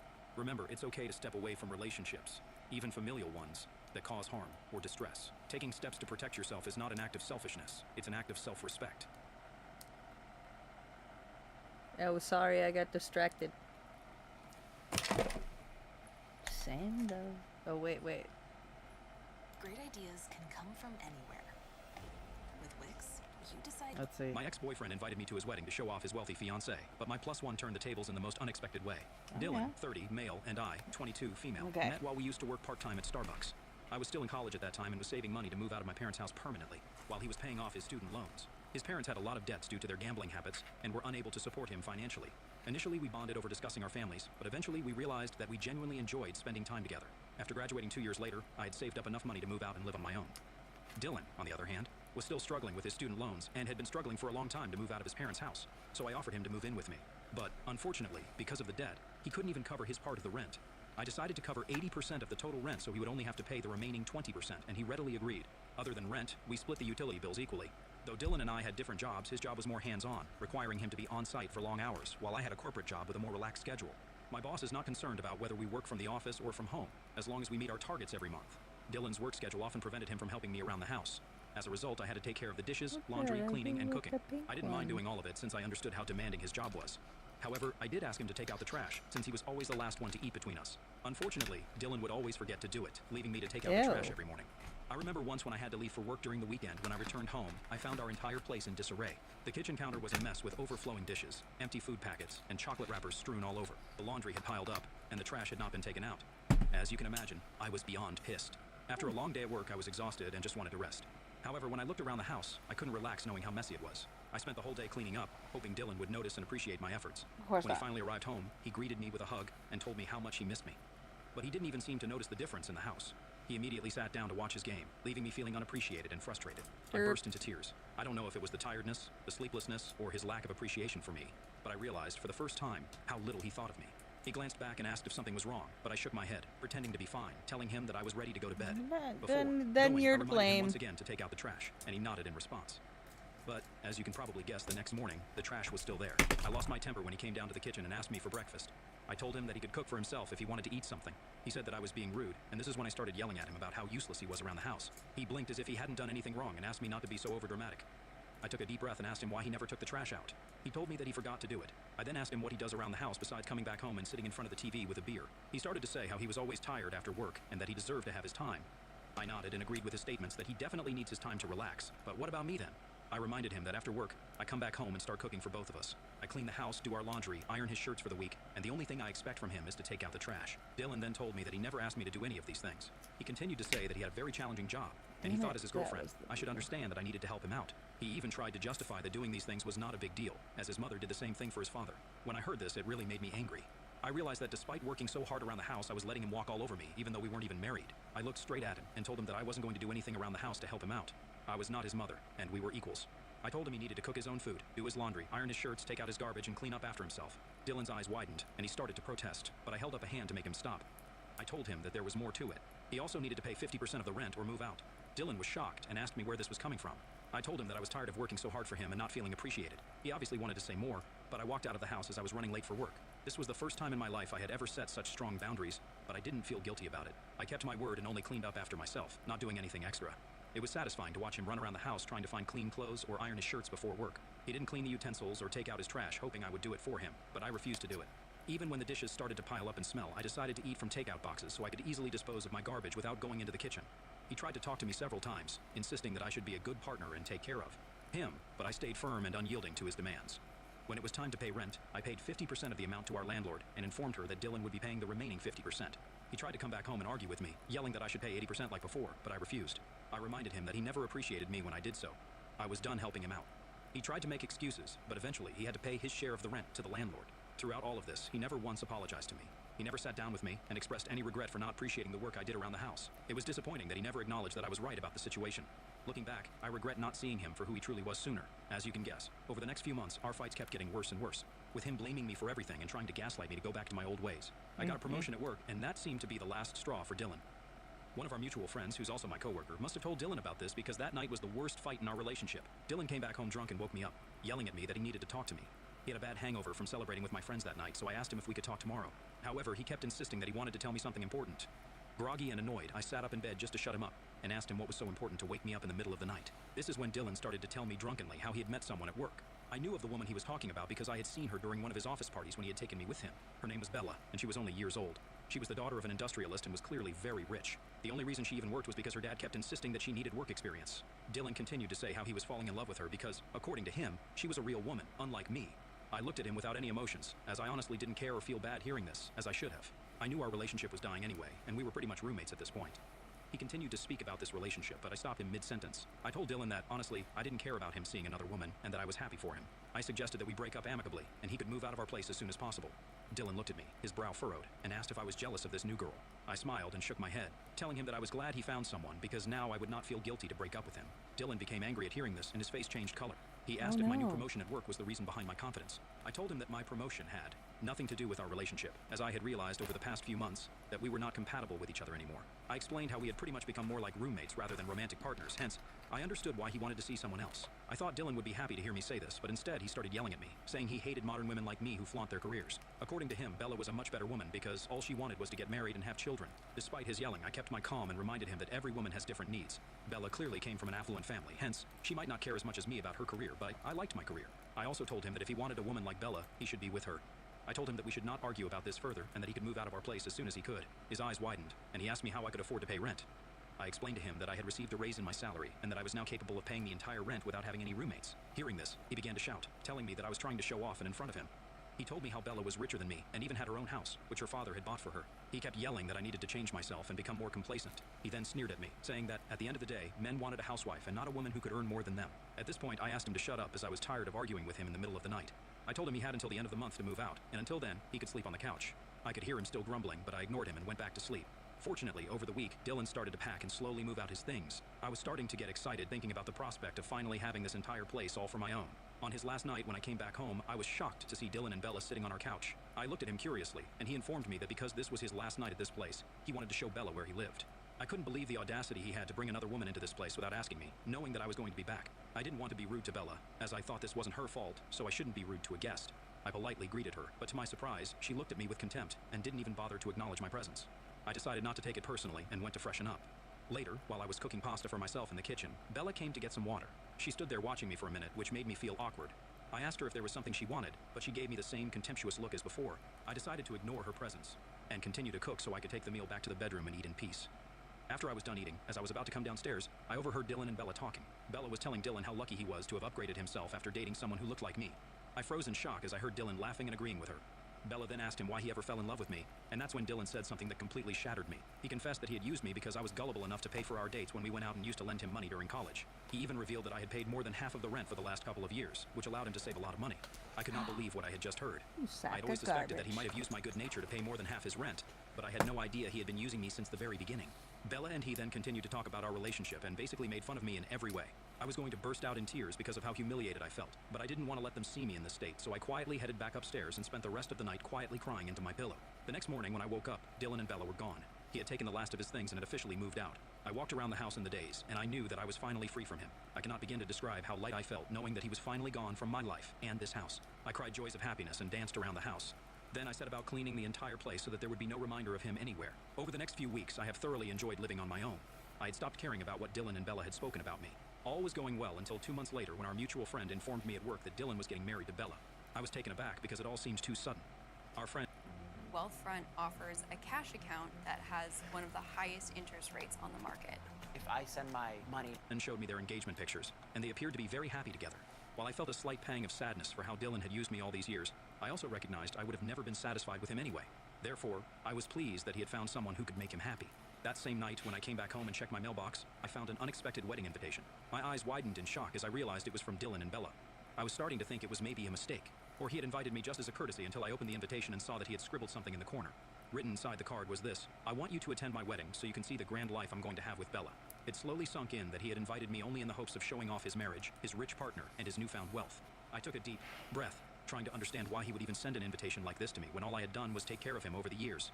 All the years of anger and frustration I had pent up inside kept boiling out, and I knew that I had to get petty with him. I RSVP'd yes with a +1. I had a plan forming in my head and was determined to make Dylan regret ever inviting me. I opened up my laptop and began scrolling through Bella's social media profiles. I scanned each and every social media picture that she had ever posted. As luck would have it, I finally found what I was looking for. Just 6 months ago, Bella had broken up with her ex-boyfriend, Jake. She had several posts with him, and their pictures dated back to high school, which meant they had clearly been together for a very long time. I sent a friend request to Jake from my profile, and when he accepted, I sent him a message. To my surprise, he responded, and we started talking. I was upfront with him about my identity as Dylan's ex, and told him about my plan to invite him as my +1 to their wedding. He seemed intrigued and curious as to why I was reaching out to him, but I explained everything to him. Over the next few weeks, Jake opened up about how Bella had cheated on him multiple times, and her latest Skank! Dylan. This was news to me because I had no idea about this. He continued to reveal how Bella was always into older men. Hence, he wasn't surprised much when she announced that she was in love with Dylan while they were still dating. As you can imagine, they had a pretty bad breakup, and he had blocked her from everywhere, despite her telling him that they should remain friends. From the way he talked about Bella, it seemed like he was still in love with her. I also told Jake about my own experience with Dylan and how he had used me for all those years. I poured my heart out to him, describing everything that Dylan had put me through and how Bella and Dylan had made fun of me. Jake was shocked to hear about the way Dylan had treated me and spoken about me. After hearing everything, Jake finally agreed to accompany me. I felt excited, thinking of the look on my ex and Bella's faces when they saw me attend their wedding with Jake. On the day of the wedding, as expected, Dylan's eyes widened when he saw me walking in with my special guest. He must have immediately recognized Jake as Bella's ex. We ignored his expressions and pretended to find our designated seats. Dylan came up to me and angrily whispered, asking why I was here with Bella's ex, but I simply smiled. He could not make a scene in front of everyone and had to begrudgingly walk back up to the aisle, eyeing me angrily. When it was time for the bride to make her entrance, everyone stood up from their seats. Bella looked stunning in her white floor-length gown as she walked down the aisle with her father by her side. The ceremony went smoothly, and the celebrations moved to the reception area. Bella must have gone to change because she was wearing a different dress when she entered the area. Bella had not noticed me or Jake yet. When she suddenly saw Jake seated next to me, she froze in her tracks. Bella turned to look at me and then looked at him, perhaps still confused. She asked Jake what he was doing with me. I smiled and told her that I had invited him as a guest so we could show our support for her marriage. She looked enraged and asked Jake if we were dating now. Jake remained silent because this was a ridiculous question to ask anyway, and Bella's face began turning red with anger. Jake asked her if he could speak with her privately, as he didn't want her to cause a scene, and she nodded solemnly, throwing me a nasty glance. They walked out, and I turned to look at Dylan, watching our interaction with hawk eyes. Though Dylan seemed concerned, he couldn't do much as he had to sit there pretending that everything was okay. The party continued, and everyone seemed to be enjoying themselves, but an hour had passed, and the bride was nowhere to be found. Several guests started to notice and whisper among themselves. Bella's dad started to look concerned and asked one of the bridesmaids to go and check on her. A minute later, the bridesmaid came running, holding a note in her hands. She announced in front of everyone that Bella had run away with her ex-boyfriend. Everyone stood there shocked. The bridesmaid continued to read the note where Bella had admitted that seeing Jake had brought back all her lingering feelings, and she had made a huge mistake marrying Dylan. The revelation stunned the She guests further, cheated leaving on Dylan him standing there, repeatedly. humiliated and Oh my exposed. god. I was also quite shocked, as, although I had brought Jake as my +1 to piss Dylan off, I would never have imagined that things would turn out this way. Dylan looked like he was ready to tear someone's head off. Bella's parents politely requested everyone to take leave and profusely apologized for what had happened. I watched as Dylan, once proud and boastful, stood there alone, completely taken aback by Bella's decision. Since the wedding, I do feel a bit guilty, but at the same time, I can't help but feel satisfied that Dylan's attempt to humiliate me had backfired spectacularly. The event meant to showcase his triumph over me had become the stage for his downfall. ITA for taking a special guest with me as a +1 and ruining my ex's wedding? I have been receiving mixed reactions to my post. Since I posted my story, while a lot of you agree that I did the right thing, some of you think I went a little too far. I have to clarify that it was never my intention to break my ex's wedding, nor did it ever come up in my conversation with Jake. I have no idea what Bella and Jake talked about privately for Bella to break off the wedding so quickly. I simply wanted to be petty with my ex, as he had invited me in the first place with the hope of showing off marrying a rich partner like Bella. I had nothing to do with Bella coming to the decision to leave her marriage.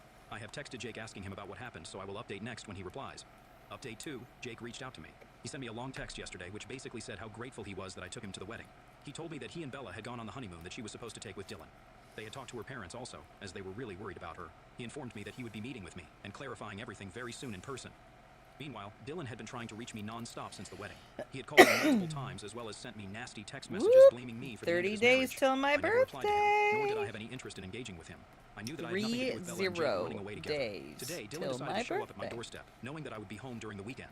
At first, I refused to open the door and asked him to leave. He kept yelling that he wasn't going until he talked to me. I opened the door a crack and told him that he wasn't allowed inside my house, so he could say whatever he wanted to me standing outside my door. Dylan started yelling at me that I had completely ruined his life. Apparently, he had given his notice at work already, thinking that he would never have to go back to work after getting married to someone as rich as Bella. He angrily asked me why I ever brought Jake to their wedding. I was starting to get pissed about him blaming me, so I decided to reveal to him that I had heard everything that night that he talked with Bella. His eyes widened in shock as I told him that I knew he had used me all along to cover his rent as well as pay for our dates for all the years we dated. I told him I did all those things because I loved him, but he clearly had no respect for me. I told him that even when he cheated on me with Bella, I didn't make it a big deal, nor did I ever interfere in his relationship. It was only when he invited me to their wedding and wanted to flaunt in front of me about the life he was going to live with his rich partner that really took me over the edge. I told him that he had no right to come to my place and yell at me for something that I wasn't responsible for. Bella was an adult and had chosen to leave him, so he should be angry at her. Hearing this, Dylan started to yell back that it wasn't his fault that I was so naive enough that I couldn't see how he was using me for those years, and that I shouldn't punish him for the past. I scoffed hearing this while he continued to tell me how Bella was supposed to change his life, and he could have had everything in his life. Finally, he revealed how he had worked so hard to flirt and seduce Bella, but I had ruined his chance. At this point, his words were so despicable that I didn't want to hear them anymore, so I asked him to leave my property. Otherwise, I would call the police. He told me that I would never dare to do that, so I whipped out my phone to dial in front of his face. He immediately took a few steps back and told me not to overreact as he was going to leave. I shut the door, promising myself that this would be the last time I would ever see him. Since then, I have blocked him from everywhere and informed my family about this incident. I plan on changing my house locks as well as installing a camera on my door so that the next time he returns, I can record his behavior and file an official complaint against him. Update 3, it's been a month since my last update. I've been very busy with my work and didn't have time to give an update to everyone sending me 100 messages questioning if Jake and I ever met. I'm happy to report that we finally did. Jake had invited me for lunch a week ago, telling me that he was ready to talk to me. When I reached the venue, I saw Bella sitting next to him. I immediately braced myself, thinking that she was here to start another fight with me. But to my surprise, when she saw me, she smiled politely and warmly greeted me. I was a bit unsure of what she was doing here, but Jake assured me that she was here just to apologize. Bella nodded and profusely apologized for how she had spoken to me in the past. She then went on to tell me her story with Dylan. She revealed to me how Dylan would always be nice to her at work and give her a lot of attention because of their long work schedule. They spent a lot of time together where Dylan would always complain about me and our relationship. He would say how unhappy he was and that he wished he had a better-looking girl like Bella. She started to sympathize with him and felt flattered every time he complimented her.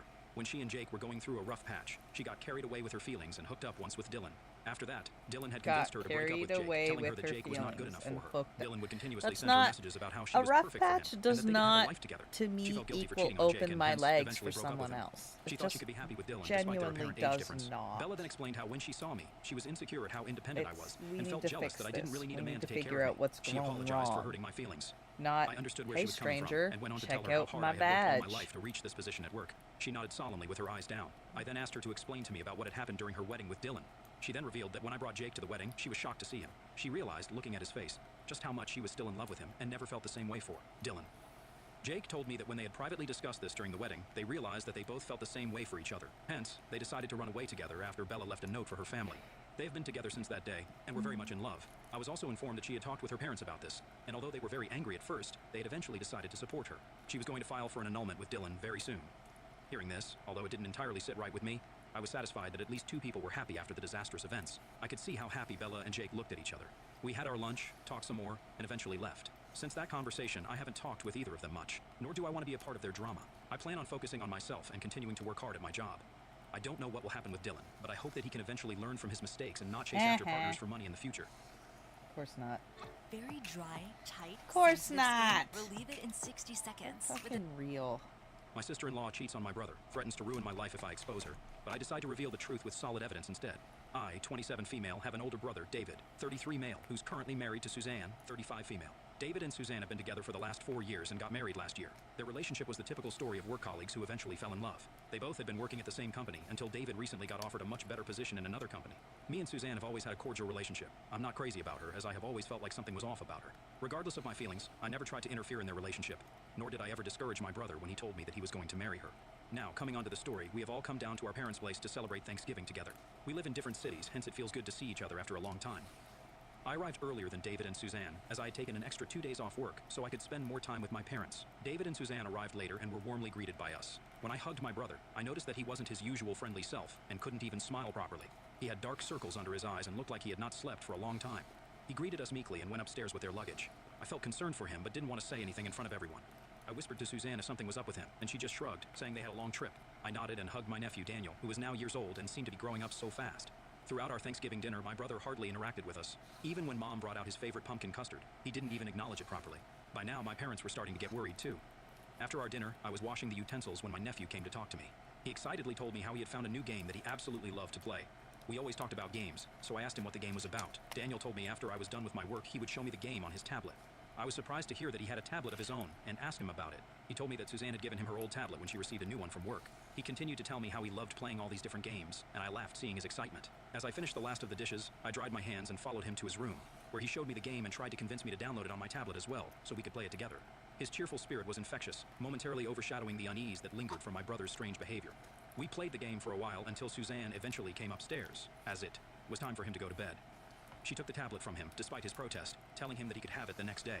She put him to bed and we both then headed out of his room. I asked her if I could have his tablet so that I could continue playing the game and practice on his tablet, as mine was lagging a bit. Suzanne hesitated, then with a faint smile handed over the tablet. Sure, just make sure he gets it back tomorrow morning, she told me. With the tablet in hand, I retreated to my room, determined to learn the intricacies of the game before the next round with my nephew. I was busy playing when suddenly there was a text message notification on the top. I couldn't help but glance at it. It was from someone named Chad, who said, "Missing you already." Fucking course it was I immediately Chad. froze in the middle of the game as the word sank in. Fucking I couldn't comprehend what I had Chad. just read. Why was my 11-year-old nephew getting texts like this from someone named Chad in the middle of the night? I immediately checked the message Fucking tab and quickly Chad. realized that the tablet was connected to Suzanne's cloud. That's when it hit me. She would have had her iPhone synced with this tablet. Hence, the messages that were coming to her phone were also showing up here. She must have forgotten to log out of her iCloud account on this tab before giving it to my nephew today. Confusion etched my face as I tried to deduce why she was getting this kind of message. I opened the Messages app with a bated breath and clicked on Chad's message. My mouth was wide open in shock as I scrolled through the message, and I discovered a series of intimate conversations between Suzanne and Chad. I clicked on his contact pictures and gasped in surprise, realizing that he was my brother's neighbor. I had seen him a few times when I had visited my brother's place in the past. They were supposed to be just neighbors, but clearly their relationship had crossed into dangerous territory. Their messages were filled with details of all their meetings and plans. They had talked about Suzanne's relationship with my brother in excruciating detail, where she had revealed how she didn't love my brother anymore, but didn't want to be the one at fault for their relationship to break off. She mentioned how much she hated the fact that David didn't give her any attention because of his work, and that she was glad to get it from Chad. Chad, in turn, had written how he loved being her neighbor so he could come over to visit her whenever he could. Their text messages were so graphic and disgusting to read, I wanted to puke in disgust. I couldn't believe that I had stumbled upon my sister-in-law's secret affair. It was a shocker, the kind that makes your heart race and your mind struggle to process the reality unfolding before you. I just didn't understand what to do, and I wondered if my brother even had an inkling that Suzanne had an affair.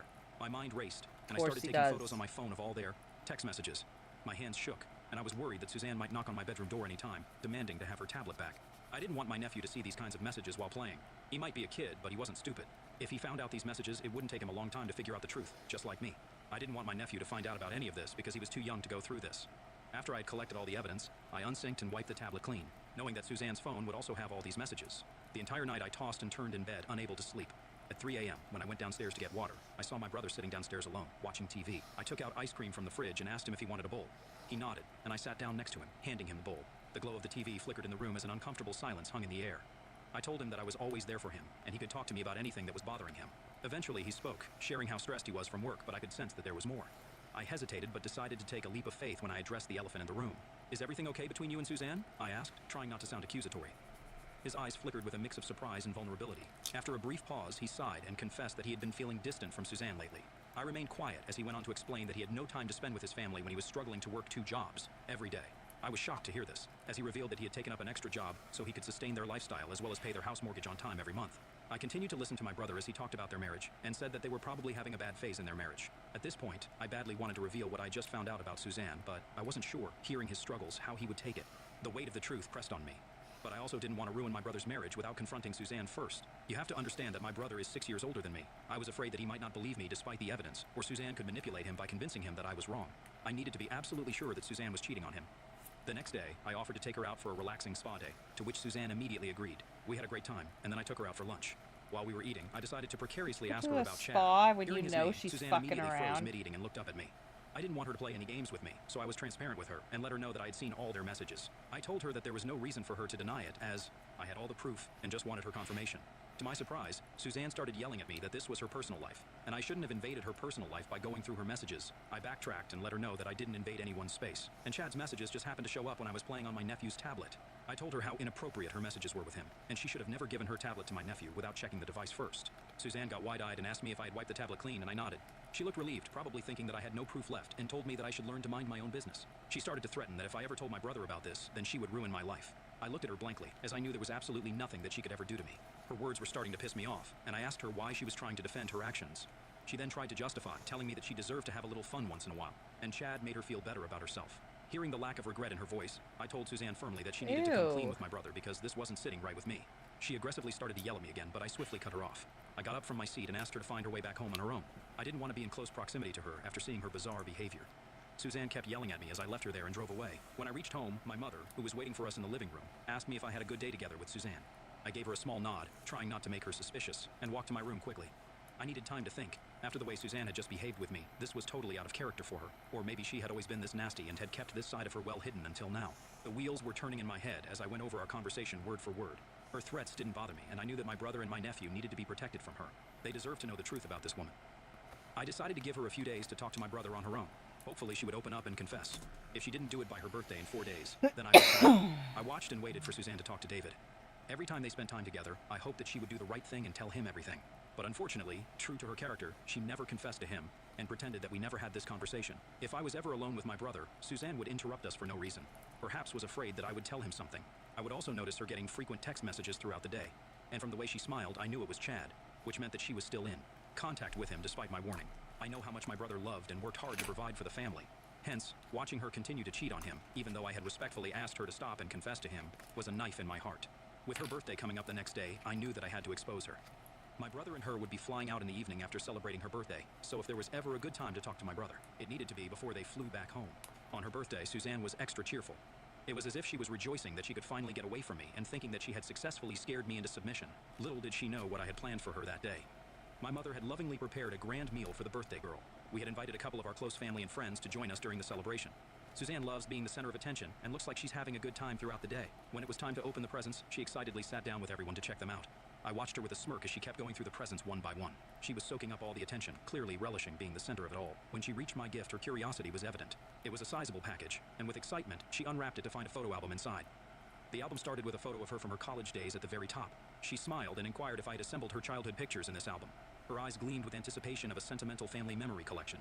I smiled at her politely, knowing that very soon her smile would turn to a frown.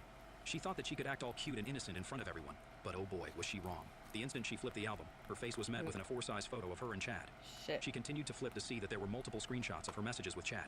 My mother and my brother, who was sitting on either side of her, leaned in to read the contents. My mother gasped, immediately realizing what this was, and my brother wore a look of confusion. Suzanne hastily tried to close the album, but my brother was quick. He snatched the album from her hands and stood up to go through the pages. At this point, everyone knew that something was wrong, and they kept exchanging glances. My dad, sensing something amiss, inquired loudly if there was a problem, and we watched as Suzanne's face turned 50 shades of pale, realizing that she couldn't run away from the truth anymore. Her angered gaze met mine, but I maintained eye contact, conveying through my stare that I wasn't about to back down. I had carefully considered this course of action, even if it seemed extreme. She was the one who had chosen unfaithfulness, and it was time for her to face the consequences. After furiously flipping through the pages, my brother looked directly at me and asked if it was all true. I nodded in affirmation. Suzanne began to stammer out excuses, but the damage was done. My brother looked like he had been slapped with a brick of reality. Without uttering a single word, I had dropped the truth bomb, leaving the room in stunned silence. My brother then took Suzanne's phone from her hands, probably to investigate further. My parents, who were going through the album now, looked visibly stressed. My mother asked me how I had found out about all of this, and that's when I spilled the beans. I told them I stumbled upon it by accident while using my nephew's tablet, which was actually Suzanne's. She forgot to log out of her account, so I saw all her messages with Chad and took screenshots. I went on to explain that I confronted Suzanne about it the next day, asking her to come clean with my brother, but she flat out refused. Instead, she tried to threaten me, which is why I was forced to reveal her affair this way. My brother, having discovered the proof of Suzanne's chats with Chad on her phone and heard my side of the story, stormed out, probably needing time to process everything. My dad, who had kept silent throughout the whole mess, finally spoke up and asked Suzanne to get out of our house. Suzanne, caught in her own web, tried to come up with feeble excuses, but no one was willing to listen. My dad sternly told her that what she had done was unforgivable, and she should have told my brother about this instead of forcing me to expose her in this manner. It was a glorious downfall to see how Suzanne had been exposed and was left red-faced in embarrassment. She started to cry and rushed upstairs in embarrassment. Since the incident, my brother hasn't flown back home with Suzanne. My nephew is staying with us, and my brother has asked Suzanne to give him space, despite her begging him to come back with her. My parents have talked to me regarding this, and they completely understand why I had to expose her this way. However, when I discussed the matter with my grandmother afterward, she expressed disapproval. Oh, According that's to her, because she's I shouldn't have 90 disrupted billion my brother's years marriage old. by revealing Shut the fuck Suzanne's up, secret. Grandma. Given my deep respect and love for my grandmother, her perspective has left me contemplating if what I did was Dumbass. right. So, Reddit, am I the I'm a-hole sure for Grandma's exposing my one of those sister-in-law's ones affair that when she says, didn't stick reveal your anything to my head in brother? the sand and Update pretend 1. nothing's Thank you for everyone's happening. honest opinion. While some of you Don't think that I care was about indeed your the a-hole, brother's I'm glad to see that others well-being. seem to agree with Stick what your I did. head in the I would like to sand. clarify yet Pretend again that I would have nothing's never done this happening. had Suzanne decided to talk It's to my all brother on about her own. image. This is why I had confronted her before The exposing the truth on her stranger's birthday. I wish she opinions would have been a of better us. person and broke the news to him on her own, instead of trying to threaten me. As for my brother, he and I sat down to discuss everything in more detail. It was heartbreaking to see my brother break down in front of me while telling me that he had no idea that his wife had been doing all of this behind his back. He kept questioning if this had happened because he couldn't give her enough attention due to his 2 jobs. My heart went out to my brother, knowing how hard he worked to provide for his family. Selfish. I told him that Suzanne's actions had nothing to do with it. He had always been an exemplary husband and father, and if Suzanne couldn't appreciate that, then she didn't deserve to be with him. Despite my attempts to console him, my brother remains deeply affected by the situation, repeatedly going through the photo album containing all of Suzanne's messages with Chad. I'm uncertain when he plans to talk to Suzanne about it. I've decided to take a few more days off from work and consider working from my parents' place to support my brother and help take care of my nephew during this challenging time. Update 2. For the last couple of days, Suzanne has been sending me messages that have slowly turned into more and more crazy threats. She Lol. continues to blame me for revealing her secret to my brother and the rest of the family, How without dare you acknowledging tell any people responsibility what for a cheating on my brother in the first place. staggeringly At first, I nasty brushed it hoe off because I it was am. understandable why she was angry at me, but over time her messages have become more and more graphic, where she keeps threatening to physically harm me for what I have done to her. Her messages became so vile that I was forced to show them to my parents today. My mom and dad were immediately upset and furious to read her threats. They urged me to show these messages to my brother. I hesitated, knowing he was already dealing with a lot and feeling down about the whole situation. However, when he saw what Suzanne had been sending me, he immediately switched to protective older brother mode. He assured me that he would handle the situation and told me to block her right away. He promised that she wouldn't bother me again and made it clear that he would take care of dealing with her behavior. It's been a priority for me to spend extra time with my nephew lately. With my brother and him set to fly back home in a couple of days, I want to make the most of our time together.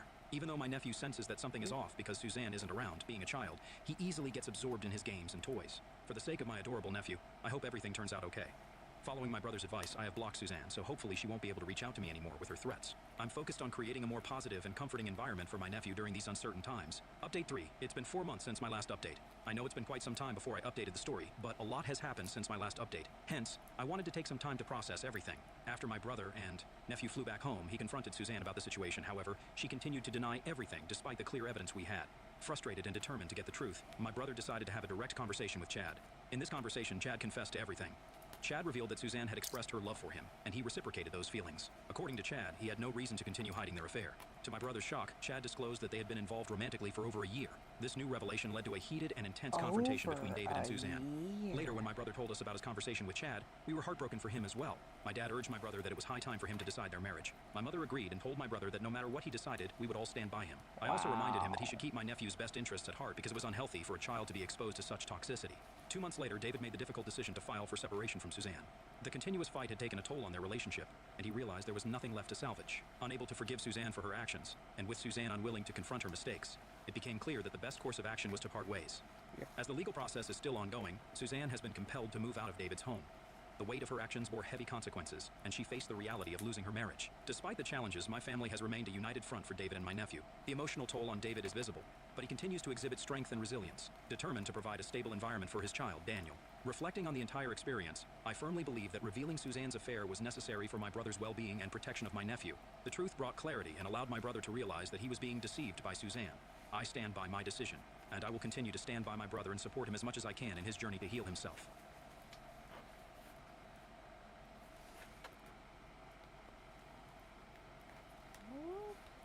Michael's lowest prices of the season sale is going on now. Get up to 60% off thousands of items. Shop 70% off spring stems and 60% off spring floral and decor. Score BOGO deals for free canvas and frames. And all yarn is on sale. Plus, earn rewards while you shop. A lifetime of being overlooked.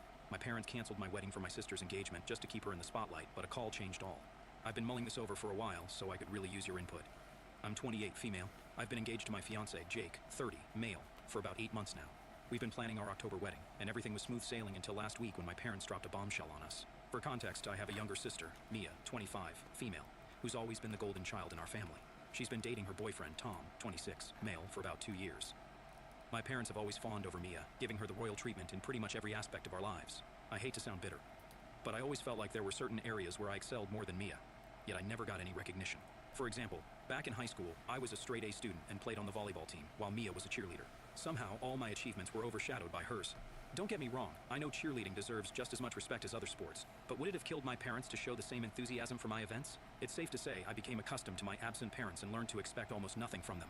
Because of this, I distanced myself from Mia. My immature self blamed her for everything, even though deep down I knew it wasn't her fault. It wasn't until college when I met Jake, the love of my life, that my perspective on everything changed.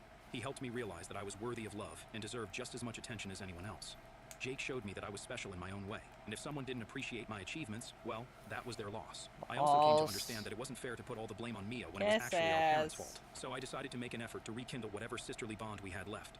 I started checking in on her more often and let her know that she could talk to me about anything. Naturally, she was a bit hesitant at first, but she eventually became more comfortable opening up to me. We would talk about almost everything, no matter how stupid or serious it was. Even though our interests and life choices were a little different, I was happy with the fact that our relationship was slowly improving, and it felt like we were finally becoming the sister.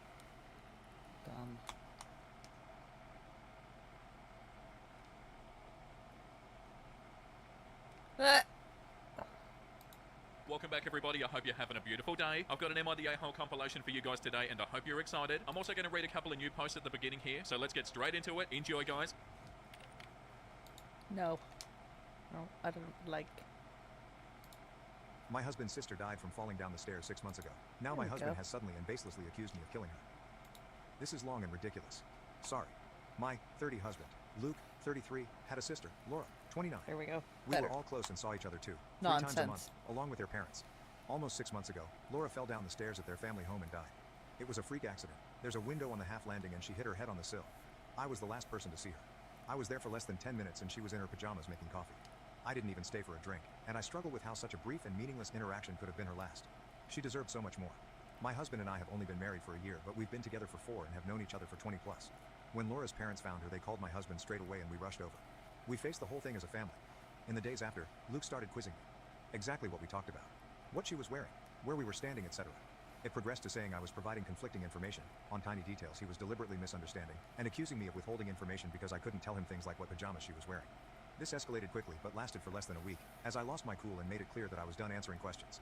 He didn't bring it up again, and I wrote it off as a grief quirk. His behavior was generally that of a normal, grieving person.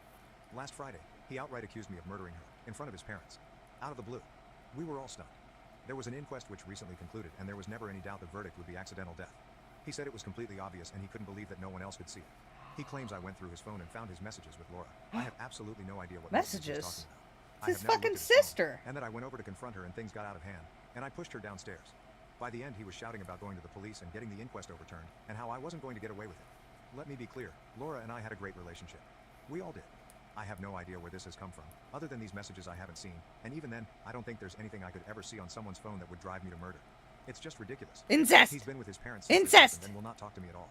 I've had some contact with his mom, but she's not being very communicative. I bet it's incest. The last I heard, she didn't know what messages he was referring to either. I am still completely stunned and I have no idea how to proceed. I made a commitment to be there for him always, and I understand that grief can manifest in strange ways, but part of me feels like my love for him died the second he called me a murderer, and I don't know how we could possibly work through this. Duh. I also really don't want to be thought of in this way, and I have no idea if he has said anything to people we know. I obviously haven't. A brain tumor or psychotic break has crossed my mind, and I suggested it to his mother, and she just said she'll talk to him. Other than the questions before, he hasn't been acting odd. Obviously he's been grieving, but he seems sane and sensible other than this. I feel like I'm going mad. Does anyone have any advice at all? TL Doctor, my husband's sister died in a horrible accident, and my husband, for absolutely no reason other than some mystery messages, thinks I murdered her? Oop. Edit. It has come to my attention that I accidentally used Laura's real name once in this post. Can I kindly ask anyone who commented who is real name? Delete their comment, as I really don't want this to bleed into my real life. For obvious reasons. Relevant comments. Moral_tag. Fuck no, you don't salvage this. You get a lawyer and get the fuck out. Best case scenario, he has just admitted to sending messages with his sister that he thinks would make you angry enough to kill her over them.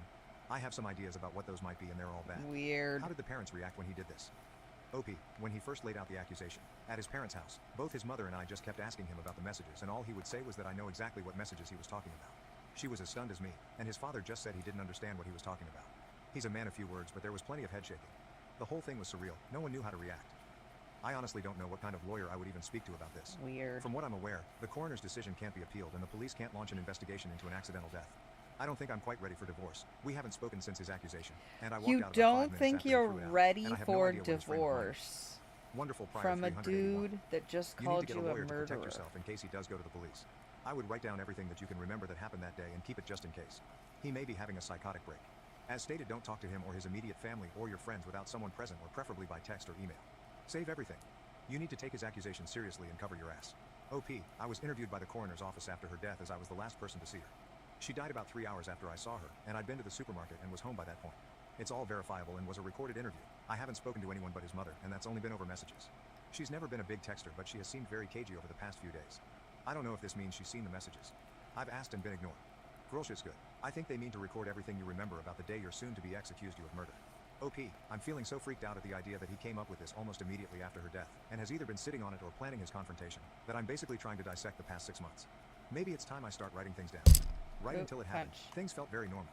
Obviously, her death has been felt deeply by all of us, and things aren't anything like they were, but there have been no signs of anything like this, even on the day. OP on getting the messages. I'm absolutely desperate to see these messages, because I'm right there with you on the sheer wackiness of what they have to contain. It hadn't occurred to me that they might not exist. I've never known him to lie, but I do think a mental health issue is a real possibility. His relationship with his sister didn't seem odd, and I've never been interested in his phone, but he's never been defensive about it either, so I think you might be right. If I had such incriminating messages, I'd probably worry about them before now. When told to find an old iPad to use to access them, I have his iCloud password. It has a backup from yesterday. I have no idea how to turn this into something I can actually use. It doesn't have a messages folder or any signs of how to use it for anything other than restoring a whole phone, which I don't want to do. Does anyone know how to actually get the messages from this? Sorry to throw a tech support request in. I can't believe I didn't think of this. Huge thanks to the person who suggested it. Update 1. I'm in a bizarre and complex situation with my husband. I have broken the law, and I feel I have no choice but to do so again for my safety. I don't know what type of solicitor I need or what the next steps should look like. We're in England, and I'll try not to editorialize too much. My husband's sister died suddenly at the start of the year. Her death was an accident, and there was no suggestion to the contrary. The inquest was recently concluded and a verdict of accidental death returned. I was the last person to see her, but her time of death, which was almost immediate due to her injury, was confirmed to be hours after I had left the house. All of this was verified at the time. In the immediate aftermath, my husband behaved strangely and kept trying to trip up my story of the last time we saw each other, which was a brief interaction. Last week, months after this was first and last mentioned, he outright accused me of murder, in front of his parents. He says I saw his messages with his sister and confronted her, and that he's going to have the coroner's decision overturned and have the police investigate. I haven't seen or heard from him since. Today is day 9. I posted for advice on Reddit. I'm pretty desperate at this point, and it has spooked me. Quite reasonably, I think, but also led to me committing a crime and planning another. My husband's iCloud credentials were saved on an old iPad in his office, and I downloaded his backup last night. I have read all of his messages with his sister, and there is absolutely nothing like he describes. I understand this is illegal, and I'm concerned about the possible ramifications. I am also waiting for a callback from a locksmith to change the locks on the home we own together, which I believe is also against the law. So this leads to my actual questions. I feel justified in what I've done for my safety, but is there a degree of pragmatism under the law for these issues because of the situation? Or am I shooting myself in the foot? I am resigned to the fact my relationship is over, but his parents don't seem to be taking this seriously, and they're icing me out. I believe this is a serious mental health issue which may put people, namely me, at risk. Can I do anything about this when all I have is the fact I'm being accused of murder? I feel he needs to be detained, and this should be investigated as a full-blown psychotic break. Sorry, this is all a bit mental. In addition, what type of solicitor do I need? My understanding is that a coroner decision can't be appealed. Is that correct? Are his accusations going to go anywhere? Can I protect myself from this or stop him escalating to telling others? We live in our hometown and everyone knows everyone. This could follow me forever and it's either a lie or a delusion. Any advice would be greatly appreciated. Relevant comments when told OP can't lock out her husband or force him to get a psych eval. OP. Thank you so much for your response. Locking each other out doesn't sound like a pattern I want to get into, but I think I'll go ahead and change them once on the basis that it isn't you did this so you have to leave the house. And also you'll be prosecuted. Levels of seriousness. In terms of him being deemed to lack capacity, is there any way I can trigger the process that you know of? Is something like this sufficient for the Mental Health Act to kick in? I've been Googling and you can be detained if professionals think your mental health puts you or others at risk, and you need to be in hospital. Seems very vague. Obviously I'm biased, but accusing someone of murder and screaming about how they aren't going to get away with it feels like risky behavior. Does he need to have made explicit threats or is there a clearer bar to meet? Sorry for asking so many questions. No firefighter, 9,257. You are jumping ahead of yourself and playing out situations that have not occurred. If your husband reports you to the police for accessing his data and you are subsequently arrested or taken in for questioning, then obtain the services of a criminal solicitor for advice. With respect of changing locks, ending your marriage, seek a solicitor that deals with family law divorce. If you feel that you're at risk from your husband, talk to a domestic abuse helpline. If you feel you're at an immediate risk of harm, then call the police. If you think your husband is mentally ill and presents a risk to himself or others, call the police. OP. I don't think that's a fair assessment. Being accused of arguably the most serious crime to exist has most definitely occurred. My understanding of the law is that something is illegal whether you're reported to the police or not. Those messages are evidence, as far as I'm concerned, that his accusations are false. They were apparently the trigger to me literally murdering someone I was extremely close to. I have illegally accessed them, and I don't think it's unreasonable to inquire as to the potential impact of that. I am fully aware that I need a solicitor, but as you're probably aware, today is Sunday. I don't know if I need to seek someone out based on a divorce, which honestly, if this is a mental health issue, is not going to be something I go for, or a criminal solicitor, or someone who deals with the Mental Health Act, as my absolute priority preference is getting him assessed. My only exposure to the legal system in my entire life was through the inquest, and that is obviously completely different to any of this. I'm not educated in this area. Commenter. It's sad and slightly suspicious that OP is jumping ahead to mental health assessments to defend themselves from accusations of murder when their husband is clearly going through some serious issues coping with the death of his sister. OP, what else can I do? He has blocked me everywhere, and we went from a normal couple dealing with the new normal 6 months after the death of his sister, to me being accused of murder over a family dinner because of messages which clearly don't exist, and it's been 9 days and I've heard nothing since. Can I remind you that the inquest was held and concluded? I dropped off some Tupperware, grabbed an umbrella I'd left behind the previous week, went to a big Tesco, then went home and called my mom. Tesco is already home by the awesome. time she died, and my whereabouts were extremely easy to verify because my husband was home all day. It's obvious that he's going through some serious issues coping with the death of his sister. That is the exact point of all of this. I like Update Tesco. 2. Firstly, thank you to those who helped me get to my husband's iCloud backups through an old iPad. I wasn't expecting much from Reddit, but I got valuable practical advice before my post was locked, and I appreciate it. There were no crazy, or even suspicious messages. I've searched for over 100 terms and scrolled back over the years. I saw a side of them both I wasn't expecting, but nothing that explains the claim I murdered Laura over their chats. Nothing to suggest he was cheating. Absolutely nothing to suggest incest. I repeat, no incest. No weird gaps where deleted conversations or a switch to another app would fit. Just Damn. siblings making plans, sending memes, and gossiping. They said unexpectedly horrible stuff about a few people, but not me. It was a sort of relief, but it raised more questions than it answered. I sought legal advice, also from Reddit, after posting here. Turns out my options are divorce him or sit down. I contacted my community mental health team, who said they'd reach out, but made it clear it wasn't urgent. I then called his mom and said that if I didn't hear from him by this weekend, I would get a solicitor and ask for a mental health assessment as part of the divorce. In response, he made a ridiculous post to Facebook, which neither of us have used in years, and everything blew up. I'm going to try to keep this succinct. On Friday night, he made a long accusation on Facebook, with new information. He said he'd been planning to leave me for months with his sister's support, and I found the messages, and murdered her. The coroner has reopened the case, and the police are preparing to arrest me, and he needs to make sure people know before the trial stops him talking about it. It was well written and seemed vaguely plausible. He messaged people with links so it got some attention. We live in our hometown, and have a large circle of friends because we've been here all our lives. People I haven't spoken to since school were reaching out to me asking WTF was going on. It was madness. In response, I posted the export of his entire conversation history with Laura, also to Facebook, when I finally got back in. I linked to the chat along with a post explaining my side, and noting that I had changed my ex's iCloud and Apple passwords, and that if he wanted them back, he should comment on my post and update his own, admitting that he was lying. He eventually did. When I started getting messages about his post, I panicked, and changing his password seemed important to preserve everything because he'd know I had access. When I spoke to him the next morning, it's clear he's not having a mental episode at all, but is claiming one because he's been caught in a big lie. As soon as he was outed, he called me, clearly drunk, begging and promising to explain everything if I deleted my post. I hung up and told him to call back the next day. He did, after many missed calls and texts, and he tried to bargain and guilt-trip me with his mental health until it was clear the wrong people had seen his conversation. It's hard to describe, but it seemed fake. It was too well rehearsed, and then this morning, when it was clear he was getting nowhere, he blocked me. Begging for mercy and reciting facts about mental disorders doesn't align with someone in crisis with a sincere belief that someone murdered their sibling. The question of why he did all this remains unanswered, and he will not be getting his passwords until it is. The legal advice subreddit said this stuff is technically illegal, but it's beneath the court to take action, so I'm going to count on that because I felt like I had no other choice at the time, and now I don't see any other way to get answers from him. I am desperate and it's all I've got. So there we are. The relationship I believed was my destiny since I was a teenager has boiled down to petty, convoluted and vindictive bullshit, played out on social media, for reasons still unknown. My hope for a brain tumor is fading, and clearly tomorrow morning is going to be when I lawyer up and stop posting about this. I am mortified. I have no idea whether some people might believe him, and I still don't know why this all happened in the first place. Sorry I don't have a happier update, and thanks once again to everyone who offered advice. Weird guy shows up at my parents' house at 1 a.m. looking for me using details from 20 years ago. Help me figure out this mystery. Posted this on the Creepy Encounter sub, and someone suggested I post here. This happened 3 nights ago, and I'm going crazy trying to figure it out. I just moved into a new apartment 1 month ago, and I'm still unpacking and settling in. I have been using my parents' address as my mailing address, who live a few towns over, 20 minutes away, all of my life.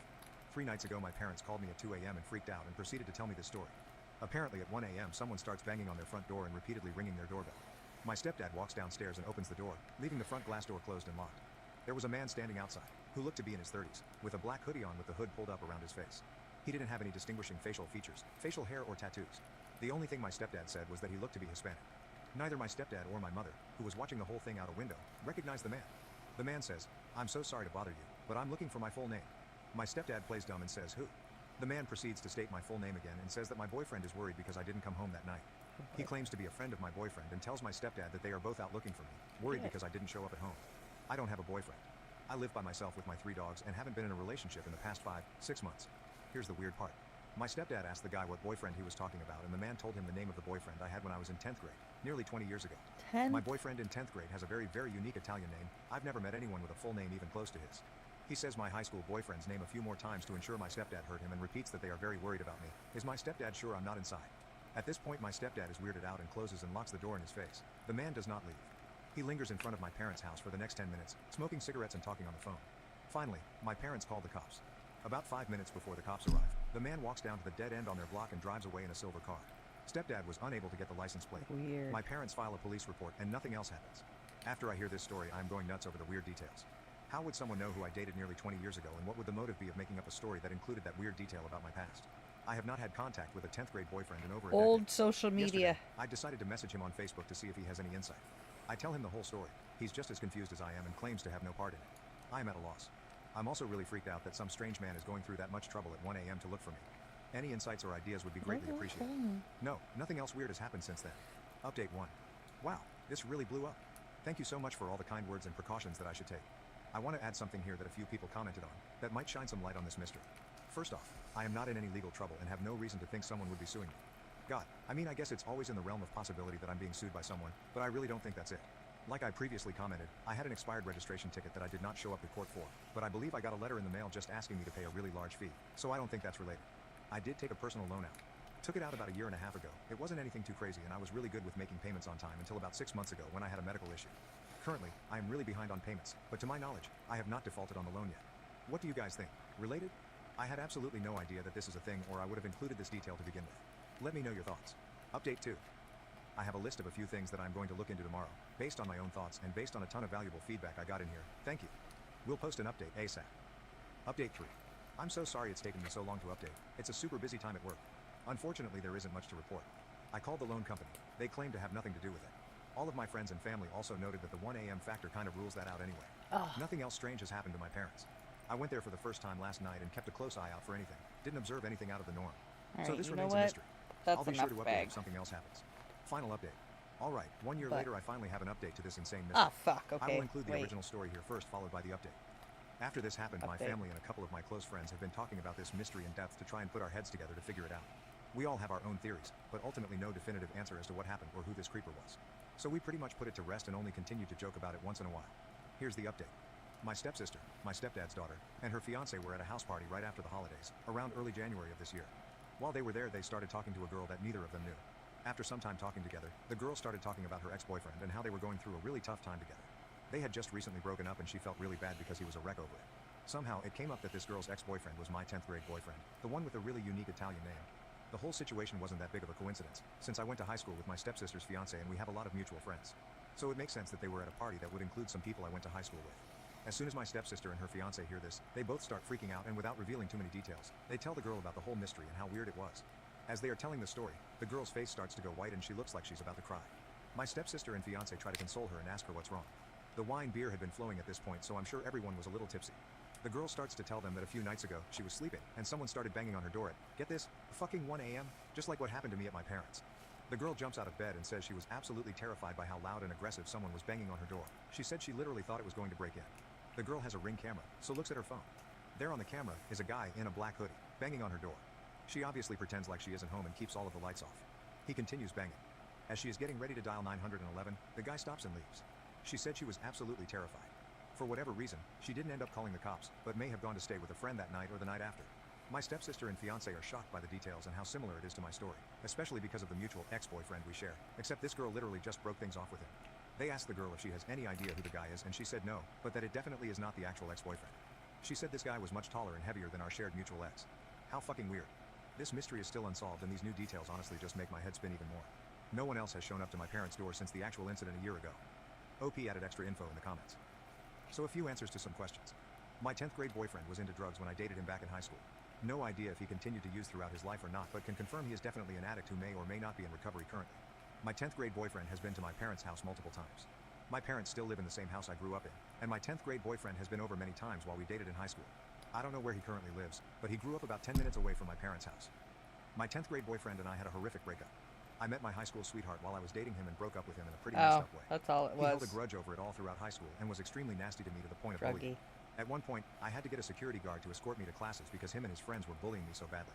The bullying was only severe for the rest of 10th grade, but he definitely hated me all throughout high school. At one point he did end up apologizing to me, and explained that he was just heartbroken over me breaking up with him, but at that point, I was way past the point of forgiving him. After graduating high school, we ran into each other maybe once or twice while I was home from college, and he was totally cordial and nice with me, and we laughed the high school experiences off. I can definitely try reaching out to him on Facebook again and bringing back up this whole mystery with the added updates from his recent ex-girlfriend to see what his reaction is and gauge whether or not he's being truthful in it. I can also ask some mutual high school friends who know him about how he currently is, if he's into any shady shit or not. My stepsister only gave me a first name and description of a recent ex-girlfriend from the party. But I can go on my 10th grade boyfriend's Facebook and look for her under his friends, then reach out to her on Facebook Messenger to inquire about Ring footage and ask her more questions. Also see if she ever reached out to cops. Weird. I agree this is probably the best thing to do if I want more answers, but I agree I need to be careful as I still don't know what is going on here. My 10th grade boyfriend does not have a brother. My just 10th one grade, younger sister my that I 10th remember grade back from high boyfriend. school. My 10th grade Relevant boyfriend. comments from OP Comment 1. I just posted some answers in the comments about the nature of my breakup with my high school boyfriend and how horrific it was and how he basically harassed me for the rest of the 10th grade. Your last theory, and what a lot of other people are commenting on, is starting to make the most sense to me. It could be that my 10th grade boyfriend has a tendency to get insanely hung up on girls and is sending a close friend or relative to do these 1 a.m. drop-bys. And this would especially make sense if he is still using drugs like he did in high school. This theory being correct would mean he lied to me when I reached out to him on Facebook a year ago, which of course he would. If this is the case, it seems like he moved on to his current ex. I just hope he doesn't swing back around to me. Comment 2. I decided I'm going to try and find out the girl's full name so I can look her up on social media. I may even be able to find her with just the first name that I already know from my steps. I can go onto my 10th grade boyfriend's Facebook and look at his friend list for a God, girl would you with the same stop first name who saying looks my like she could 10th have been his grade ex-girlfriend. boyfriend? He may even have pictures My with her God, tagged, I'm so it shouldn't be tired that of hard, hearing you unless he went say to you had social a media cleaning boyfriend in her after 10th they broke up. grade. Calm When the I'm able to fuck find her, I'm going to down. reach out to her and try and get some God.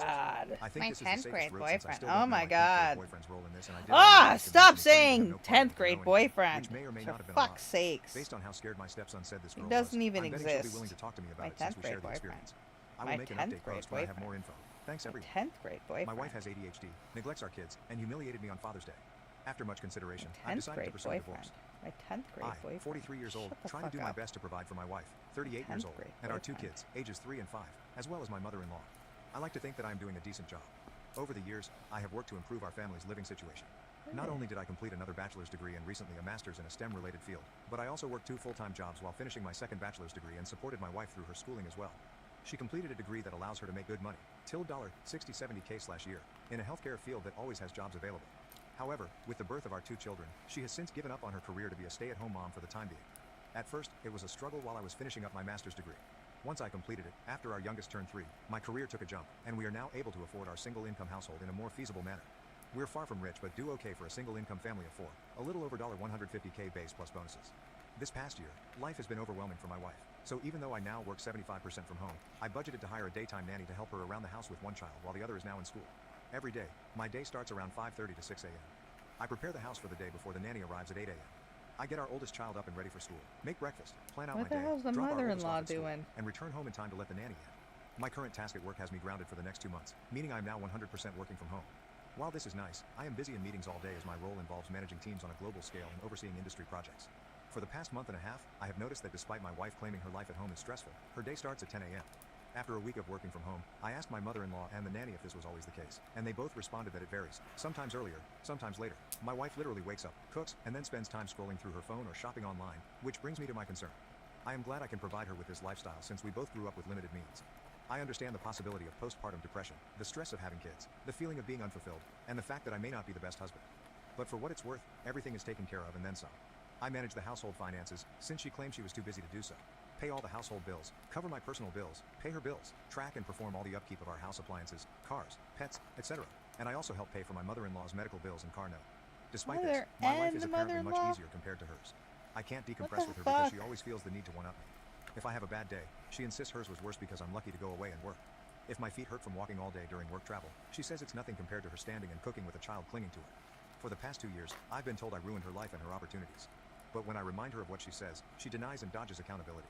My mother-in-law has noticed a change in both me and my wife, pointing out that I have a greater attachment to my kids and that I've even hugged the dogs and talked to them more about my life than to my wife. I honestly feel like I'm in emotional survival mode. I am one step away from moving up the career ladder and one step away from finding love and comfort at the bottom of a whiskey bottle.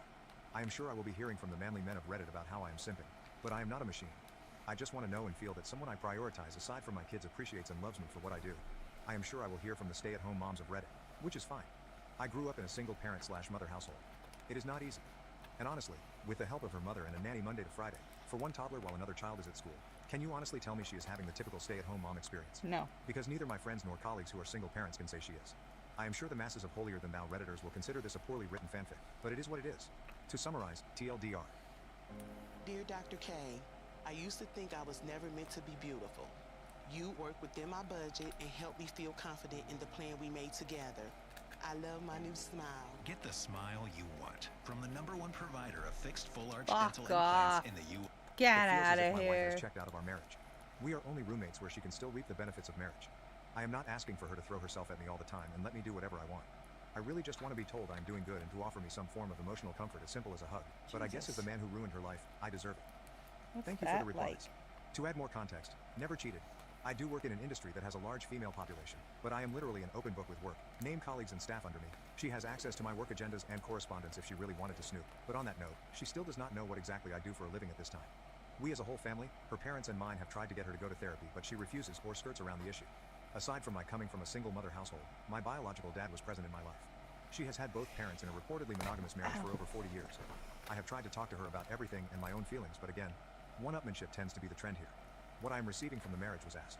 Now, aside from my 2 beautiful kids, I've been asking myself that same question. We have a near non-existent sex life mainly since last year. I always figured maybe it's part of depression or whatever she may be going through. Maybe I'm just not attractive enough or just horrible in bed because of my health conditions. I'm not some supermodel husband, but temptation and opportunity does knock and I can perform still, but I never give in. Because as cliche as it sounds, I honestly do love my wife and want to only be with her. I'll give credit where credit is due as I don't want to sound biased. When I say she wakes up and cooks, she cooks for everyone in the house. Myself, kids, MIL, and even nanny. Aside from breakfast, she cooks all meals and snacks. I typically fast until lunchtime, and our oldest tends to eat a small simple breakfast in case they don't like what school serves that morning. She does load both the kids in her laundry, but seldomly folds and puts them up. I typically do my own, and the rest of my clothes I dry clean because they're work clothes. She does keep track of our pantry and fridge. But after she makes the list, I'm the one who goes out and buys everything if not delivered. She does clean our bathrooms and house 50% of the time. The other 50% is done by either MIL or myself, or sometimes nanny if she feels like being extra helpful. Prior to nanny, my MIL was the main help for my wife up until she had unexpected medical needs. So I opted to hire a nanny to help them both, more so when MIL is having treatments and recovery. Update, not sure if anyone would read this, but thank you for those who have reached out and chit-chatted. While I know I've kept my newfound friends here updated, I figured I'd just update my post and keep it short. I showed my wife my post the following weekend and she read it in all the comments. Long story short, argument. She left our house to stay with her sister, and I've been a single parent since. Couldn't It's figure sad out to why say, the aside fuck from the good nights to our kids, it's all happened. pretty much the same routine. Nothing much else to say other than thank you for all the kind words of encouragement. I just need to add, this post got bigger than I expected from a venting post, but I've responded to a few comments. Nonetheless, thank you for the comments and DMs. And more so for the offers to let me ruin your life, huh? It's been the highlight of my day/night as I sit here drinking with my dog while everyone else is asleep. It feels depressingly sad that I feel that I have to turn to random internet strangers for some sort of validation in my rant. My apologies in advance as I try to keep this as vague as possible. I just wanted to update those who have been kind enough to check up via DM and comments. Apologies in advance for the lengthy post. It's a bit of irony and coincidence that I made a follow-up from the update on 06 May 2024 I made on my original post during Men's Mental Health Awareness Month, but I could really use another outlet outside of my therapist. My apologies if this isn't the storybook ending/destroying of a relationship people were hoping for. To save you a read, wife left, came back like nothing happened. She made it about her. Nothing changed. I'm continuing to be suffering mentally, knowing nothing will change while trying to keep it together for our kids. Lots of takeout. The day after she packed up and left, my wife attempted to come back and take the kids with her to her sister's. Naturally, I was against this, and thankfully so was her whole family, including said sister. Not only was it not fair to our kids for her to sweep them away into a home that's not theirs, but to put that financial and housing stress on the rest of her family since she doesn't work, and her sister and her family, husband and 3 kids, stays with their dad in the house they grew up in.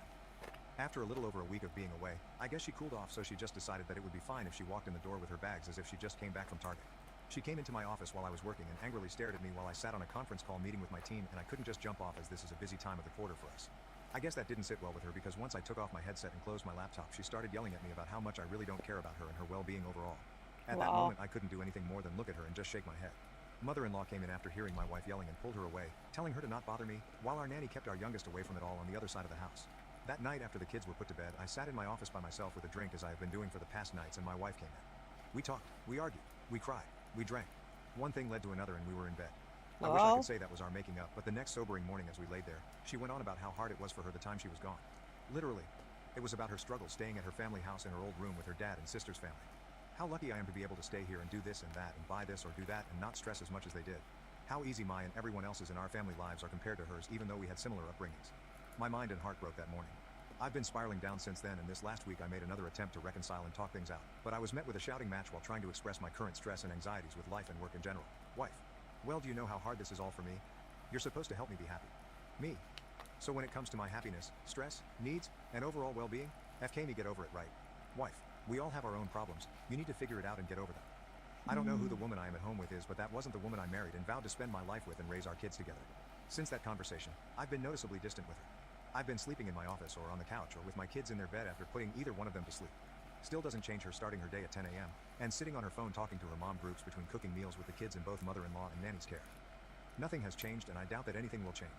Sadly, I think even if we got a divorce, nothing would change or feel different anyway, since during my wife's leaving the day seemed like any other day except with a little more takeout than usual. My main fear there isn't that I wouldn't just lose my wife, I'd lose my kids in the process. So I guess it's sad to say the grand finale to my story.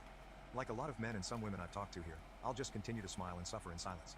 First off, thank you for all the comments and DMs, some context and clarification, since admittingly my post was emotionally charged since I typed it up after another argument. Post-birth, our kids' pediatrician's office gave my wife those postpartum depression screening forms, and during the time of both she scored pretty high and was suggested to see a therapist. With our second child she scored significantly higher, and I made an effort to get her the help she needs. She refused, so entered mother-in-law and nanny for support.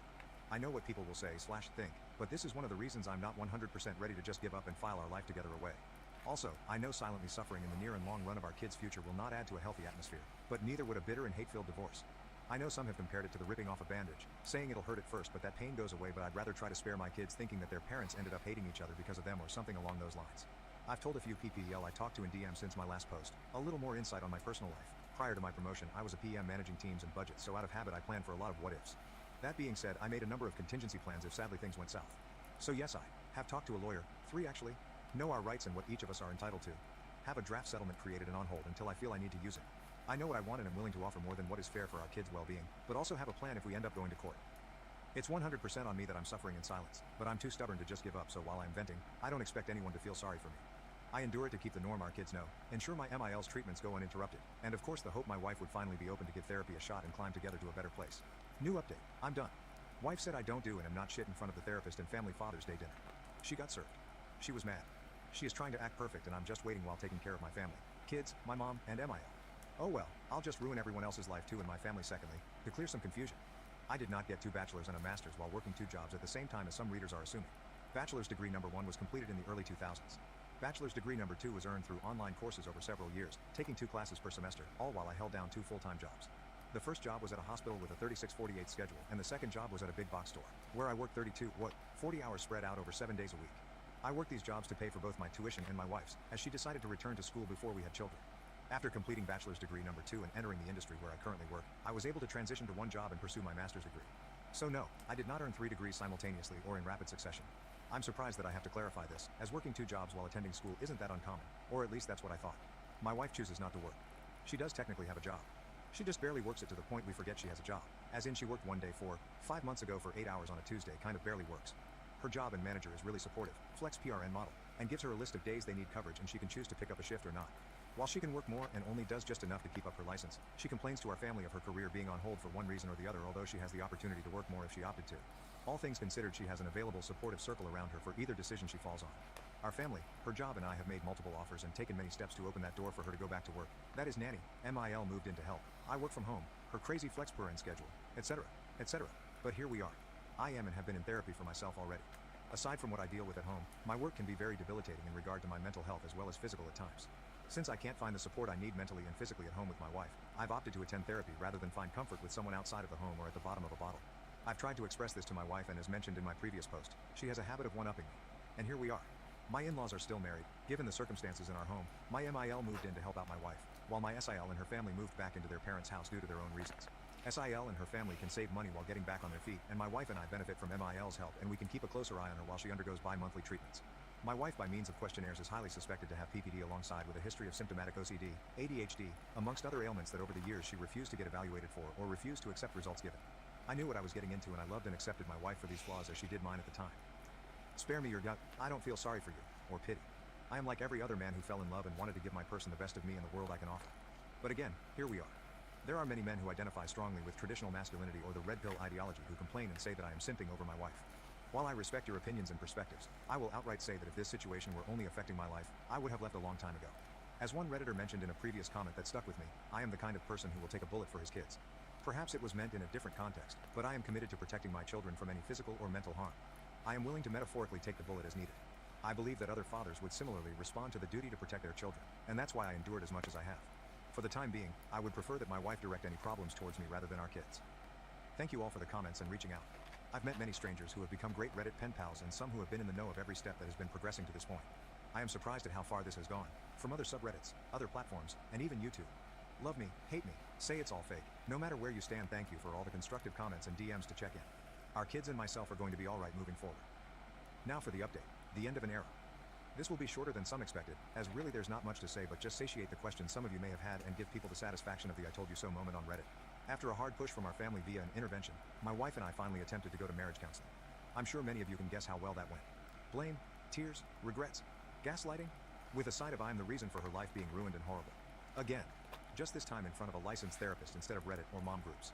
In the end, everything the therapist suggested and noted went over her head and ignored as it was against the grain of her status quo. One thing I guess worth saying was the therapist asked if she could recall when she last truly felt happy. Her response was about 12 or so years ago. Please note, 12 years ago she was still in her 20s childless, living with her ex. A vastly different time and position in life. I know it's pretty early, but I guess if that's when she was last happy, it wouldn't be that far of a stretch for her to find that happiness again since her ex is in the same apartment, job and place in life that he was 12 years ago. Which is fine, if that's how you want to live life. I try not to judge, but in my 40s with kids, going clubbing 4 days a week is not my jam anymore. And of course, I don't want my kids around a mom and company who drowns themselves in White Claws. To add, I know some will ask. I know and can confirm she hasn't physically cheated on me but can't confirm if she did emotionally, if that's the right term. After said therapy session, I checked all her phone records and didn't see anything out of the ordinary, but I also didn't bother to check apps like IG or Snapchat. I know I'm probably boring, but shout out to all the Costco dads whose Sunday Funday includes making rounds with kids for samples. The following weekend was Father's Day, and this year is expected not that big of a celebration as it is for many dads out there. Our family got together to celebrate with a BBQ and just simple family time, and my wife treated it like any other day. Sleep in, get up, cook, phone, shop, attempt to play with kids, phone. During said family BBQ, my wife said she felt ill, so she sat around most of the day while the rest of the family as a whole made the experience enjoyable. When everything was set up and the family all sat at the table, her parents and sister's family, my mother, our kids, admittingly it was a great spread. Nothing extravagant but just a great meal for everyone. I was conversing with my brother-in-law about both of our kids' school Father's Day activities, and I assume my wife overheard when I mentioned that it was a little sad to see some kids sit alone without their fathers during the breakfast with dad event I attended. She blurted out with a laugh loud enough for the whole room to hear, "It's not like you do anything anyway, I could have gone instead." At that moment I was red and at a loss for words, sitting there processing what she said in my head, while the dining room went dead silent. My MIL broke the awkwardness and in response said, "Well, maybe if you feel that way, one of you should divorce the other." My wife looked at my MIL confused that she would respond with that and laughed mockingly in my direction and with her hand pointing at me said, "As if another woman would want a man like him. Just look at you." While the room sat silent. I was angry, heartbroken, confused, and embarrassed all at the same time. In manly man fashion, I just nodded my head in silence, stood up and picked up my keys and got in my truck and drove off to get a drink while trying to ignore the cries of the rest of the family and our kids telling me to stay. I don't know what was said or done while I was out of the house the rest of Sunday, because I couldn't bring myself to check our house cameras. But when I returned early Monday morning, the house had a completely different feel. As usual, I woke up around 6, got the house and our oldest ready for school drop-off. Checked emails, checked messages, nothing out of the ordinary. As I was getting dressed to leave, my wife laid in our bed snoring lightly. All I could do was look at her and think of what we had, and now lost. I've decided, I'm done. I can't do this anymore. I texted my lawyer that morning to move forward with serving her. Fast forward to last week, she was served at our home, reminder to people I had no choice but to be there because I work from home. She had, I guess what you could call a mini meltdown, and came into my office screaming how could I do this to her. Her mother intervened, and that was met with me supposedly turning her whole family against her. But I digress. I probably would have felt bad if it wasn't immediately followed by the rest of her week acting as if she's been this active and attentive wife and mother the past few years. Sure, people can say she's making an attempt, but she's made many attempts, and historically we fall back to where we've been. For those curious, I am aiming for full or at least majority custody of our kids. I already and will continue to cover all the expenses for our kids, insurance, tuition. Both of our kids are who will be attending private schools come fall, medical bills, etc. My MIL has given me the courage and strength that helped supplement my own mother's support throughout this. Basically, she is what I hope the kind of mother-wife my wife would have been to our kids and me. Out of respect for my MIL as well as per my own mother's shared wishes, I will continue to help oversee and contribute financial help if needed during her treatments. While some may feel I should cut their whole family off, I know the hardships pushed onto a family while dealing with cancer and have dealt with it firsthand as a family member and care provider on both sides of the desk. All in all, I'm prepared to go to war if needed, but I just want a clean no-fuss divorce. My wife has no alimony coming, so sorry for the Redditors and Mommy Gang Facebook groups saying she needs to divorce me first and get that sweet, sweet alimony money. 1. We live in a state that does not typically enforce alimony. 2. She has a means of gainful employment immediately. 3. To help curb any possible problems, I will cover her insurance and bills until either divorce is finalized or when she gains full employment. So that's that. I'm done and waiting for the steps to be taken for everything to be finalized. Sorry it wasn't as exciting of a story with plot twists as some may have hoped for, but that's life. Not sure I'll update this once it's all finalized, which probably won't be for a few more months depending if we go to war or not. I found out that my mother and my fiance had been having sex for the past few years, leading up to the birth of my younger brother. My fiance, 25, and myself, 24, have been together since we were 17, 18 years old.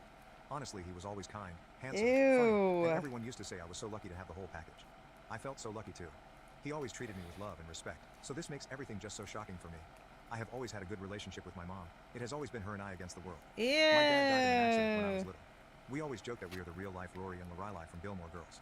My mom dated guys on and off, and they were usually cool, but nothing really past the early stages.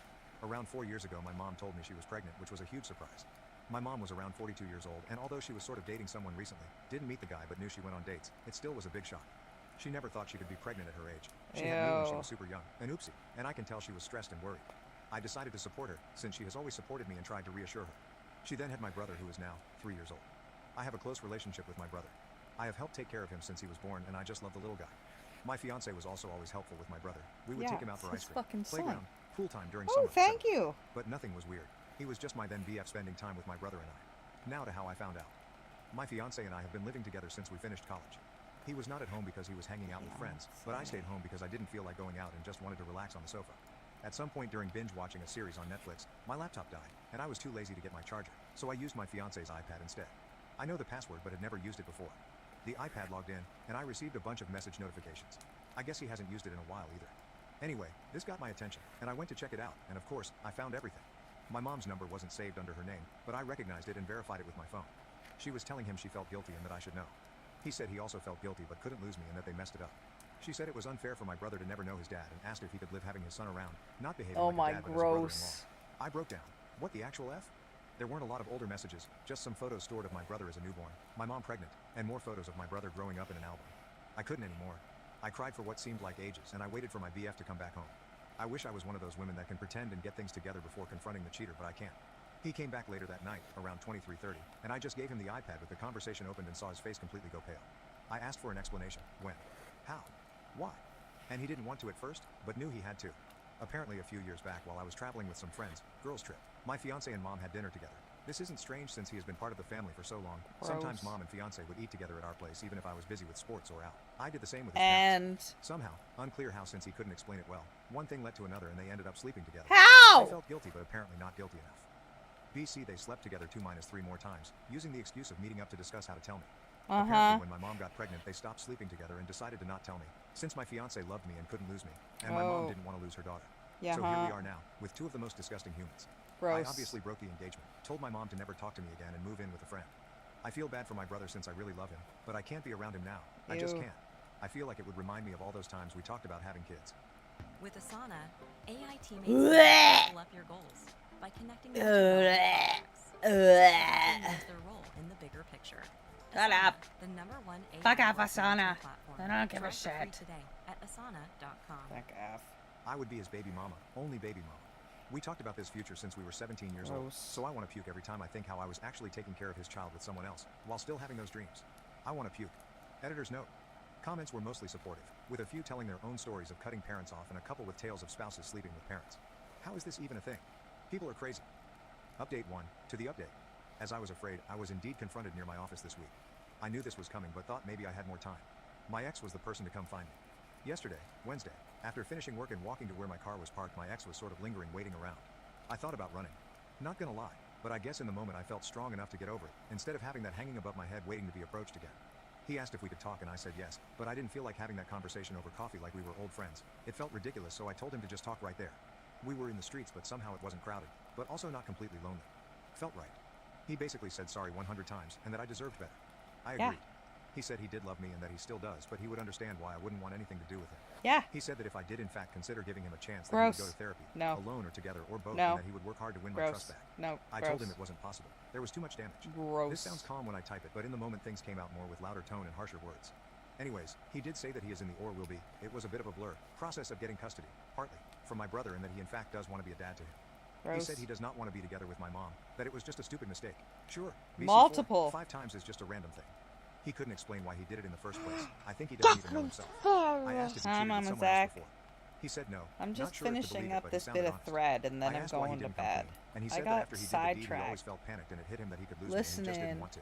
I told him it was meant to to be found out. crazy That what was his ass plan? stories. To have my brother around and ignore their relationship forever. He said he didn't think far enough and that he was basically going with the idea one day at the time. I asked him if he felt that my mom seduced him. He said it was mutual, which made me want to puke again. If he has had any contact with my mom since I found out. He said yes, but mostly about my brother. Didn't elaborate more, and I didn't press for more info on that. Mostly he said about he told the his parents brother. the day before, or the day before that not sure, Mom, Tuesday, about everything. The parents were not happy, but they are glad to start building a relationship with my brother, their grandkid. Honestly, all of this felt like a punch in my stomach. I don't know why. The parents wanted to contact me, but he told them to wait till he approached me first, hence why he was here.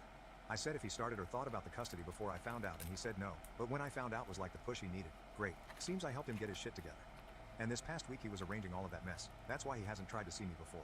He sounded and looked defeated, but the whole thing made me, besides sad, angry. I was mainly depressed before, but now I'm furious. I feel like he is still in an okay place and he isn't paying for his actions, beyond me leaving him. He will have my brother, his parents and others and move on with his life. While I lost everything. I hate him.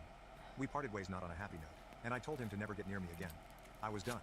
He asked me to see my brother still, that I was important to him and tried to guilt trip me and it worked, but I still think I can. I don't know much about my mom and really hope she doesn't come find me anytime soon because I'm fuming right now and won't be able to handle it. I will be contacting my family and friends and finally doing the blasting today. I think it is about time, and after my talk with him, I got the extra push I needed. Editor's note, top comment suggested moving to Australia. Can't fault that line of thinking. Update 2, a lot has happened. I did the blasting, and this is how it went down. I first posted on my family's FB group we share. This is from my mom's family side. I used inspiration of what you all suggested in my last post and said something around the lines of, I want to communicate to you all that my wedding with X has been permanently canceled, since I found out that my mom, name, and my ex, name, had in the last few years a sexual relationship which resulted in the birth of my little brother, name. I had no clue of any of this, and I found out about it last week. I won't have a relationship with, name, mom, and ex, name, for obvious reasons. I would appreciate your understanding, and I felt it was only fair to let you know of the situation, since I value transparency and honesty above all. I also included a screenshot of my mother's message, what I said to her once I found out, and a message she managed to write back before I blocked her. Didn't open the message till before the blasting. I didn't want to read her and be persuaded. It exploded. I had family reaching out via text and calling the whole day after the blasting. I would say most were very supportive, and I could tell they were just shocked. There were a few neutral and some suspicious that it wasn't the whole story and maybe I misunderstood. My grandparents were in the maybe you misunderstood category, which wasn't surprising since my mom is super close to my grandparents, and like I said before, my How do mom you was always a good mom. So no red misunderstand flags. your I will be boyfriend moving with a getting cousin your that is more mom like a sister to me. pregnant? I haven't reached out to her previously How because do I knew once she you knew everyone would. That's why I went to my friend's place. misunderstand? My cousin is devastated on my behalf and offered to live with her and her 2 kids until I can get my feet on the ground. I accepted and will be moving next week. I'm a bit afraid this will give my mom an easier access to me, but I can't stay at my friend's place forever. I then proceeded quickly to post a similar message for my, we share most of our friends since high school and local university, friends on Instagram. I created a close friend story and tagged most of them too. This went sort of viral in our friend group. Actually, one of my friends sent me my Reddit post and asked if this was me. I confirmed. They were also shocked and speechless. They never thought my ex would even remotely do anything like this. They said he was crazy about you. Oh well, apparently he went overboard on the crazy part. The group of friends is divided ATM. Some are completely on my side, and some are thinking it isn't the whole truth. I told everyone that reached out that if they don't believe me, What their friend, is if to he's asking for custody of my little brother, that kinda shut them up for now. misunderstand? My ex deleted his social media. Also, my ex's parents called me like I guess they would. They were kind to me and were very sorry about everything. I got the feeling they are also overwhelmed and very disappointed. However, it was clear they will be supporting their son. They are very upset at my mother and don't want anything to do with her. but not sure how that will work with my little brother and everything else. They tried to give me info about the custody and what is my ex up to now, but I shut that down quickly and told them I don't want any info. I want to move on. I also asked them to not reach out in the near future, that I need a distance, especially if they will be supporting my ex. He is living with his parents ATM. Also, my ex and my mother after the blast were going nuts trying to reach out to me. They tried calling my friend, who she blocked them, and reaching out from different numbers. I had to put my phone on silent and ignore everyone. However, my mother sent me a long text from another number, and that was a weird text. She said that I was being cruel and that she didn't think she raised me that way. She said she thought we had a better relationship than me blasting out laundry like that Repeatedly that I didn't have the whole picture. She did mention something that confused me. Daughter's She said in her long-ass text that the reason she slept with my ex is because he reminded him of my dad. Gross! That she didn't mean to use him to heal her pain. But I don't even know what that means. Like, did she think that my ex looks physically like my dad? Or personality? Or what? I have seen photos of my dad, and well, yay, my ex isn't super different, but also not super alike. Long, dirty blonde hair, blue eyes, white skin. But that's not so uncommon. I don't see what else. I don't know. That threw me for a loop and honestly makes me want to confront my mom just to know what the hell. From all the things she could say, I was not expecting that. I don't cry every hour or want to murder them. But I'm still sad and upset, and it just feels like it isn't my life. That it is a big joke or a bad dream, and I will wake up to my normal life. I also need to really start planning my future and start applying for jobs. Or maybe check the possibilities abroad more seriously. I might Bye, ask for Crap 2, Cam. 3 days off work. Alright, to I'm really gonna get go my thoughts raid together and do some someone. research. I'm terrified Who's TBH. on? I feel frozen, but I know Maybe I need to people start are moving. awake. It's ass Editor's o'clock note, this one somewhere. has some funny comments. Commenter 1, that mom is hilarious. I thought I raised you better. I never in a million years thought you'd fuck my boyfriend, but here we are. Commenter 2, my petty ass would be sending her that. Commenter 3, right. The irony of her blaming you for airing laundry when she did that. Commenter 4, the laundry wouldn't be dirty if you hadn't fucked my boyfriend on it. Am I the A for telling my girlfriend she overreacted after walking in on her son and his girlfriend cuddling while Ooh. undressed on vacation? June 20, Fluffy. 2024. A baby. All names are fake. I am 48 years old and have been dating my girlfriend Kelly, who is 50, for nearly 2 years. We are currently on vacation with her son Ryan, his girlfriend Emily. Oh, absolutely not. We're all done with that shit. Alright. Thanks for stopping by. Appreciate you being here. Don't forget to check social medias for updates and whatnots. I will probably be back in hours and hours and hours after I do more drugs and try to sleep, because that's something I probably might need to do. Yeah. See you next time. Bye, love you, bye.